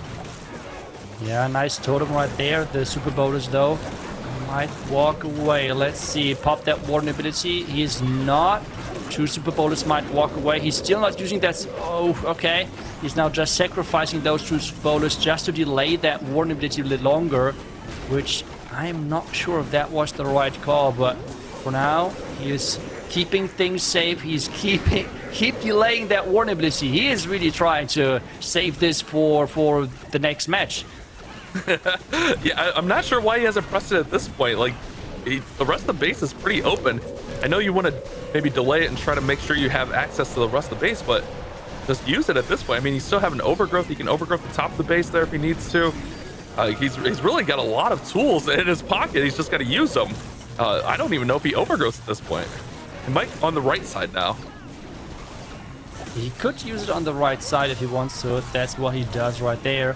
We still have that Queen ability with the action figure. We have another Invis, which he might want to use on the Dragon Duke, depending on what equipment he has. I think he's healing, right? I think, yeah, so he has the heart on there. So keeping that Duke alive is helping quite a bit. Oh, he did catch that Seeking Air Mine, which loses a little bit of his health. So he's hanging in there. He's hanging in. Might want to use that Invis now. There's the Invis. Nice. Headhunter gonna come in, but the enemy Duke is protected by the Invis as well. No, that Invis might mess up. The Headhunter went down, so that is quite unfortunate. He lost the Warden as well when it comes down to damage. That would have been quite nice. Oh, 12 seconds. That is so close. Oh, come on, come on. Bowler bounced through there. Oh, I think it's time again. Oh, no. 4 seconds. It's another time fail. Oh, that's so devastating. Oh, what is going on in this war, Itsu? But at the same time, I mean, yes, it's a time fail, but it's such a high percentage that it's again putting pressure on Vatic. I mean, MG Esports are really crushing it, and I have to admit, they're surprising me quite a bit. So really hats off to them with the attacks they have done so far, because if Vatic now does not 3-star, I mean, this match, they might have the percentage lead. Yeah, that was crazy good. That was such a good attack. I thought he had it, especially with that Super Bowler there with the Queen, but I think that Invis placement was just a little bit funky and kind of threw things off there at the end. Man, that was such a nice try by Rudy. Was actually going to be on defense now against Tryhard. He's coming in with the Ice Lalo. Ooh, let's see, and he's going in with the Angry Jelly Charge. Those things are usually super hard to be baited because, well, there is no fox which you can try and take down, right? So it's all about the invis placements and making sure that the Duke is going to the buildings he's supposed to go. And so far, it's working quite nice as well, being able to delay that initial... Ooh, those skeletons might be perfect, especially that first... Wait a second, as I'm saying, it might be looking good, but that sweeper push was not the perfect push for him. We have now some Clankhouse troops getting lured, but I think the value overall was quite solid. Yeah, I think he just wanted to get a little bit more, maybe try to get the thrower, and maybe a little bit more, but really he doesn't have any more invises, so I don't think he was expecting to get a whole lot more here. He's going to go ahead and now deal with these witches with the poison. The Royal Champion will go ahead and just slowly take care of them between the poison and just striking them down. So that'll be all dealt with. He's just setting the stage here for this Lalo. He's got the overgrowth. He still has the revive, so he can bring his Duke back. He's also going to go ahead and take that sweeper out and now get the multi-gear tower out. Ooh, that ice block is quite nice to really tank both of those Super Wizard towers. You have now as well the Royal Champion merging together with the Lalo part itself. And remember, he has the Phoenix on there, so if she's going to go down, she still has the chance of triggering traps for the Lalo itself. The one Ice Golem, though, is getting lured now, which might have an impact on the attack moving forward. It could slow things down. Lava Launcher's going to go down, but that's not really a threat here to the Lalo attack. Beautiful use of just deployment here of these balloons, rather, just working through the base. There goes the Totem Spell to distract the thrower. Minion Prince uses that Dark Orb really nicely, and there goes the Warden ability to protect even further. Yeah, the Minion Prince staying alive for now. There goes the revive, making sure that the Town Hall is going down. The Minion Prince, though, under heavy fire from that Inferno Tower, and Inferno Towers are dealing quite some damage nowadays, so this means the Minion Prince going down. He's trying his best to somehow get through the back end because that Revenge Tower waking up again. Ouch. Yeah, it should be coming up any moment now, and here it comes. And it is at full power. He does distract it with the totem. That'll hold it off for just a split second here. But with the other heroes in there as well, it's going to make short work of this army. And this is what we were just talking about. That miss, that time fail from Rudy was a 97%. And now the advantage was 6% for Vatic. And is this going to be an even war? We're going to be all squared away after 3 here, Itsu. What? That match delivers. Perfect. Let's go. Such a close match between those two teams is exactly what we hope for as viewers, to have those teams go for everything possible. And I cannot wait to find out what is going to happen next. This time around from MG Esports, because they are going to be our next team to attack. And is it Super Bowlers? Is it Hydra? I feel like those two were their favorite approaches so far. I was gonna say I could look and see what they've used last war, but it feels like every attacker has used something different on both sides this war. So kind of showing the variety, and that's the beautiful thing about the meta right now, is we do have a good handful of attacks that are really working, and the variations of those attacks are really strong. And it's going to be Arrow with a Queen charge with the Monolith Arrow into Super Bowlers. Nice test wall breaker, making sure that the actual Super Wall Breaker is reaching its target. The Queen running in front, getting those Tesla out before any more... Ooh, that Skeleton Trap, Skeleton Spell was a little bit late. He has to invest that invis. Oh no, okay, healers are staying alive. Yeah, took a couple shots there. One healer's a little bit low, but ultimately it's okay. You're right, the Skeleton Spell was just a little bit late there. Now lures out the poison from the Spell Tower. Oh, it's a little bit late on everything here, but still okay in this situation. Yeah, taking down more buildings here, recalling now after he has gotten the storage. He can now place the Queen, on that bottom left side and get the walk towards the far left side here. But the Clan Castle has not been lured just yet, which can be an issue moving forward. Let's find out what type of Clan Castle we're going to have, because Ice Golems would be a true nightmare. Yeah, especially in the middle of all of that. Spitters are facing in there. They deal with one poison tower, but you have that other poison tower in there, not to mention all of those defending heroes, the Guardian. That would be a devastating area for an Ice Golem CC, and it's going to be coming out soon, so we'll find out in just a moment here. 2 ice golems. We have the logger distraction, but the first log already went into the super boulder direction. No vulnerability just yet as well. The rage is not hitting the healers, which means there might be quite some damage. He has like 3 ice golem, an ice golem parade from his own siege machine. And it's now all about how those troops can get to the core. There is the Torch Eternal Tome combination. He has another rage for the core. Can he get into the rage tower? That's the big thing here. He's got to get this all through, get that Revenge Tower down. Revenge Tower falls, get through these multis as quick as possible. Does have that Minion Prince and the King on the backside. Fire Spitter goes down on the top. That multi-gear tower is a big threat, but man, he is making short work of everything here, Itsu. And those Super Bowlers are staying alive. This is looking strong for Arrow. This is looking really, really strong, and a triple would really put the pressure on Vatic. The last couple of buildings have to go down. The King ability is still there and can be used for the back. And remember, as soon as he's getting to the 92% mark, he can pop the ability from the King. And that should be then the 3-star for him. Great attack, and MG Esports putting on a show. Wow. Wow. That one bowler stone took out both those buildings right there. That was a huge pickup. This MG Esports team, man, they are impressing me more and more. I mean, you could argue that all 4 of their attacks so far could have been 3 stars with just a few more seconds. Yeah, I mean, that is just an impressive showing from them so far. And again, they were not really on our radar. I mean, we just went with like the bigger name when it comes into the team, right? And Vatic, all of those players are around for such a long time. Yep. And it kind of feels like always that in most cases, the experience comes out on top. But so far, MG Esports are really pressuring Vatic, and Vatic has to, somehow make it possible, because even with a 3-star, this match is still fully tied, because remember, the percentage was tied as well. Right, so Nat needs a 3-star here to kind of keep all level playing field. I mean, just imagine that if we do get a 3-star, we go into the final attack all squared away.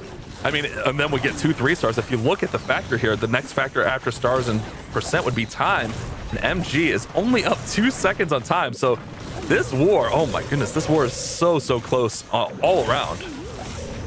It is close indeed. And the Duke charge so far, though, looking good, because he's getting that logger, which is always a big priority point for those players. So, the logger is coming back and going into the invisibility spell. That should be fine, because he's getting those chains through the tunnel anyways. And that was a really successful Duke charge so far. So if he can now get the Dragon Riders in, we should be good.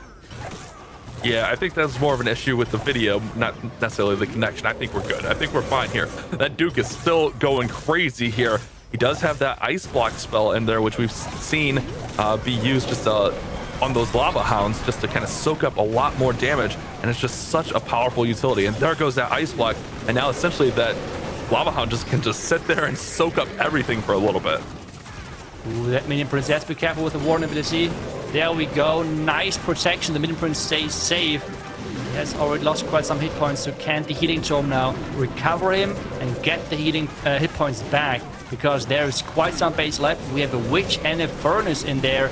Poison is deployed, but that Witch can be quite annoying. Oh yeah, and she made it out of the poison. The Witch, if you don't get those under control, and it's going to be hard, because remember, Dragon Riders only target defenses, and then the Inferno Dragon, who locks onto the Witch.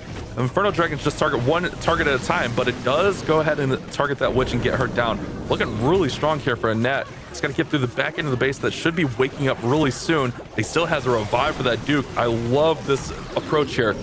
Man, we are looking at a war that could be all squared after this attack. This is just crazy. I mean, all of those Dragon Riders are quite low on hit points. And what I like about this as well is that he's taking its time with the revive of the Duke, because he doesn't want to have it flying around into nothing. Oh, wait. Is it going to chase the skeletons? It is not. And this means it's going to take down the Fire Spitter like it's nothing. We have the Minion Prince still there, which is supporting with the Meteor Staff. And this is going to be the next 3-star in this match. Bash, what is happening? Because we are now 10-10 with the same stars percentage, and only time is the difference. They gained a few seconds on that one too. That was faster than 250, so their average time should go down. So it'll actually be really interesting to see what this leader or the scoreboard is looking like here. Obviously all squared. MG's gonna hope for a 3-star with 230 on that. That's gonna shave a few seconds off the average time. Wow, what a war we have for our final war. These two teams have came to play. I love it. It is really crazy, and it was not my bingo card whatsoever. I kind of thought, okay, Vatic has this, they have looked so strong in their first match, but MG Esports are surprising me in a really, really positive way, and I really hope they can deliver with their last attack to make this match a crazy finish, because, I mean, so far it's delivering on every single front. Now we have the Angry Jelly Charge yet again. This was as well used so much in the Clan War League, which I have seen against us. It is just so strong because there is no Fox, right? So, what are you supposed to bait? It is really good as long as you can deploy those invis spells properly and skip defenses sometimes and such. But as long as you're doing that, you are just looking so good. And the beautiful thing about the Duke is, like, even if you are a split second late on the invis, he's so beefy that you don't get punished as much like you do with the Royal Champion. He can kind of withstand and just hang in there. I mean, look at that value. Great value from Mr. Adil. And now gonna set things up for this Hydra. Gotta get things moving. Okay, he's actually using the RC down there on the bottom. Okay, that's all fine. All fine and dandy. I thought he was just hesitating. I didn't see that Inferno in there. We're good. We're good. Yeah, making sure time is not a factor for this one. Fern Tower is gone as well, and he's setting up the pathing into that Town Hall. But if that Royal Gem stays alive for too long, there might be some Ice Golems coming out. So it's actually good that she's going down right now somewhat quickly, because Ice Golems getting pulled into his main push, that would be a nightmare coming true. So let's find out if there's anything dangerous coming out of the Clan Castle. He did pull one Headhunter and a Furnace, I saw, so if there are Ice Golems, they should be safe to not stay in, to stay in the CC rather. But let's go ahead and see as he makes that approach through the Town Hall. He's got to get that Logger under control. That's the big thing here. Logger can be a real pain, and it looks like he's going to go down now. Monolith in the middle of the base, along with the multi-gear tower. Those are big defenses as well. Looking like a strong push through the middle. Those Dragons making short work of everything, but you got to keep everything nice and packed. Beautiful Dark Orb ability.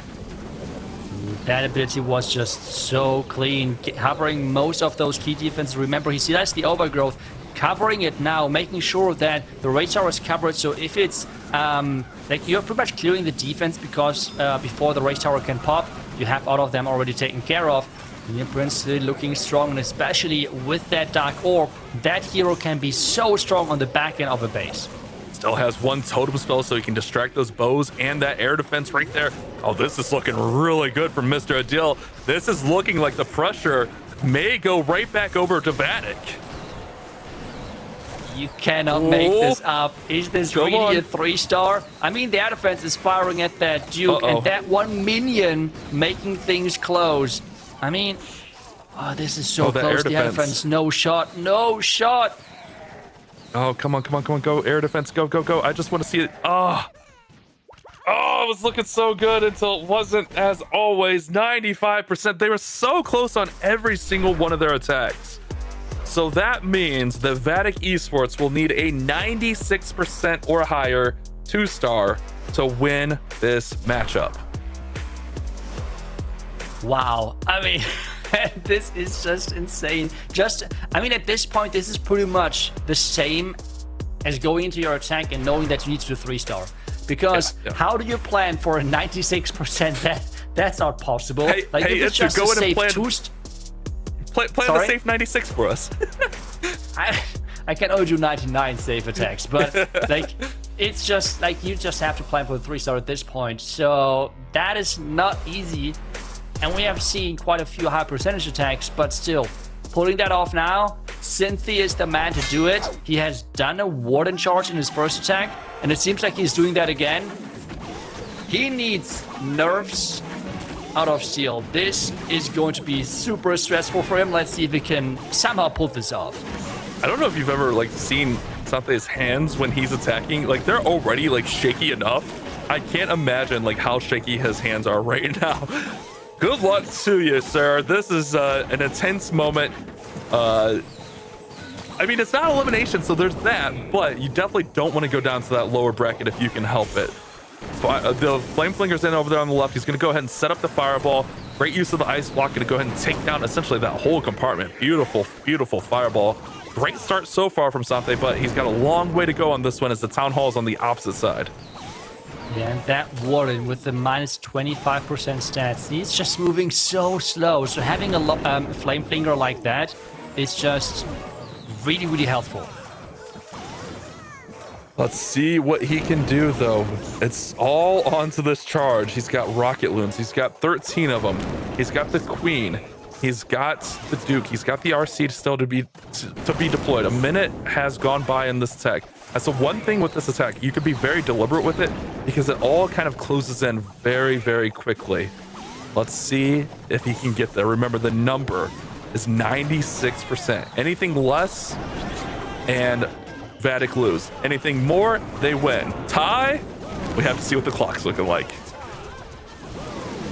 Okay. So Queen is deployed from that top side with the Barbarians to funnel them in. He wants to get that town hall, but the logger is such a scary thing to walk into. He has that distraction. He needs to take that out. We have the rage. We have a heavy investment. The one at the same time on the left side is just kept busy to do something and clean things up. We have the Dragon Duke on the top right side. We have the Royal Champion for the back end. Everything happening at the same time. He needs like 4 eyes to like have a look at everything at the same time. Ooh, RC barely gets that Revenge Tower down. If that Revenge Tower stayed up, that could have been absolutely devastating for this attack, but he does get it down. Now the RC goes to Phoenix, does actually get down the Minion Prince as well. 35 seconds and 28% remaining on this base. The Duke's gonna get taken out. Queen's gonna get taken out. Uh-oh, Itsu. I'm worried. He's just lost a big chunk of his attack right now. And the knowledge is right there. 6 Rocket Loons. No chance, right? Like this is, he's not making it. Like, he's trying right now with the Rocket Loons, but even the percentages after that, like 10%, 10 seconds, I think he's falling short. No chance. Wow. MG Esports, they have done it. They have upset one of our big name fan favorite teams. Well, I guess I shouldn't say fan favorite because the community all were on MG Esports. I guess it was the caster favorite of Vatic Esports. Props to MG, man. They have came out and showed exactly why they're in this qualifier. And they're going to move on to our upper bracket final. GG's and well played for MG Esports. I'm just so impressed. Like, they have had so many close attacks. We had so many time fails on their side. Even like you would argue and say, oh, you would see maybe the 89% and say, yeah, that was maybe solid attack. No, that was just a time fail. He had crushed the base. It was just time in the end. So every single attack of them was some type of time fail. So 100% deserved victory for them. Super impressive showing. And I'm sorry, I won't underestimate them again. They have really, really shown how strong they are.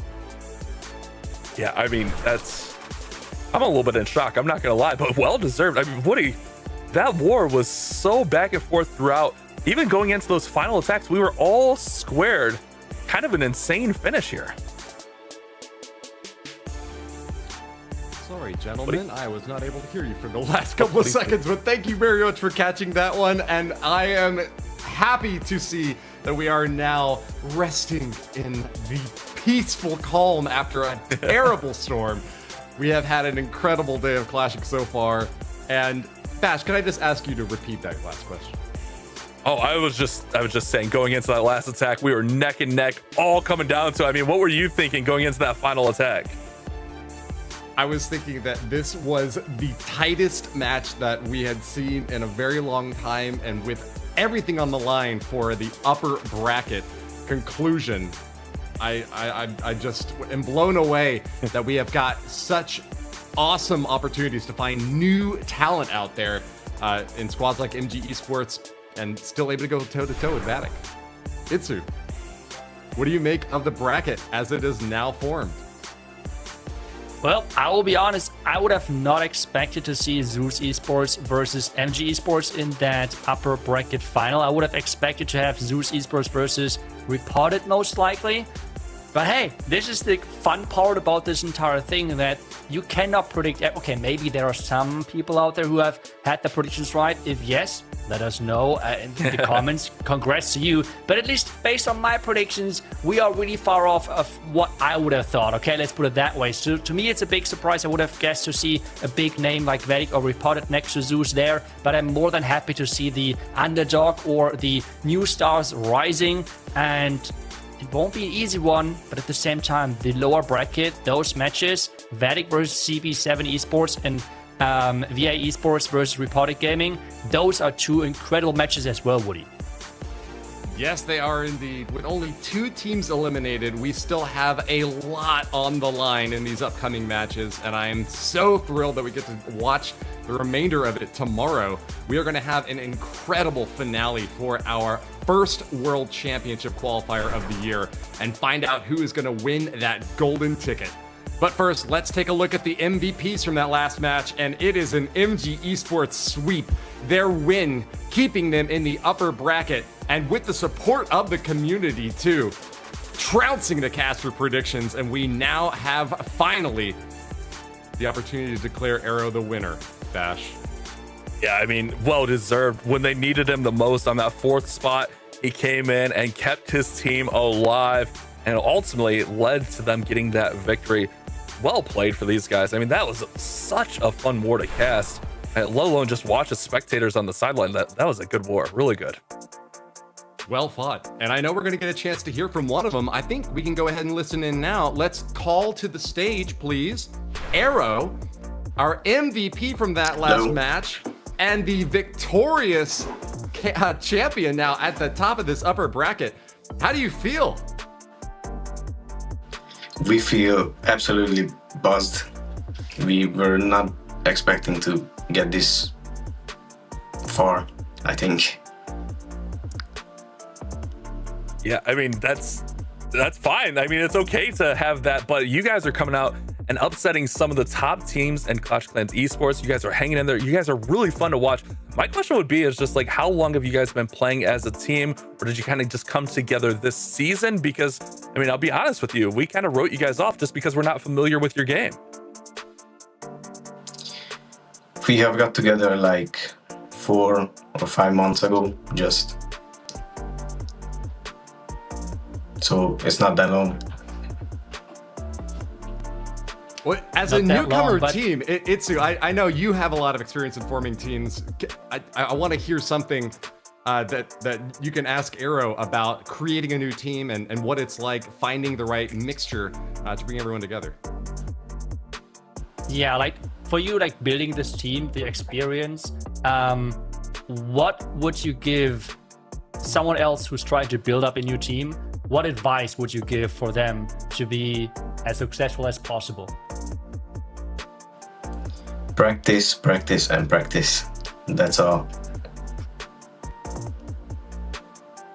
Well, an extraordinary amount of practice is something common to all great teams, but we know a lot of teams practiced and didn't get to this point. We know that you're relatively new in the Clash of Clans competitive world scene. We haven't seen you before, but I believe we're going to be hearing a lot more of you. Can you tell us just a little bit about your experience with Clash Esports and how long you've been competing, and maybe a little bit more about the rest of your team as well? Well, I've been competing for the last 2 or 3 years, more seriously the last year, but I've been on and off, but yeah, we're trying. Well, your efforts are definitely paying off. We want to congratulate you on succeeding in the upper bracket today. You still have a couple of more tough wars before you can claim a golden ticket, but I think you have impressed a lot of people with your performance. So congratulations, Arrow, and good luck tomorrow. Thank you. Well, if you want to see more of Arrow, make sure that you're back again tomorrow, because the competition for that golden ticket is going to be fierce. We have seen them take down former Worlds qualified teams, but whether they're able to do it 2 days in a row is yet to be seen. But I think that they've made a believer out of me. Let's go ahead and bring back Carbon, since we're going to be wrapping up the show now and going to get a chance to hear his thoughts on that last war. Carbon, what do you think? I mean, brackets are officially busted for everyone. And I can guarantee you almost no one was getting the prediction of MG Esports getting to this stage, and they even shocked themselves, which proves that point. But they are here, which means you have to now count them in, having a shot. They win 2 more matches. That's it. 2 more. They will get a golden ticket. They are this close, but they have to go through a team of Zeus in the upper bracket.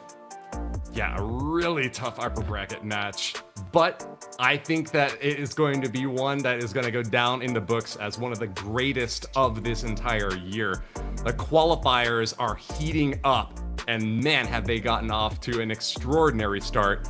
I want to remind everyone out there who hasn't done it yet to go to event.supercell.com/clash-of-clans. That link is right at the bottom, where you can support your team and earn rewards just for picking your favorite squads out in these matches and voting for the MVP as well.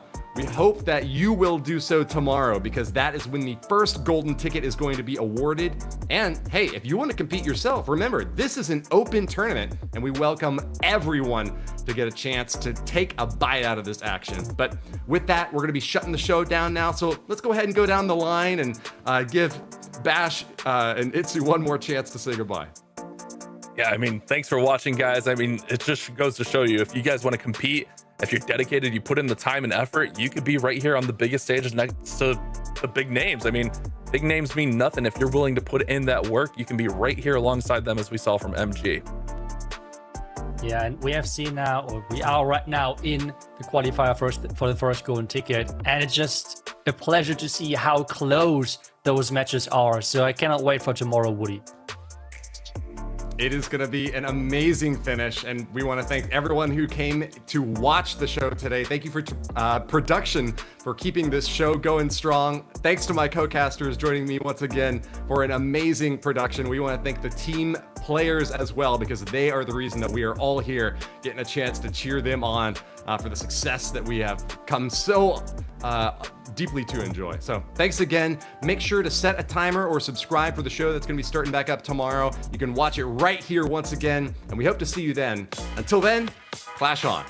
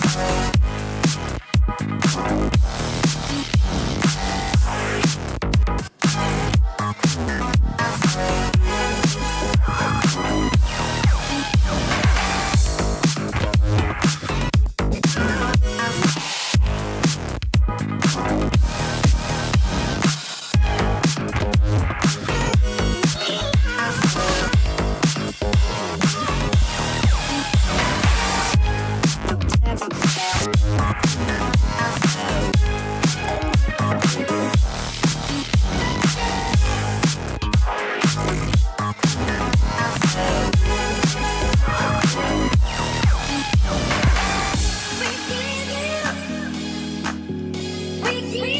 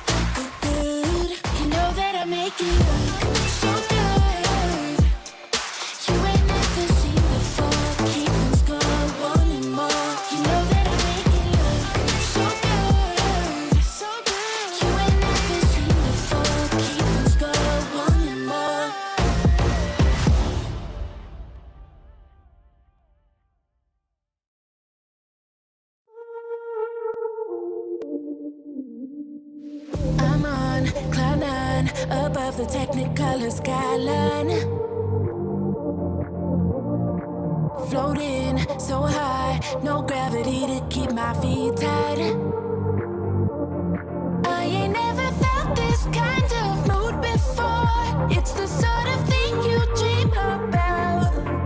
I can feel it doing something to my core. Don't know now if I can go without. I could get used to this feeling, like sunshine taking down my soul. I could get used to this feeling, like everything is lit in gold. Fireflies burning bright, they whisper to the clouds above. Everything ignites. Shooting stars, what a sight, so effortlessly bright. I ain't never felt this kind of mood before. It's the sort of thing you dream about. I can feel it doing something to my core. Don't know now if I can go without. I could get used to this feeling, like sunshine taking down my soul. I could get used to this feeling, like everything is dipped in gold. Don't think I'll ever wanna go back, now that I've had a taste of this. Who knew it'd have such an impact? Oh, oh. I could get used to this feeling. I could get used.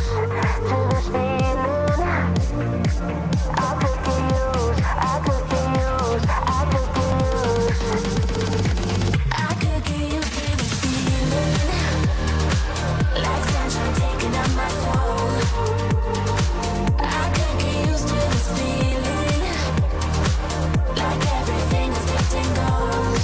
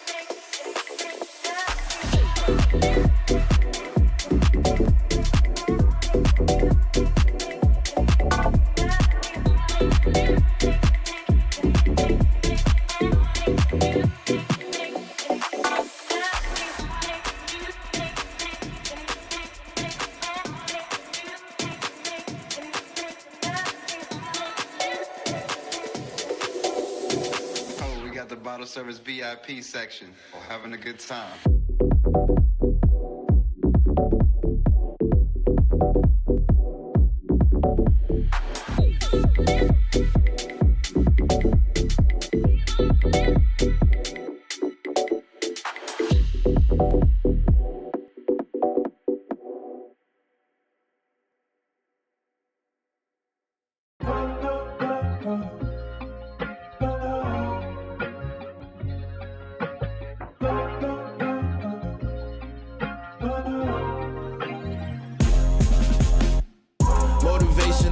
muscle, got it off the hustle. We stay down and we stay humble, so we cannot fumble. Every time I took a loss, it only fueled my hunger. I'm trying to get my point across and drop a triple-double. These boys stepping out of bounds, heavyweight go round for round. Out of sight and out of mind, motivation for the guys. If you lose, it's cause what you choose, you can't be wasting time. Kick back, handle business, I gotta get back up and finish. I gotta risk that for me to get that, I can't sit back, dog, you tripping. I'm trying to spend 10 racks in Linux, I'm trying to go euros, not no sip. I need gold, I can't do silver. Reach my goals and my potential, no, I'm a real big dog, no